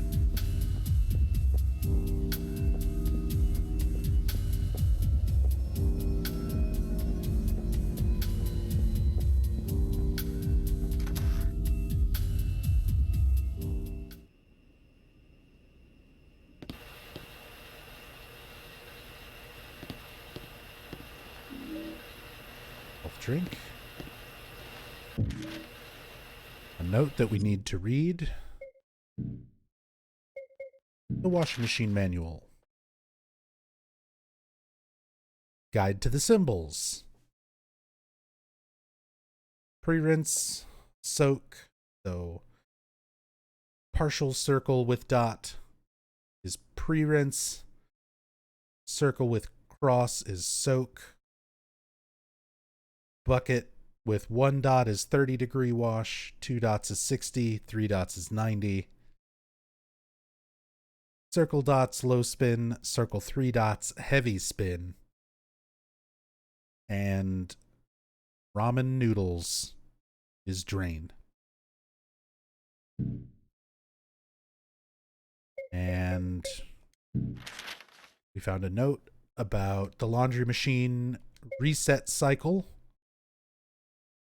Low spin, 60 wash, drain, pre-rinse. Low spin, 60 wash, drain, pre-rinse. So, circle dot, 2 dots in the bucket, ramen noodles, and 720 shortcut from Street Fighter 4.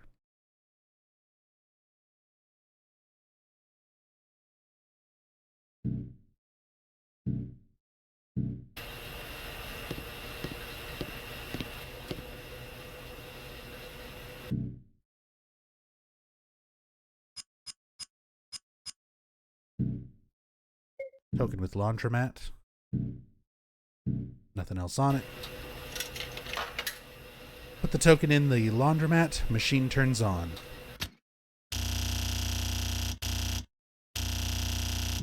Shouldn't be doing that. I think my controller at some point just started like always dragging to the left.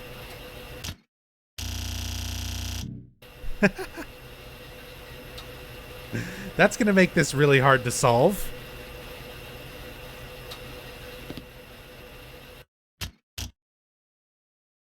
So if I hold it all the way to the right and then individually spin it with the D-pad, we can counter out this. Why does it even allow it to go that fucking fast? Okay.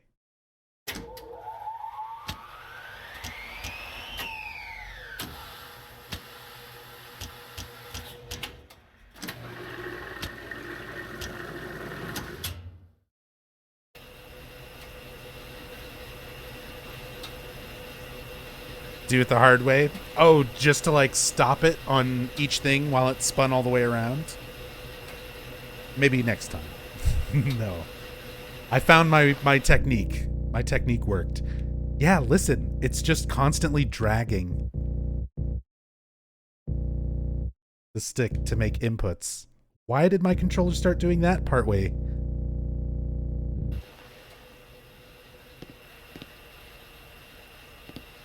Hang on. Let me unhook. Maybe at some point the wire came undone while I was like holding the analog stick.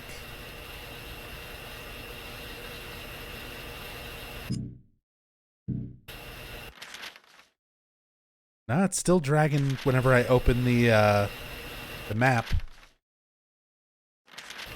Got a drifting problem? I know. I watched too much Initial D. I just can't stop drifting.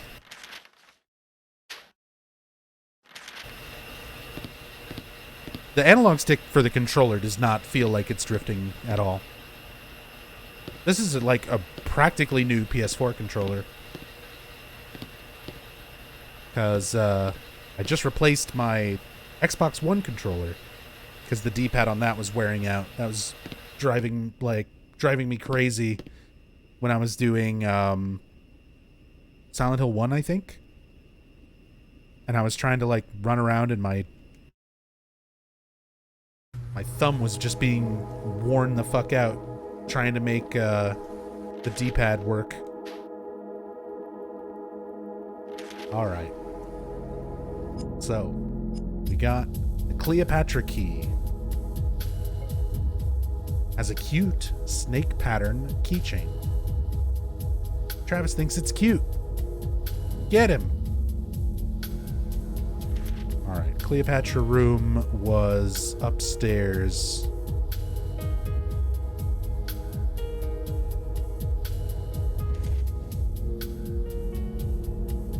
And on that side.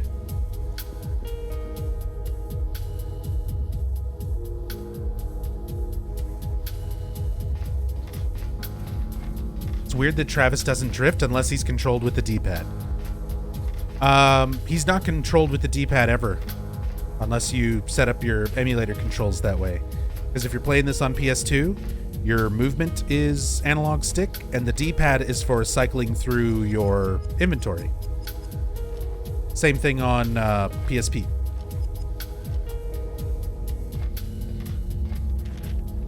So he's always got analog movement. No tank controls, no D-pad control in this one.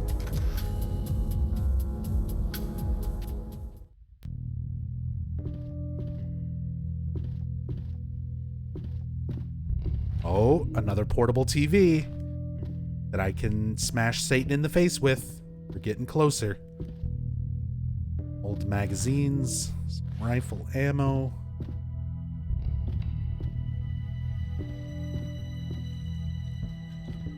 This music track is pretty good.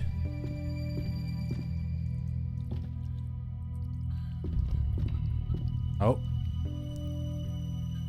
Very vaguely hear Lisa and Kaufman again. Yeah. So they're in the room below this one. They're still going at it, too.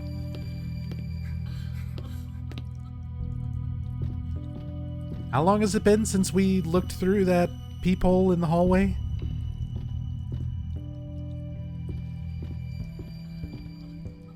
Guy is like Sting. Oh. Cause of death. Snake bite.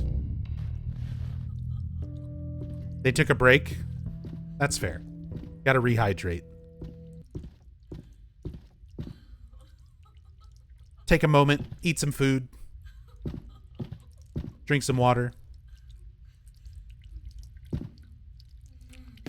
Watch some Kitchen Nightmares. And then get back to it. The bottom of the tub is broken and opens into the room below. Jump down.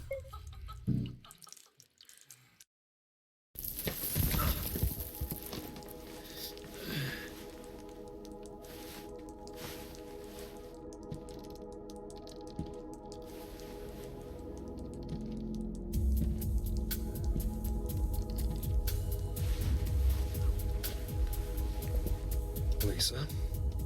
Travis. You have a habit of popping up where you're not wanted, Mr. Grady. Isn't it time you left town? I can't. Try harder. I mean, you could have. You probably could have, like, a long time ago. Remember when you had absolutely no reason to still be in this town and could have walked back to your truck, but you're like, oh, I can't do that. I've got to find out what happened to that girl.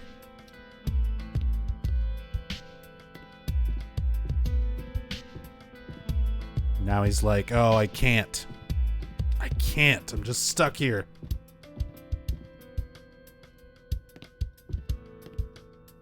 More good music. Some white powder. I try to stay away from this type of thing.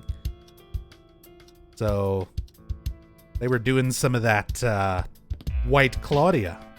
Some of that PTV.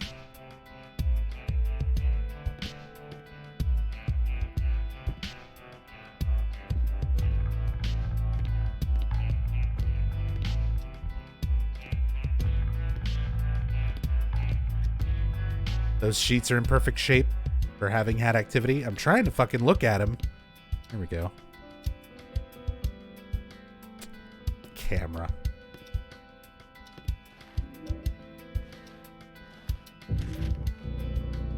Kaufman, we are almost ready, but must hurry. I sense our hold on her power weakening. I worry that she draws strength from the core I hold.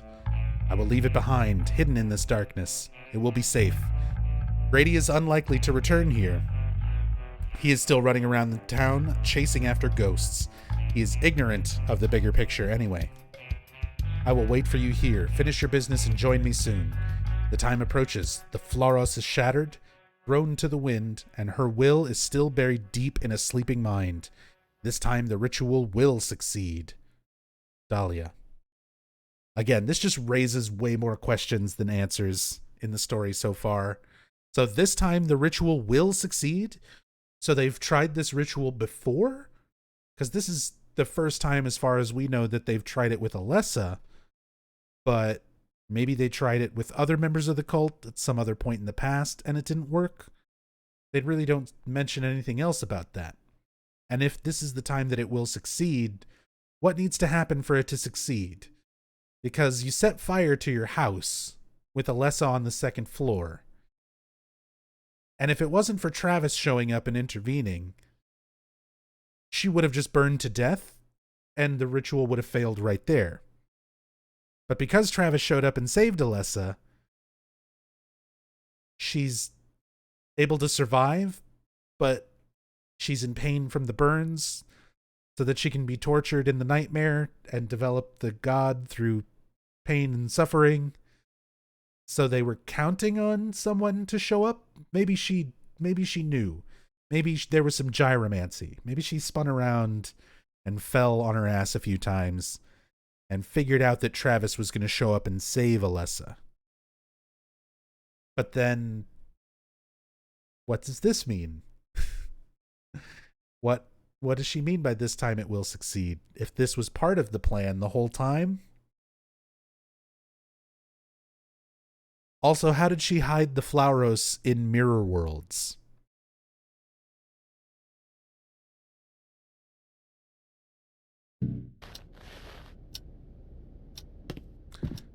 This whole game is a whole lot of just like, don't think about it too hard. It's not that bad of a game until you like use your brain and try to think about it, especially in the context of other Silent Hill games. The game that it's supposed to be a fucking prequel to.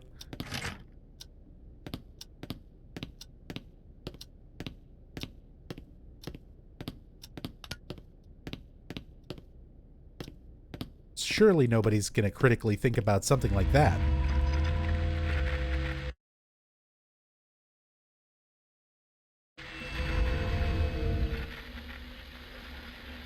Did I miss a sub?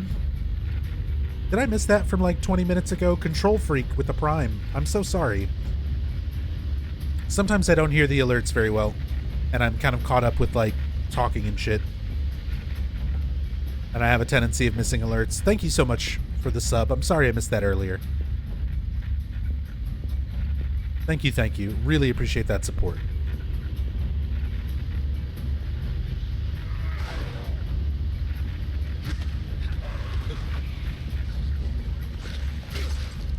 Squish.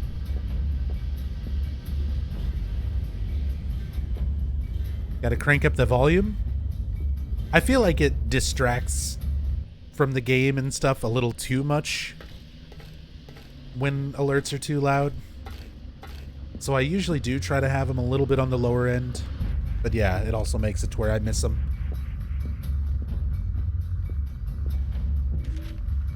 Cause of death, overdose. Look at all these dead hookers. I guess Travis's father is supposed to be responsible for all of this.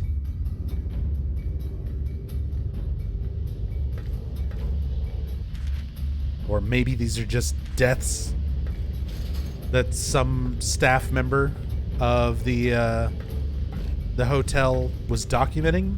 Whoever made the peephole hallway that we were able to go through earlier.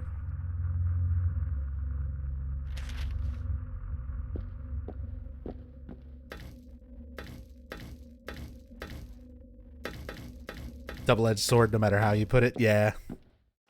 For a long time, I didn't use alerts at all, but then I'd really, really miss a lot of stuff. So then I kind of switched over to just using really, really basic ones, but obviously I still fuck up and miss them.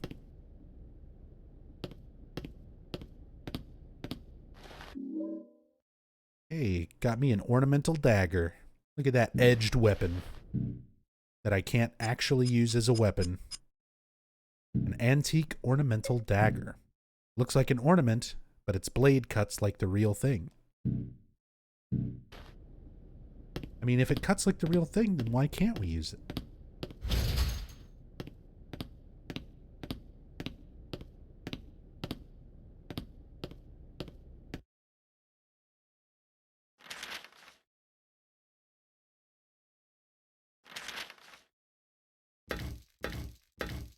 Wasn't in the bad ending implied that Travis murdered all those women, that he was a serial killer or some bullshit like that? That is exactly the bullshit that is the bad ending. That everybody was killed by Travis, and that he is in a prison or a mental institution and reliving all of the horrible things that he did. That is the bad ending.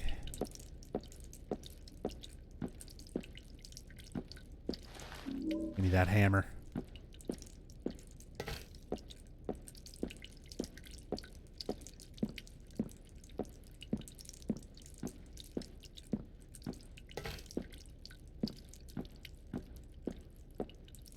Okay. They are all bad endings. It's only 3 endings, and they're all bad. There's the good ending, which doesn't make sense to any of the rest of the story. There's the bad ending, which makes a little bit more sense to the rest of the story, but still not really. And not very satisfying for an ending. And then the UFO ending, which looks like it was made on Newgrounds in the year 2000.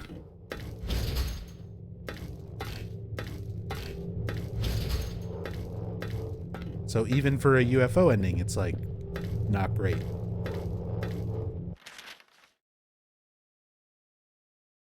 All right, that's everything we can check there. Let's go jump in the pool. Ooh, hot tub stream.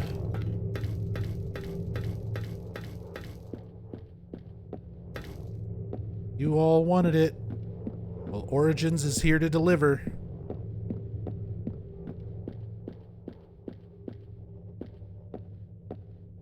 Yeah. Here we go. The Silent Hill hot tub stream.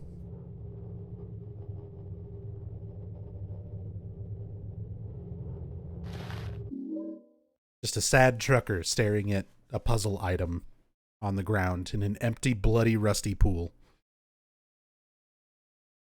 That's a pool, not a hot tub. I feel cheated. Oh, please. Most of the hot tubs on the hot tub streams are kiddie pools filled with room temperature water.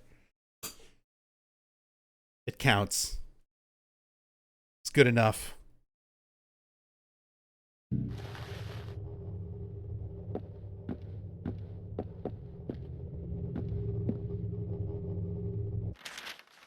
Right. I got a jeweled heart. When I shake it, I can hear something rattling around inside. There was a vice that we found earlier in the light world that we can use to break the fuck out of this thing. So we go. Can't actually go through the big side of the gate, can I? The pool is shaped like a butt?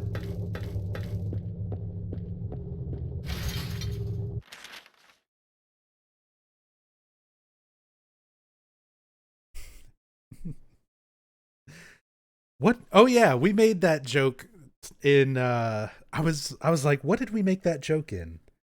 Because that crossed my mind. Death Stranding. We were joking about that in Death Stranding. The hot springs next to Hartman's lab. I was like, oh, it's shaped like a heart. And I think Captain Blad was the one in chat who was like, it's shaped like balls.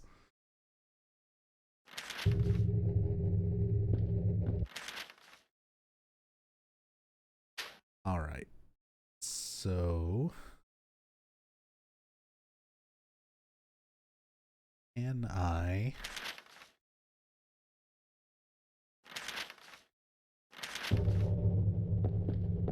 get over there from over here?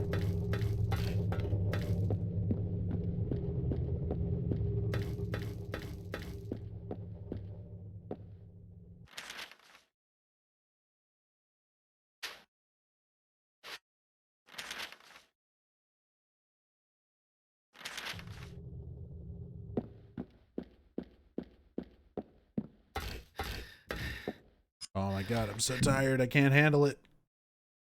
I need to chug an energy drink.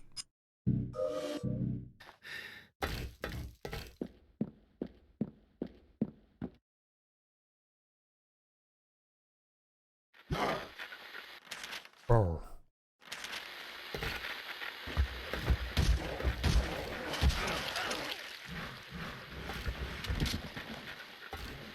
Oh, really? It was enough damage to knock it down, but not until after it fucking double spat on me?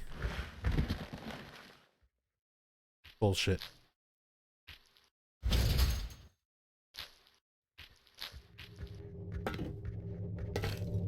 There's a narrow slit cut into the door. You should be happy for the slits.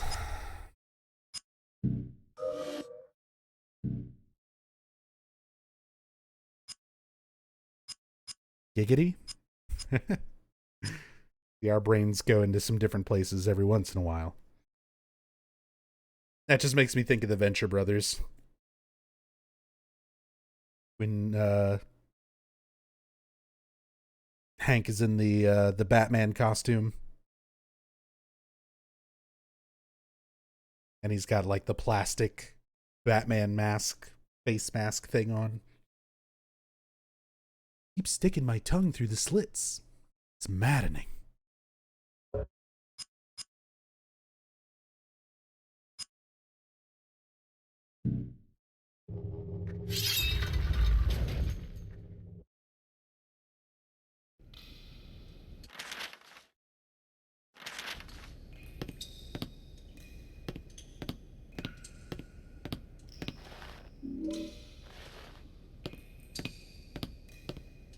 Western Silent Hill do surely love their slits.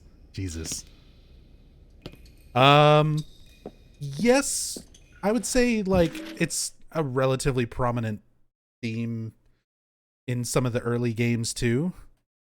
Some of the Team Silent games too, but they definitely make it a lot more prominent in the Western games. Fucking Homecoming, where you're literally just opening up wall vaginas to walk through. And Book of Memories, for that matter. Cause of death. Stabbing. Yep. That person is a victim of edged weapons and knife culture.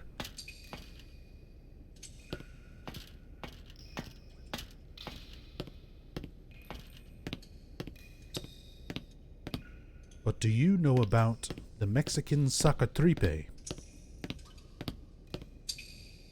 A knife used for gutting sheep and other warm-blooded animals.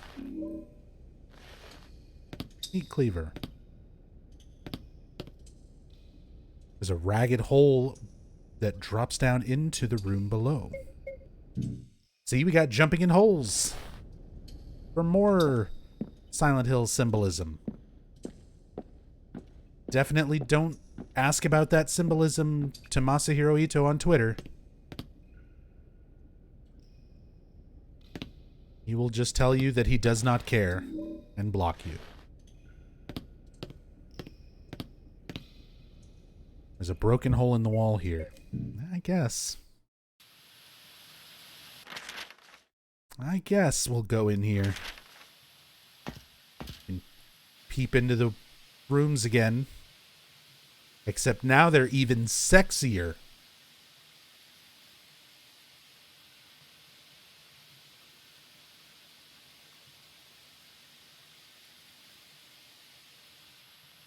Gross.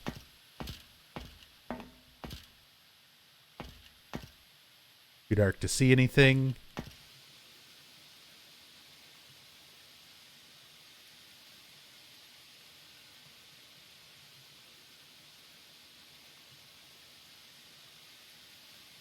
Just saw someone try mansplaining Silent Hill to him recently, and he's just like, dude, seriously? Oh, that was a great exchange with Ito on Twitter. Yeah, somebody was tweeting at Ito about Centralia and shit like that. The fucking movie, the ashes and the coal fire and all that kind of stuff.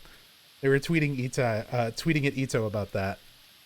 And Ito, the way the guy phrased it, you know, he was being a real fucking, well, I heard know-it-all, you know, like I am, but we can make fun of it because it's on Twitter. And Ito was basically like, look, I was on Team Silent. I don't remember seeing you around on the dev team. Like, who are you to correct me? Is that it, Queen? I want to get it right. So he deleted his original tweet where he was talking about the ash and the stupid fucking movie bullshit. And Masahiro Ito replied, "Are you a member of Team Silent? I was the art director and designer of environments and creatures, but I've never met you. It's snow." Get him, Ito. And then the guy tried to apologize underneath. He said, "This is why I said apparently and not fact. It's what I had heard." And Ito responded, "I don't care. Seriously, I don't care what you heard on a fucking schlock YouTube video. Some fucking Watch Mojo top 10 things that you didn't know about Silent Hill. I don't give a shit if you heard about Centralia on that bullshit. I was in Team Silent. It's fucking snow. Shut up. Take the L." Ito, I love you. Don't ever change. Don't ever delete your Twitter. Keep telling those fans the truth.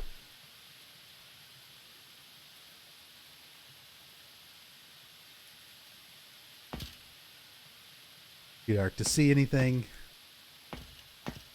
All right.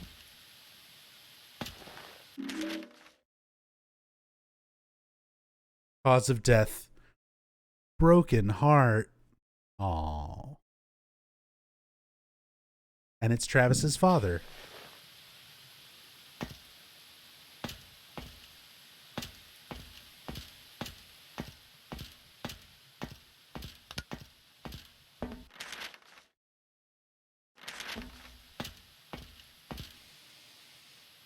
I don't care really took it home.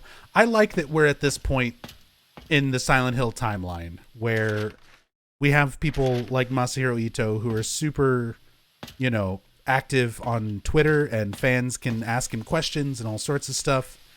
And he's just been on there for so long, answering so much stupid shit from fans, that he's at the point now where people ask him shit and he's just like, I don't care. Like, very, very, very blunt. He used to be a lot more polite with stuff. I would say, like, years ago, when he would respond to people's questions and things like that. But lately, I feel like he just has no patience for that shit anymore. He's done. He's done with those stupid questions.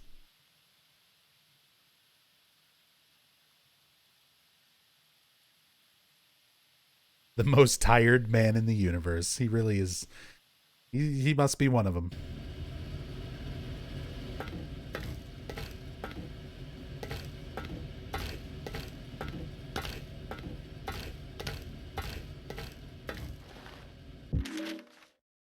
To a ghost. There's no pretending now, is there? We both know that thing at Cedar Grove isn't you. You died the day you tried to kill our son. When I brought your gift today, when you smashed it, I finally woke up. I've been dreaming all these years, kidding myself that you'll be right one day. The Helen I loved is dead. I try to remember how it was all those years ago today when we got married. I can't remember anymore. I'm tired. I know Travis will be fine on his own. I'm going to see you again, Helen. Yours and forever, Richard. So Richard's suicide note. He gave up on his wife being crazy. He doesn't think she'll ever be okay again. And he's like, Travis will be fine. He's like 7, 8. He's practically a man already. He'll be fine.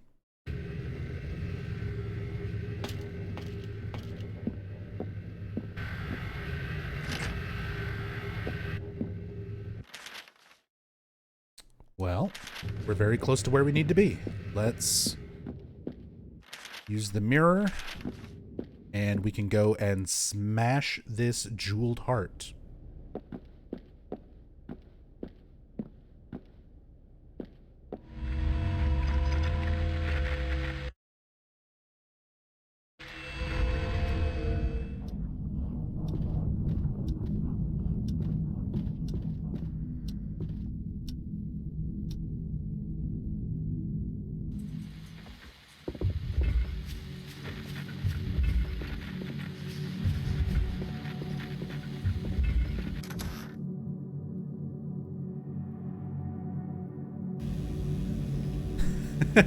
Eldritch. The pinball game is your father now, son.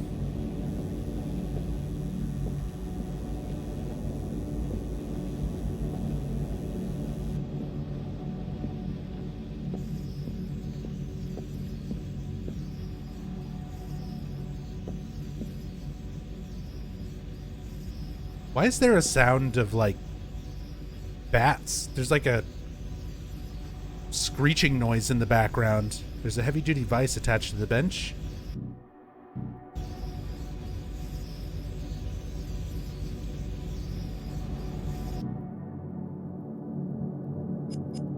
Okay.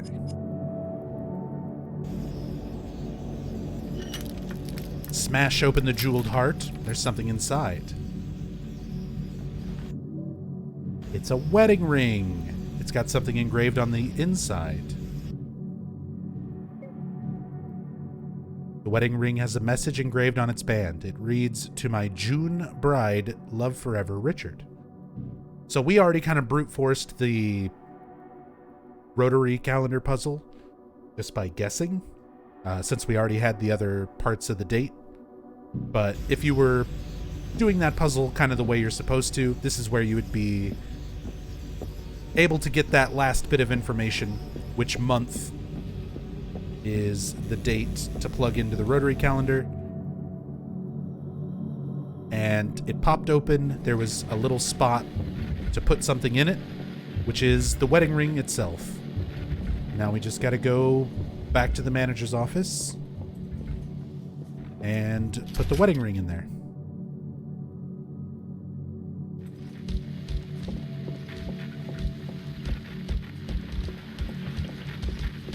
Oh God. No, no, no. There we go. Jukes.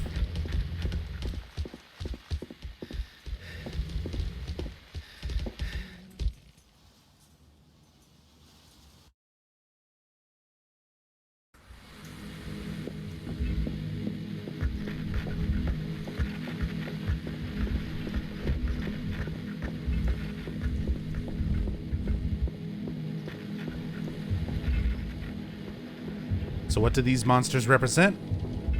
Which ones? Because we've already talked about all of them throughout the playthrough as we've encountered them. So, if you go back and watch the VOD,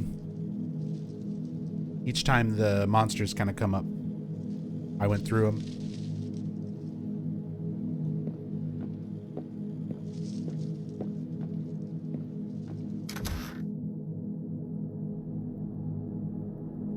They represent the credo of all truckers. Born on a mountain, raised in a cave. Truckin' and fucking is all that I crave. Yeah, pretty much.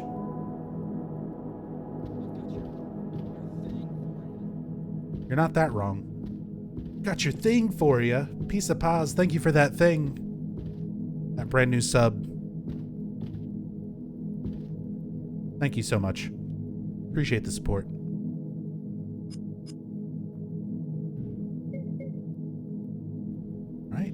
Pop the wedding ring in. Something dropped down on the keyboard behind me.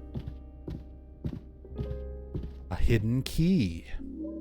The bloody room 500 key.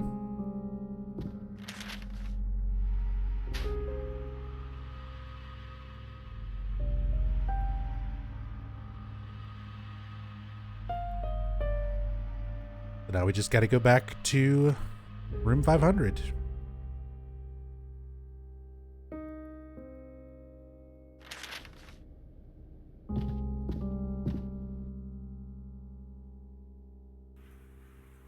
Though if I remember this, all the monsters relate to the loss of his parents and cult shit. I mean, the bosses that are specifically his parents are related to the loss of his parents. Like, his mother and father are bosses. We're about to fight his father. You fight his mother at the end of the sanitarium. But it goes back and forth between things that are relevant to Travis, like the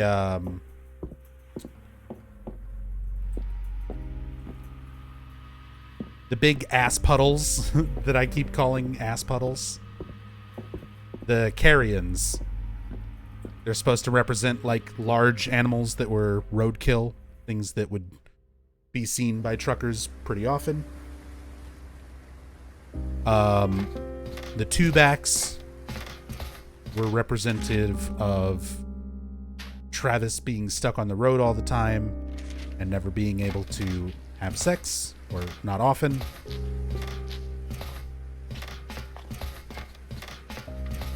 The big four-legged walker things are more related to Alessa, though.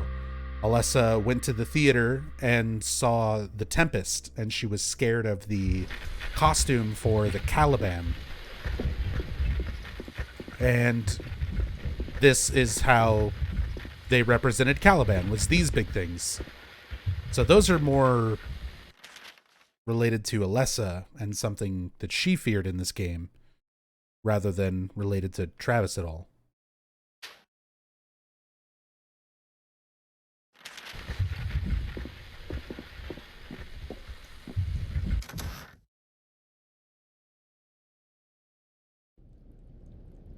Wait, can I go to the door now?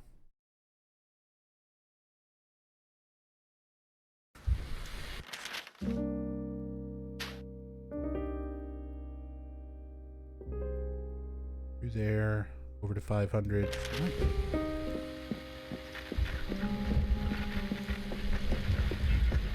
Can't remember if I need to go in the mirror first or not, but there's a mirror over there anyway.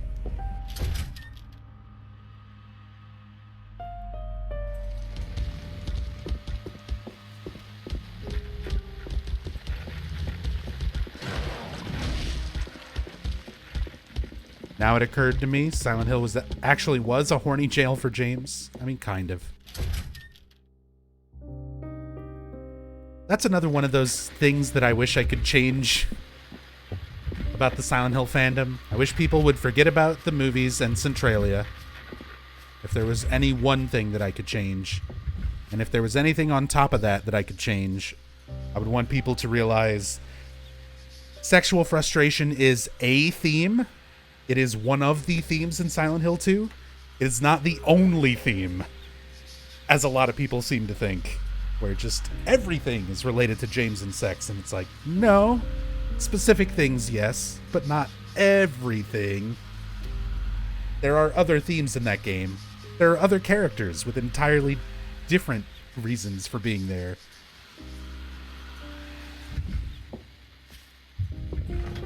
As said, I get it. Sex is definitely a part of it. But it's not the only theme.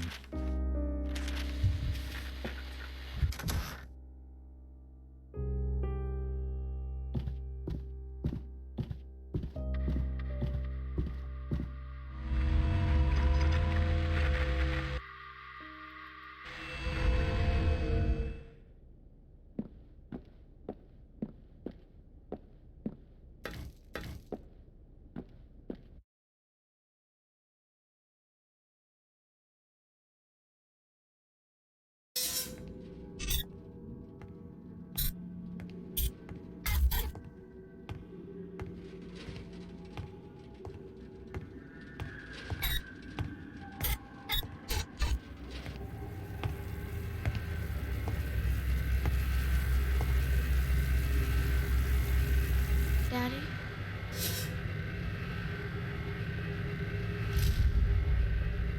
That ominous noise when you use the key. Weird flashbacks to Travis as a child. Convenient save point.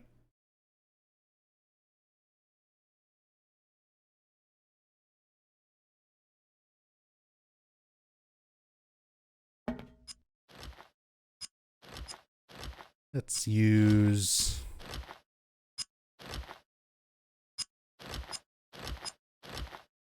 use the shotgun. How much ammo do I have for this? I know I picked up some more.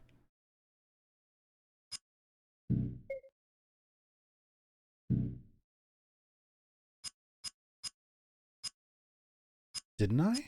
Or did I not? Oh, I did. 57. Yeah, we're good.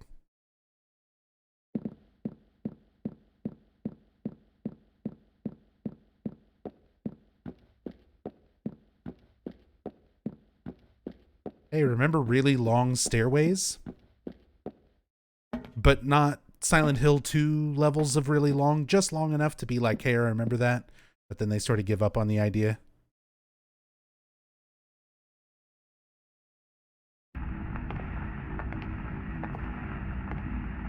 Here's Travis reliving, Daddy? coming back to his father having killed himself after got a playing quarter left. pinball. You want the quarter? Daddy, wake up. Please, Daddy. I'm not sleeping, son. Daddy. You knew I wasn't sleeping. Why did you stand there for so long? It wasn't right. Seriously. Daddy. That's fucking weird, Wasn't Travis. right, son. Daddy, this is insane. Time you faced up to what happened.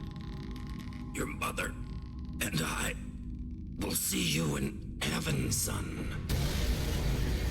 Y'all went to heaven? I don't believe that for a second.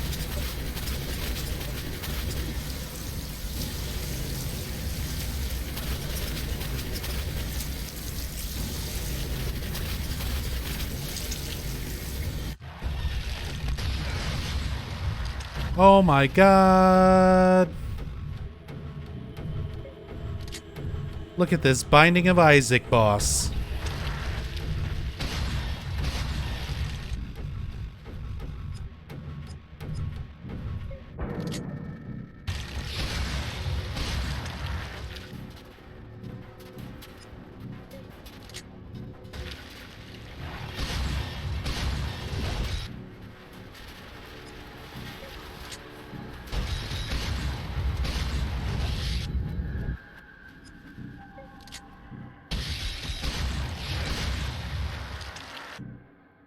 Seriously, I can't be the only one who sees it, right? Where it's just this big fleshy thing coming out of the walls. It's got tentacles. It's spewing blood lasers. It's the blood laser. It's the blood laser that really sets it for me that this is a Binding of Isaac boss.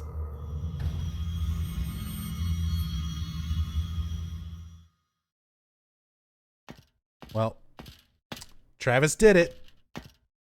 He killed his bad daddy, which let me just verify, but I'm pretty sure that's the actual name for it. Silent Hill 2 had the abstract daddy. Origins has bad daddy.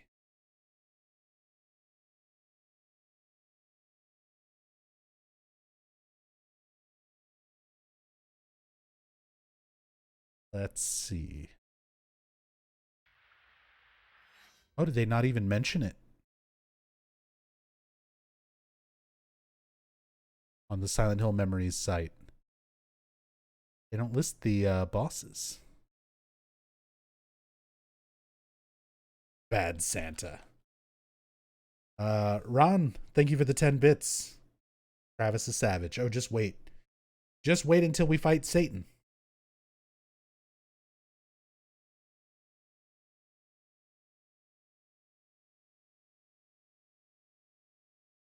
Sad Daddy. Excuse me, I was incorrect.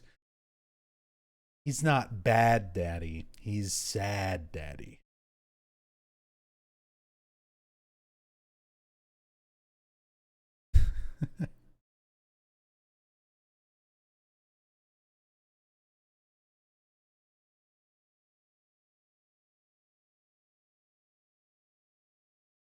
Okay.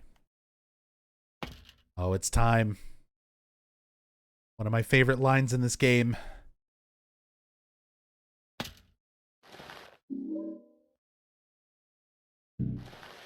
How is this even possible? Dad, how could he do that to himself? Why won't you let me forget? Why are you doing this to me? Come out! Come out! I've got your thing for you. Come out! Happy? Got your thing for you. What now? When do we get to look inside your sick little mind?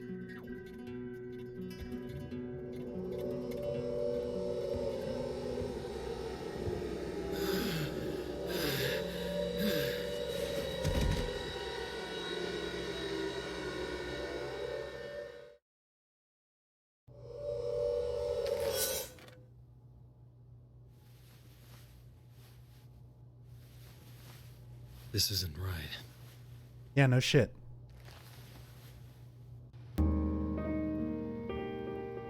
What an astute observation, Travis.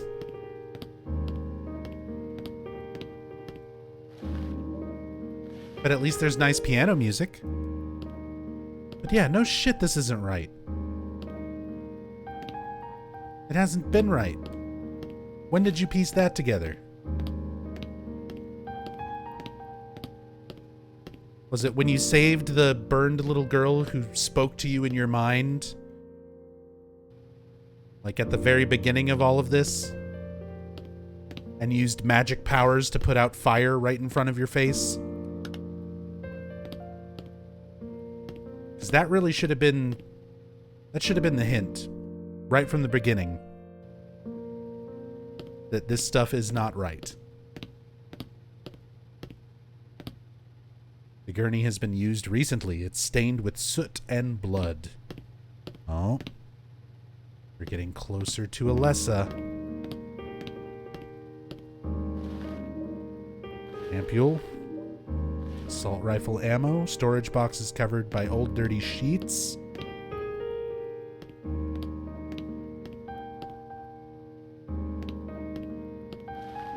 Great soundtrack, though. It's still Akira Yamaoka doing his thing, man. He is a good musician. I said, it definitely doesn't feel like he fleshed a lot of these songs and tracks out quite as much as some of the previous games and even later games, but hey, even Akira Yamaoka fucking being a little bit lazy about it is leaps and bounds better than what we could have gotten.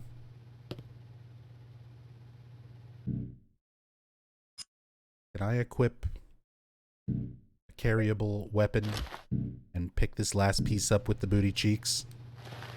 Hell yeah. I should have turned away and faced away from the camera. Got the present piece. This is the last one. I got your thing for you.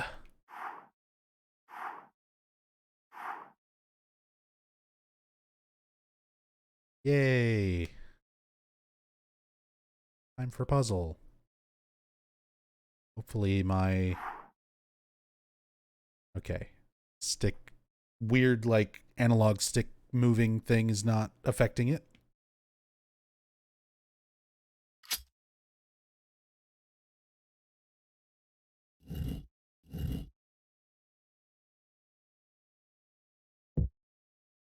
Not quite.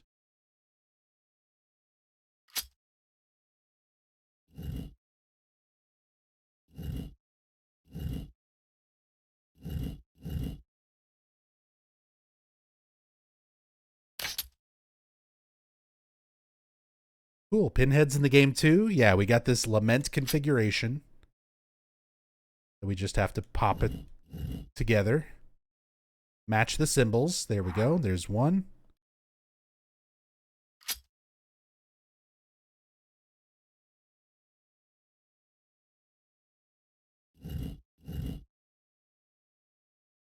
That's not it. That's not it.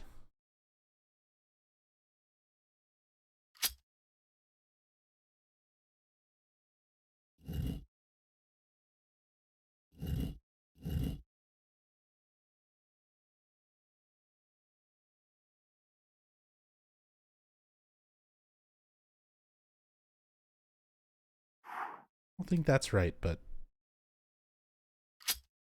switch it.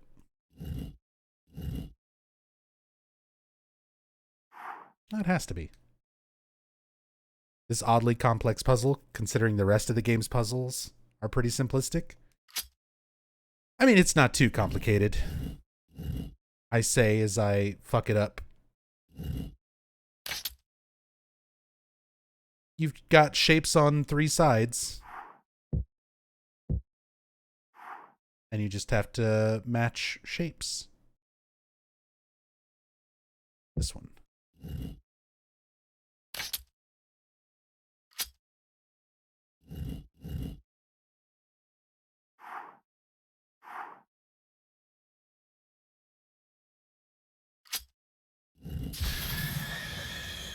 I did it.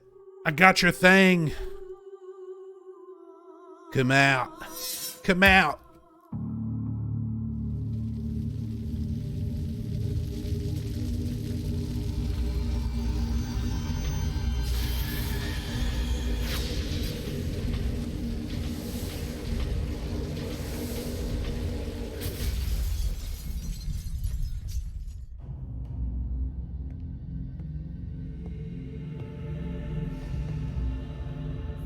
You're here?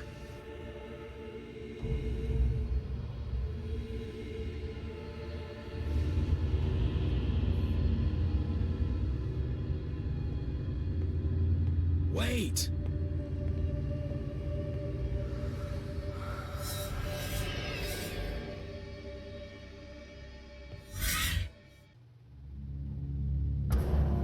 Why does she look so grumpy? She's 7 years old, and her mother set her on fire to try to perform a ritual. She's got every right to look pissed. If anyone is allowed to look like a pissed off little 7-year-old, it's Alessa.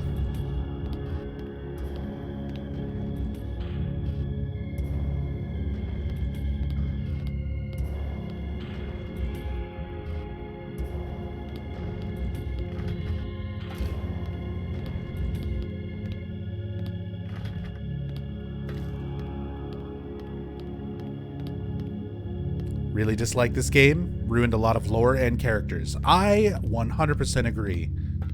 That is my main reason that I dislike this game as much as I do, even compared to the other Western Silent Hill games. Because I feel like it does such a disservice to Silent Hill 1.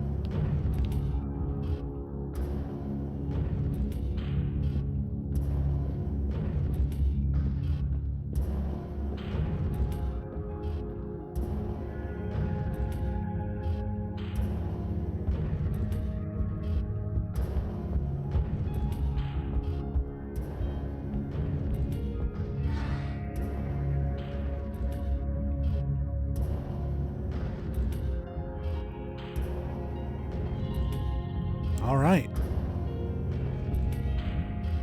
Last stretch. It's one of the better looking cutscenes, I guess. Also one of the worst in terms of story and characters and lore and continuity with Silent Hill 1. Broke the spell. Now she is free. I just want to end this. I thought that's what she wanted too. I want out. Can you help me? You want out? Ha ha! Far too late for that. Even with your misguided help, she can't stop us now. The ceremony begins soon. Finally, she will birth God.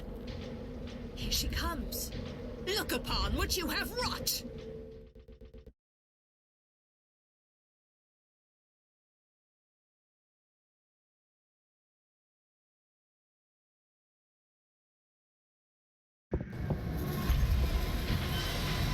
Oh, the cutscene didn't work. Emulator, no. Why didn't the cutscene play?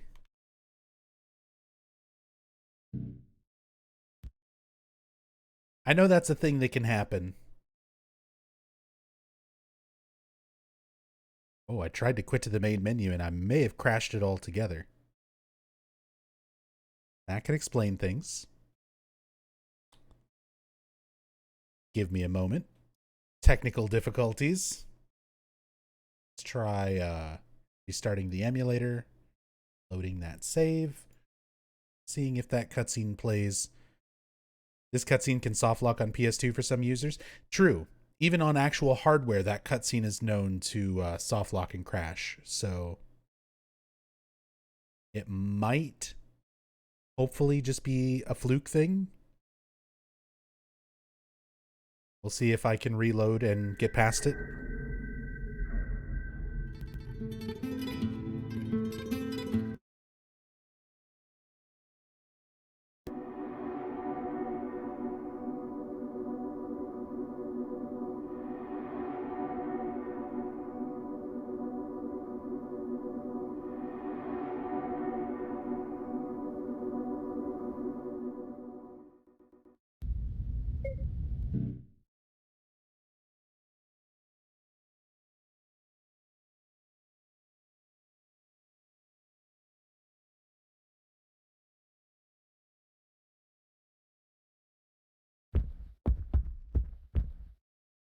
Wonder what causes it. Wonder if maybe like not having things equipped will help at all. I don't know. Ha! We just get this wonderful dialogue another time.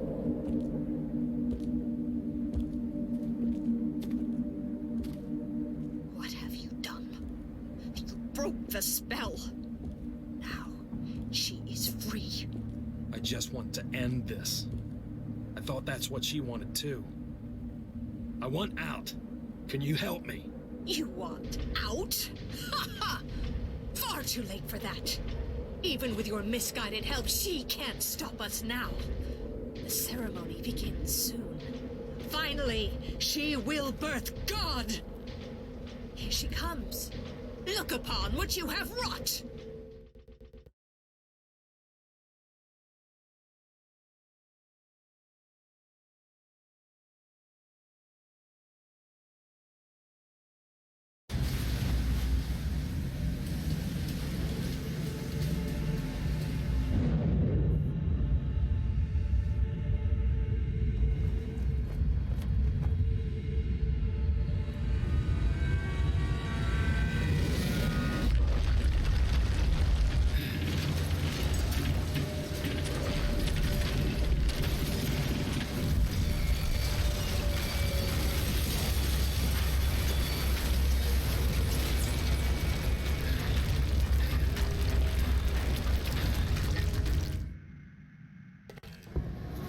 Hey, that time it worked.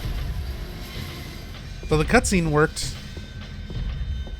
but also now we've seen it. And like I was mentioning earlier, like, go through and watch my whole Silent Hill 1 playthrough, all 14 hours of it, where I very begrudgingly go through... begrudgingly is not the right word. Very meticulously go through the game and explain every facet of how Alessa is not really in control of the other world, and how it's just using her as kind of a vessel to spread the other world and shape how the other world manifests. This game, fuck that. She has anime psychic, powers. She's just evil and controlling it and, like, flying down the stairs with the other world spreading around her. Like, oh my god.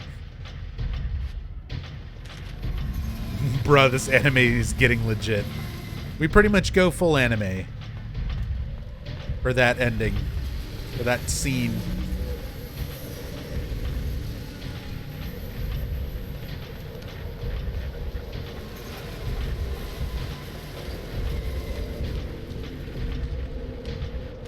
Also, it's worth noting that they keep that sort of idea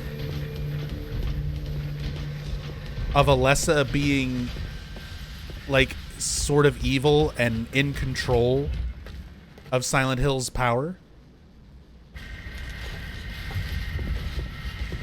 They kept that idea even as far up as through Homecoming.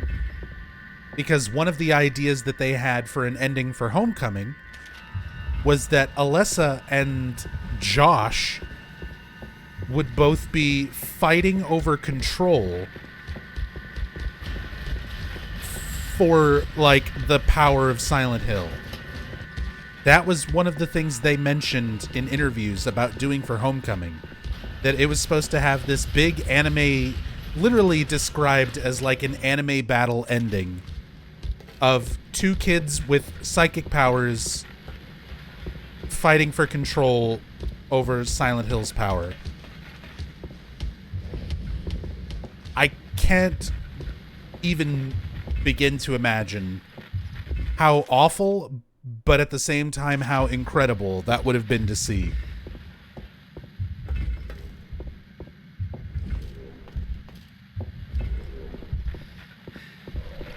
But that was a real thing that they wanted to do. And thankfully at some point decided, no, maybe that's just a little too much.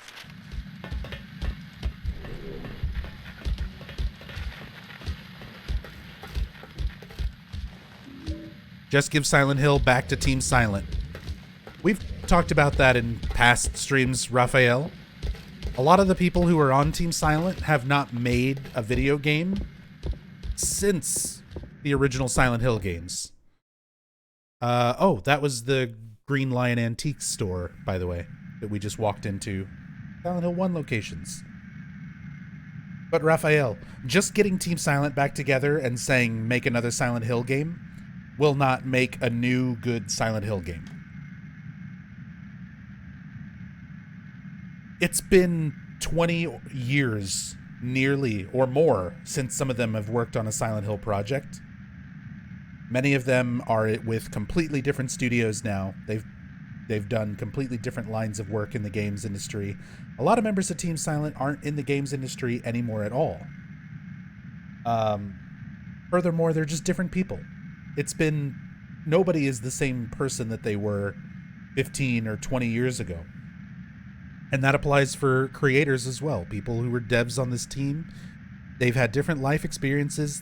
They would write from different levels of experience. If they were making something new, they would have to learn. A lot of the animators and artists, like, they haven't made a game in 15 years, 10 years. Current technology is so far beyond them, they'd have to learn entire new systems and things, programs, software, to even be able to slightly catch up to where things are now and what they're capable of doing now. Just getting a bunch of the band, getting the old band back together and having them make a Silent Hill game, it's not going to guarantee a new good game. It's not. They're all totally different people now. So there's not really an option on that. That's why, personally, me, as far as being a Silent Hill fan, here's where I lie on it. I'm done with Silent Hill. There doesn't need to be another Silent Hill. Konami can just give up on that shit. We got some good games, we got some not so good games, but it kind of ran its course. What I would rather have is something new, a new studio that knows how to use modern software and tactics, and make something in the modern era, but learn from all the things that Team Silent did right in the first 4 games and all the things that were done incorrectly for the series after that, and then make something new. I want a new series that blows me away. I want to be able to play a new game and be like, wow, this is my new favorite horror game. This is my new favorite horror series. Is this new thing that takes all these ideas that Silent Hill and does them even better.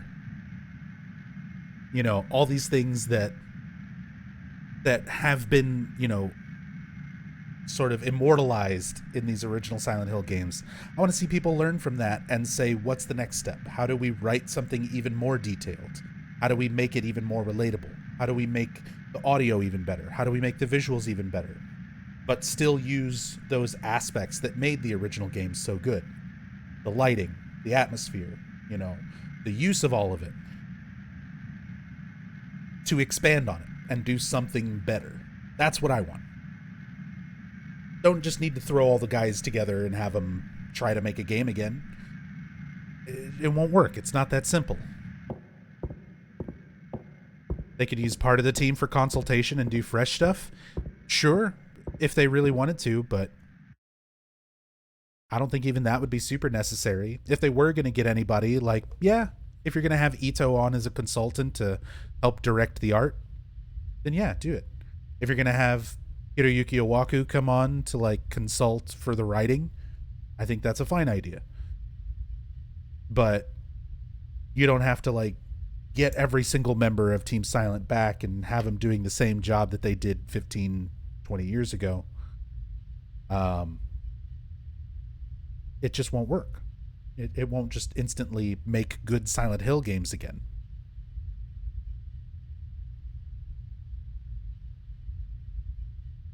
So we should just give up on PT. Lol, damn, that sucks though, but you're right. If you were still hanging on to PT, I don't know what to tell you on Dead Maiden. Anybody who was still clinging to the thought that PT might still happen, you need to read up on that situation a lot better, because I do not know how people still have hope on that.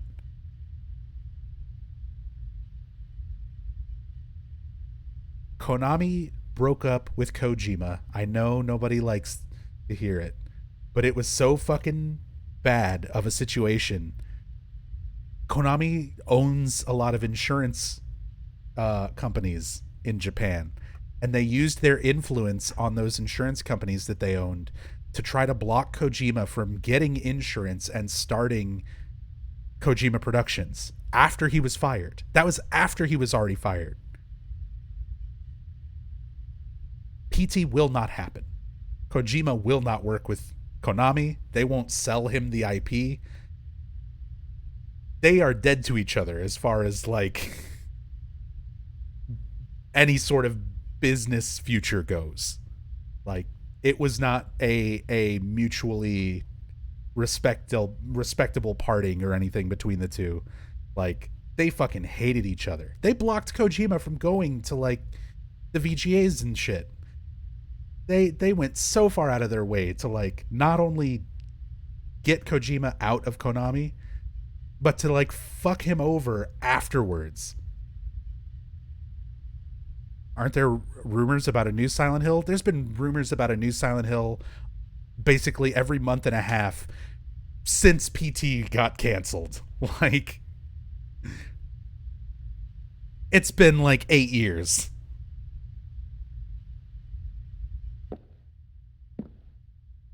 And again, I don't know how anybody can still bite into rumors and quote unquote leaks with any sort of confidence of like, maybe it's going to happen. Like, are you kidding me?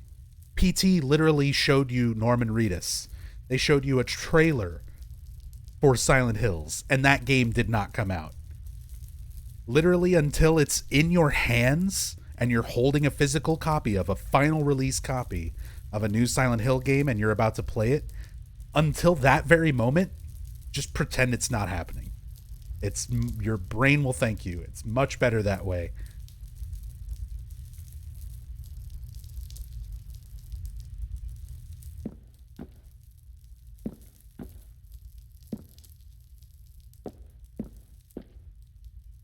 It's old and won't open. Oh, man. Sure, Grandma, new Silent Hill's on the way. Now let's get you back to bed. Right.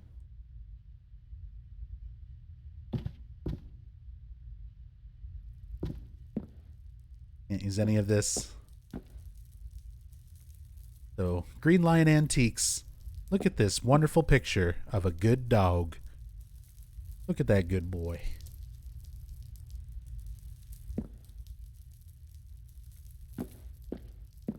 Wasn't aware Konami did all that to Kojima? Oh yeah, as said. Anybody who still holds out any sort of hope of anything working between Konami and Kojima, you just need to do some more research. Do some more reading on how that whole thing went down and everything Konami did to Kojima after the fact. And not to mention his conditions while he was working there during his employment. Konami's fucking awful. That should not come as a shock or surprise to anyone now. But yeah, do some research on that. You'll absolutely hate it. You will hate the things you learn.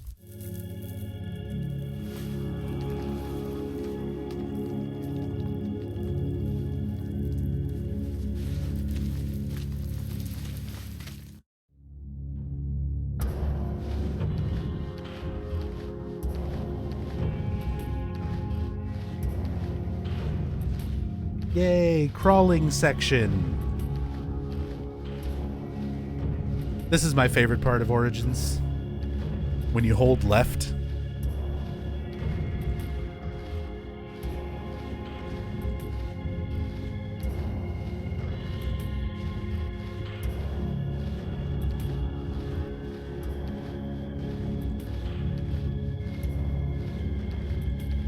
They put this part on the box. Yeah, that's right. We talked about that. They put a scene from this on the fucking box. They were so thrilled with how this looked. Somebody was very proud of this.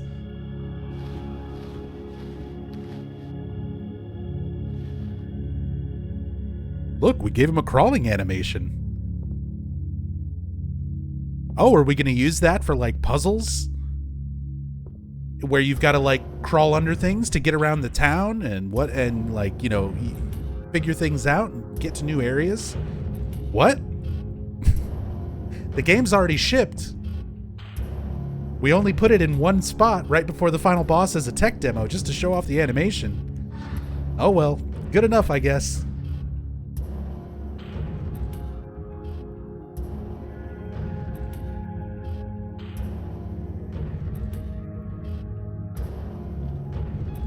Hey look, it's that altar from Silent Hill 1. Looks like some kind of altar.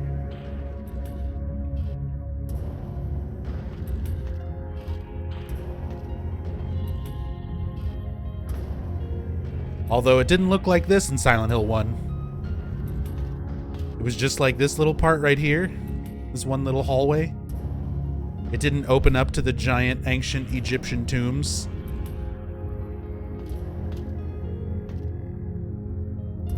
To this, like, Oblivion dungeon.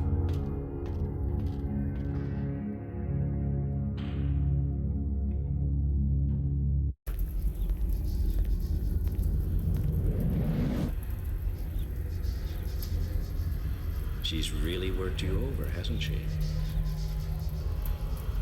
I'm surprised to see you. We had assumed you'd just leave. Well, time to put her pawn to sleep. Good night.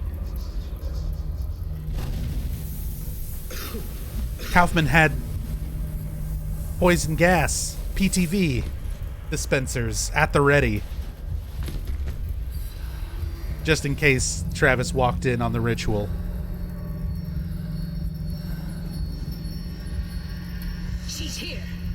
We need to begin this now. Don't worry, Dahlia. With him out of the way, she has no conduit for her power. Mama? Mama? What is it? Don't touch. Ow, it's hot! Leave it be. It is a cage for a demon. Contained, his power will focus yours. Release him, and we will all burn in the fires of hell.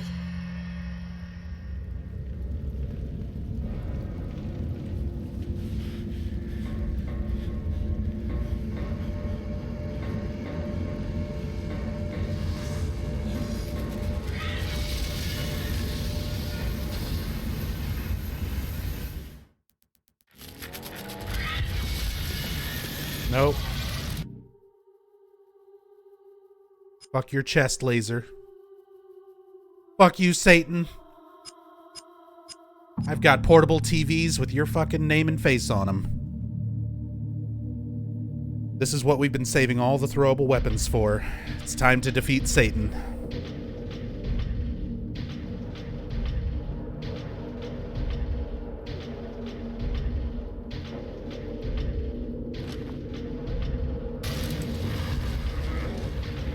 Why did...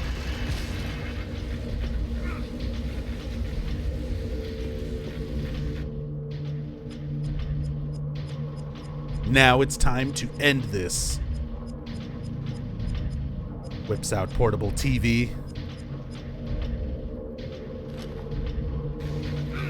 Ow.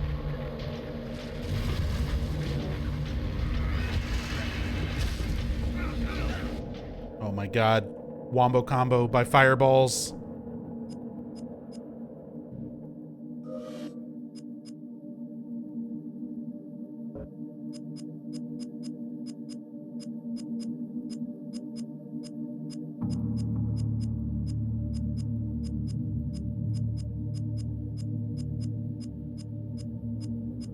I know I've got another TV in here somewhere.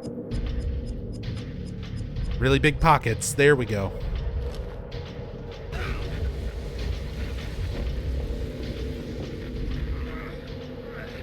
Ugh.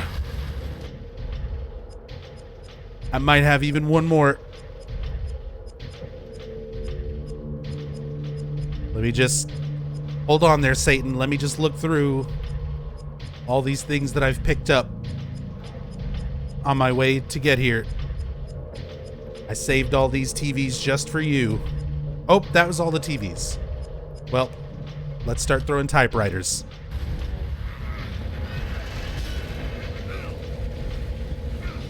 Come on, let me move. Video game.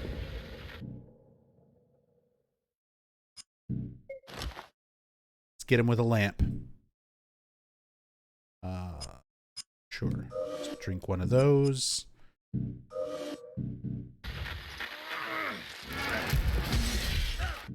Oh, the bitch slap.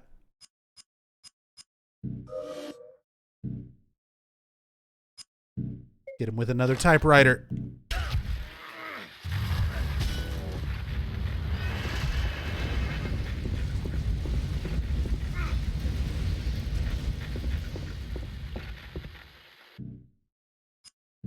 Get him with a filing cabinet. Pinto 36, thank you for the Prime sub. Very much appreciate that support. Thank you, thank you. Enjoy the emotes.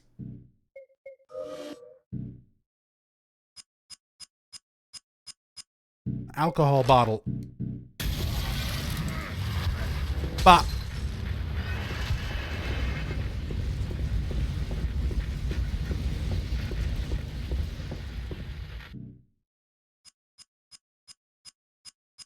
What else can I throw at your stupid face? A plastic crate. Huh.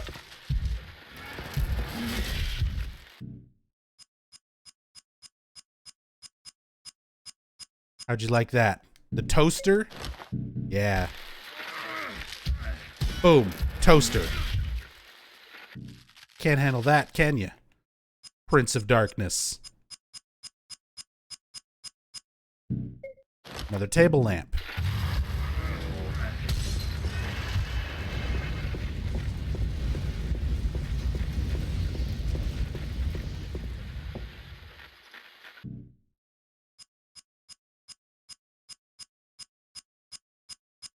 Don't worry, I've got more where that came from. Typewriter. Oh, geez, I'm right in the beam. Oh, geez. Now the snorting starts. Give me that.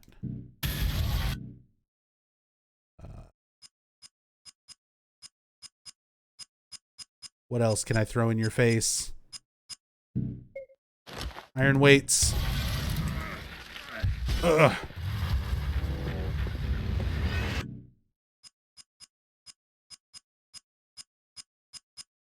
More things. More throwable things. Iron weights. Ah, oh, damn it. Meteor rain.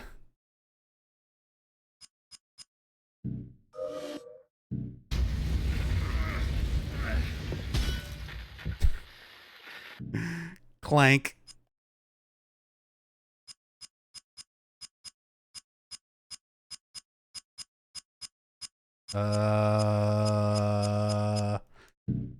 Toolbox.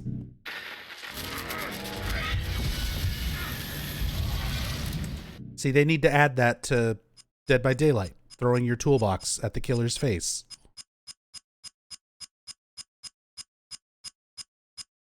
Another plastic crate. Take that. Take that, Satan.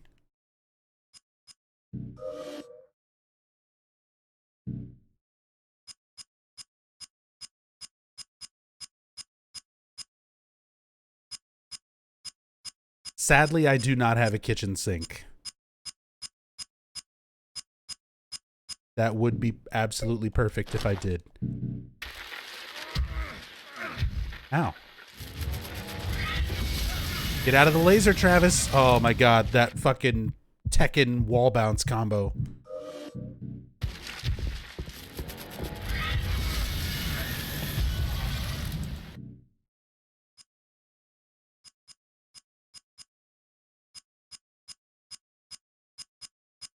Did we get a new toaster yet?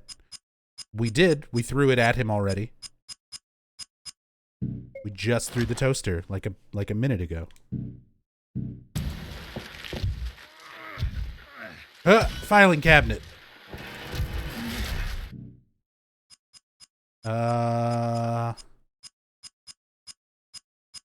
More stuff. Is that a tongue depressor on the top right of the inventory screen? I thought it was supposed to be a pocket knife.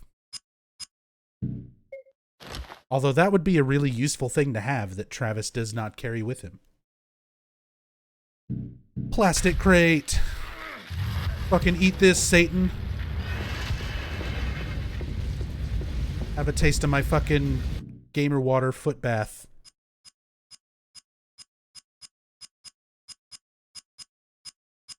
Do all the throwing items have unique damage, or are there categories? Yeah, they have different damage values. But all of them are decent, and if you fully charge throwing them up, like whenever you go to throw them, you can charge it and you can hold it to like a maximum point where the screen starts to shake. And as long as you hold it and fully charge it when you throw it, normal enemies will usually get knocked down from just one attack, one thrown weapon. I used all the throwing weapons. It wasn't enough to defeat Satan. If I would have had that one extra toaster that fucking nurse made me drop back in Alchemilla like 10 hours ago, we would have been fine. Oh man, now what? I shoot him with a gun? With bullets? Am I a fucking caveman animal? Degenerate? I wish I could throw these things. Throw the knife. Throw a shovel.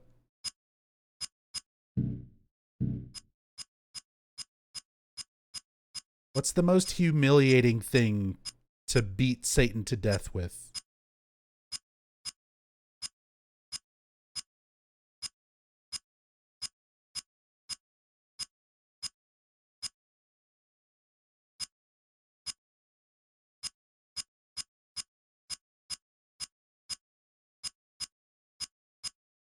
Either the jagged wood or the light stand.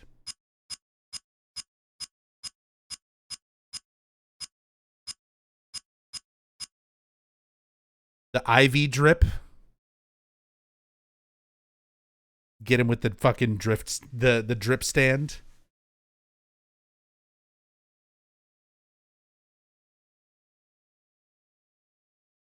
Son of Papa Moist. I know a lot of the beginning needs to be retconned, but what do you think of Origins besides that? Did you watch this whole stream? Like the last 11 and a half hours? There's a lot more than just the beginning that has problems. If you think it's just the intro that needs to be retconned, oh boy, I don't know what to tell you, Son of Papa Moist. No. Origins needs a complete unmaking. It should have been something else entirely. I mean, it was going to be something else entirely, and that was so embarrassing that it became this. But yeah. This is something that should not have been.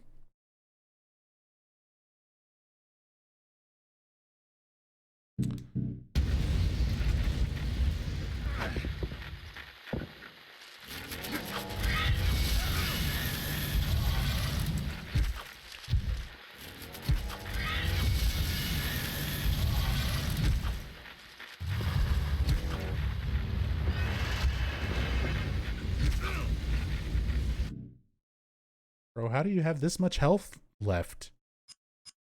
I threw so many things in your face.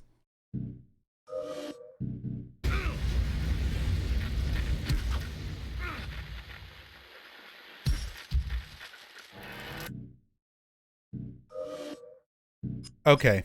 There's only one real way.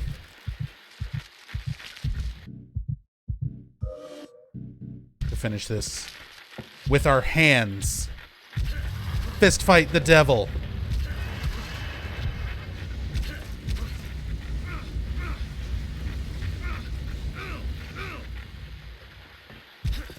Just punch the devil right in his fucking ass.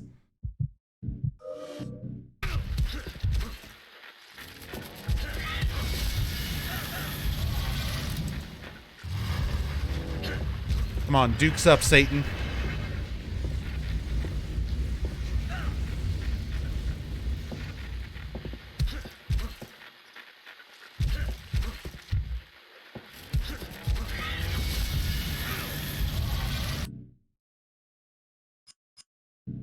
Get some of that energy drink in there.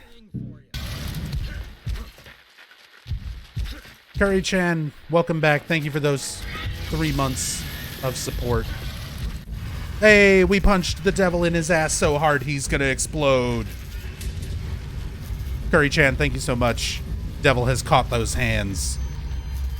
That's it for Silent Hill Origins. And then this happened.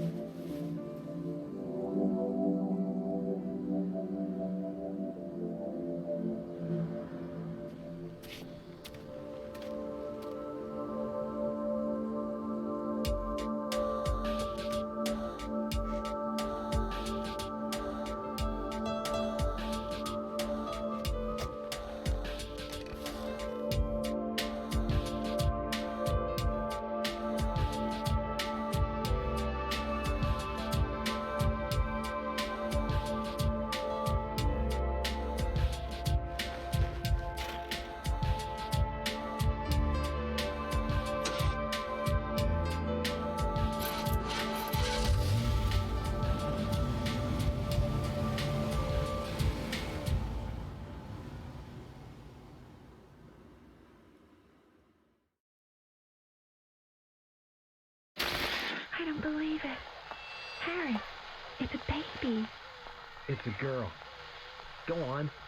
Hold her. Cheryl. We'll call her Cheryl.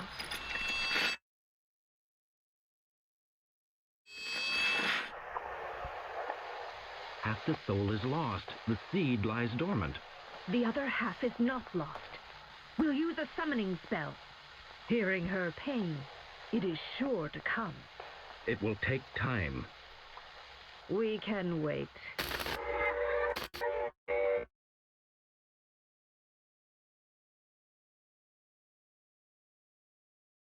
Is that Lisa? No, that's not Lisa.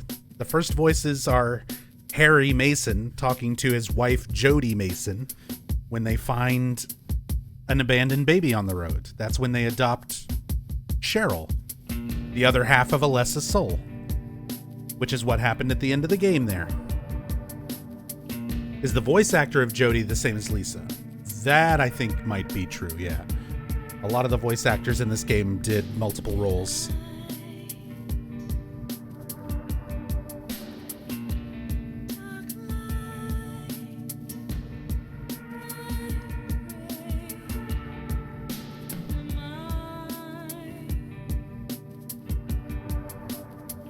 But yeah, that is Silent Hill Origins. It has moments where you can tell, you know, they kind of tried. And again, knowing the history of the development, how it went through so much development under the Climax US team, and then all of that was basically thrown away, and they had to start over with the UK branch. And basically not even finish, just start over, but with the remaining budget and time that the first dev team had, where they just kind of fucked everything up. So even the director himself has said this is not a perfect game. that he questioned even doing a prequel. So a lot of things that even the director has said, is not great about this game. But knowing its history, knowing kind of why it's like this, kind of at least helps put it into some context. But does not change the fact this is still one of my absolute least favorite games in the series. Really uninspired, really underwhelming, and it does a great disservice to Silent Hill 1 and its amazing story by just kind of grossly misunderstanding and misrepresenting the events of the first Silent Hill game anytime they try to reference anything. But that's Origins. I tried to be somewhat thorough on talking about the story, talking about the development and the history of it. A lot of just speaking my opinions on it as well, but hey, that's kind of the give and take of it. Not everyone's going to agree.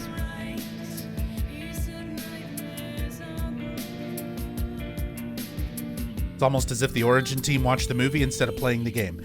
The movie was still like super new at the point that this game was being developed. They might have taken a little bit of influence from the movie, but considering development timelines and stuff compared to where the movie would have released, I think it's more likely that towards the very end would have been when they watched the movie and then made Homecoming. Because if you think this game is similar to the movie, wait until we play Homecoming next time. Homecoming is basically Silent Hill the movie, the game. Way more parallels and way more things to compare to the movie.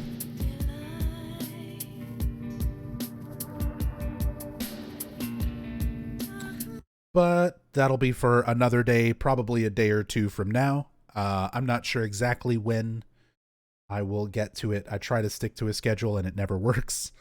So follow the channel if you're not already following so you can get alerts when I go live. You can follow me on Twitter, just @nubzombie. You don't have to make a Twitter account or anything, but if you want to find out that a stream is going to happen and catch the next one when it's starting, that's the best I can give you. Because yeah, anytime I try to give a day and a time too far ahead, then stuff happens and it changes and everyone's like, why didn't you stream? How it is. I can't do schedules. I fucking suck at it. As soon as I try to set stuff to a date, I fuck up. But yeah, give me a day or so to rest and then I'll probably be back to streaming, a day or two from now. And I'll post it up on Twitter and let everyone know that I'm going to do the next one. So next story playthrough is, like I said, Homecoming. After Homecoming, it'll be Shattered Memories and then Downpour. And then we're done. We're done with all the main series stuff. There's a bunch of side games and spin-off games. Some of those maybe I'll do an in-depth stream and cover a bunch of side stuff. Talk about the play novel, talk about the arcade game. We'll definitely not be playing Book of Memories ever again. If you want to know about Book of Memories, it's archived from the last time that I've played it. It's archived many times over. I've done it for marathons. I've done it for subathons. I've done in-depth story plays, all that. On what platforms will you play the remaining games? Homecoming is going to be on the Xbox One, playing the Xbox 360 version through backwards compatibility. Shattered Memories is going to be the original Wii version, played on actual Wii hardware. I've got a capture converter so that the Wii is HDMI and like proper resolution and stuff, but it'll be on actual hardware, actual Wii hardware. For Shattered Memories, Downpour will also be on Xbox One. So backwards compatibility for that one too.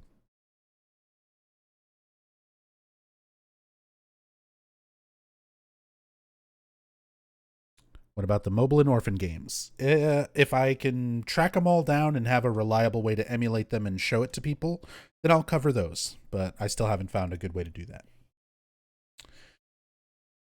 But all right, it's time for me to go and crash. That is Silent Hill Origins. But hold on, we've got to make sure we save. After going through all that trouble, we won our New Game Plus save. Want to make damn sure we get that. Because now...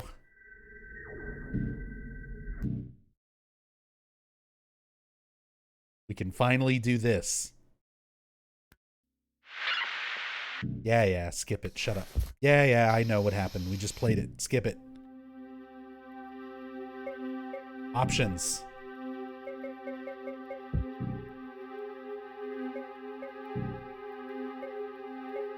Wait. Why is extra options grayed out?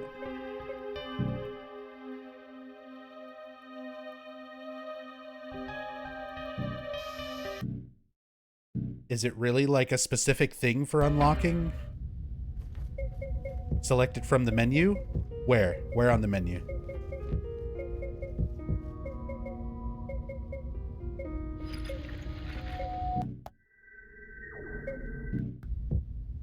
It should immediately go into New Game Plus. Load the clear data.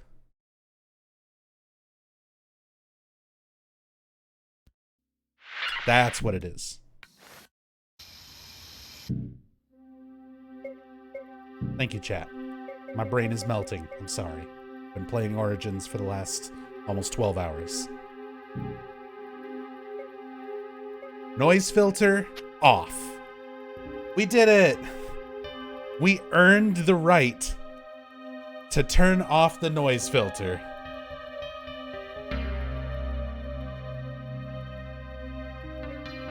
And reverse run walk controls. Why is that also an extra option? Why is this so stupid? God, I hate this game. Oh, look at it.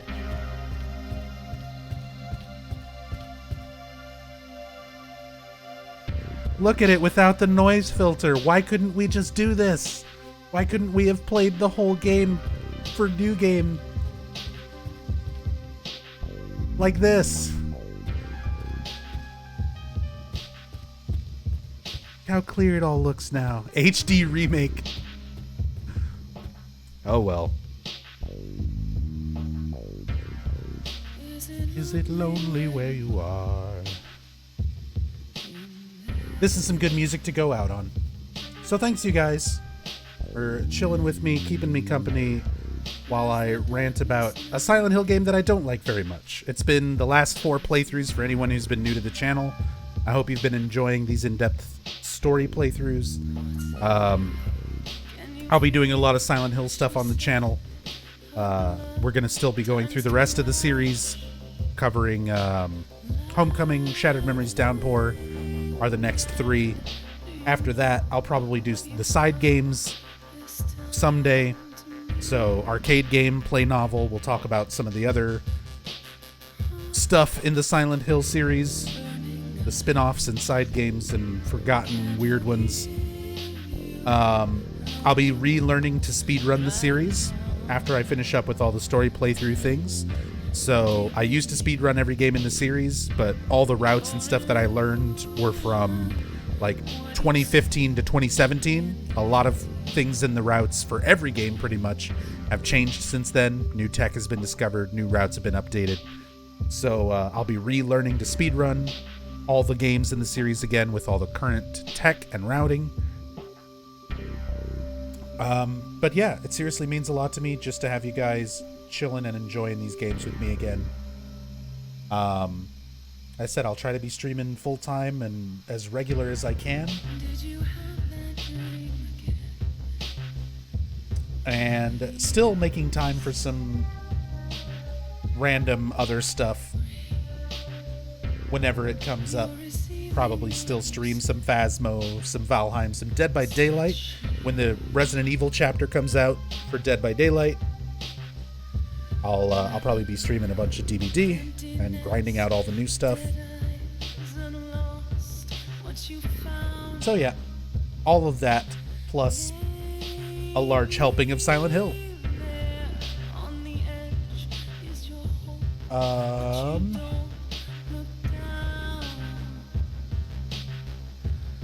Oh, are you going for a while? See if this my friend is still going here. Mordos. So I'm actually going to go... Zupis! Zupis, thank you so much for that new sub. Appreciate the support. Enjoy your emotes. Thank you so much for supporting me in the channel. Really, really appreciate it. We're going to go raid Mordos. Mordos is a Dark Souls speedrunner. He's doing some Dark Souls Remastered all bosses runs. And for a long time, he's been a regular in our channel and a longtime supporter and just a cool dude. Like one of those people who started watching his channel through looking up other Dark Souls speedrunners, and then he wound up watching my channel, and like we're fans of each other's work. So Mordos is super cool, really chill guy, doing some Dark Souls runs. Show him some love, and I will see y'all for the next one. Homecoming in a day or two. So, much love, everybody. Thank you all for being here, all the love and support. And I will see you next time. Peace.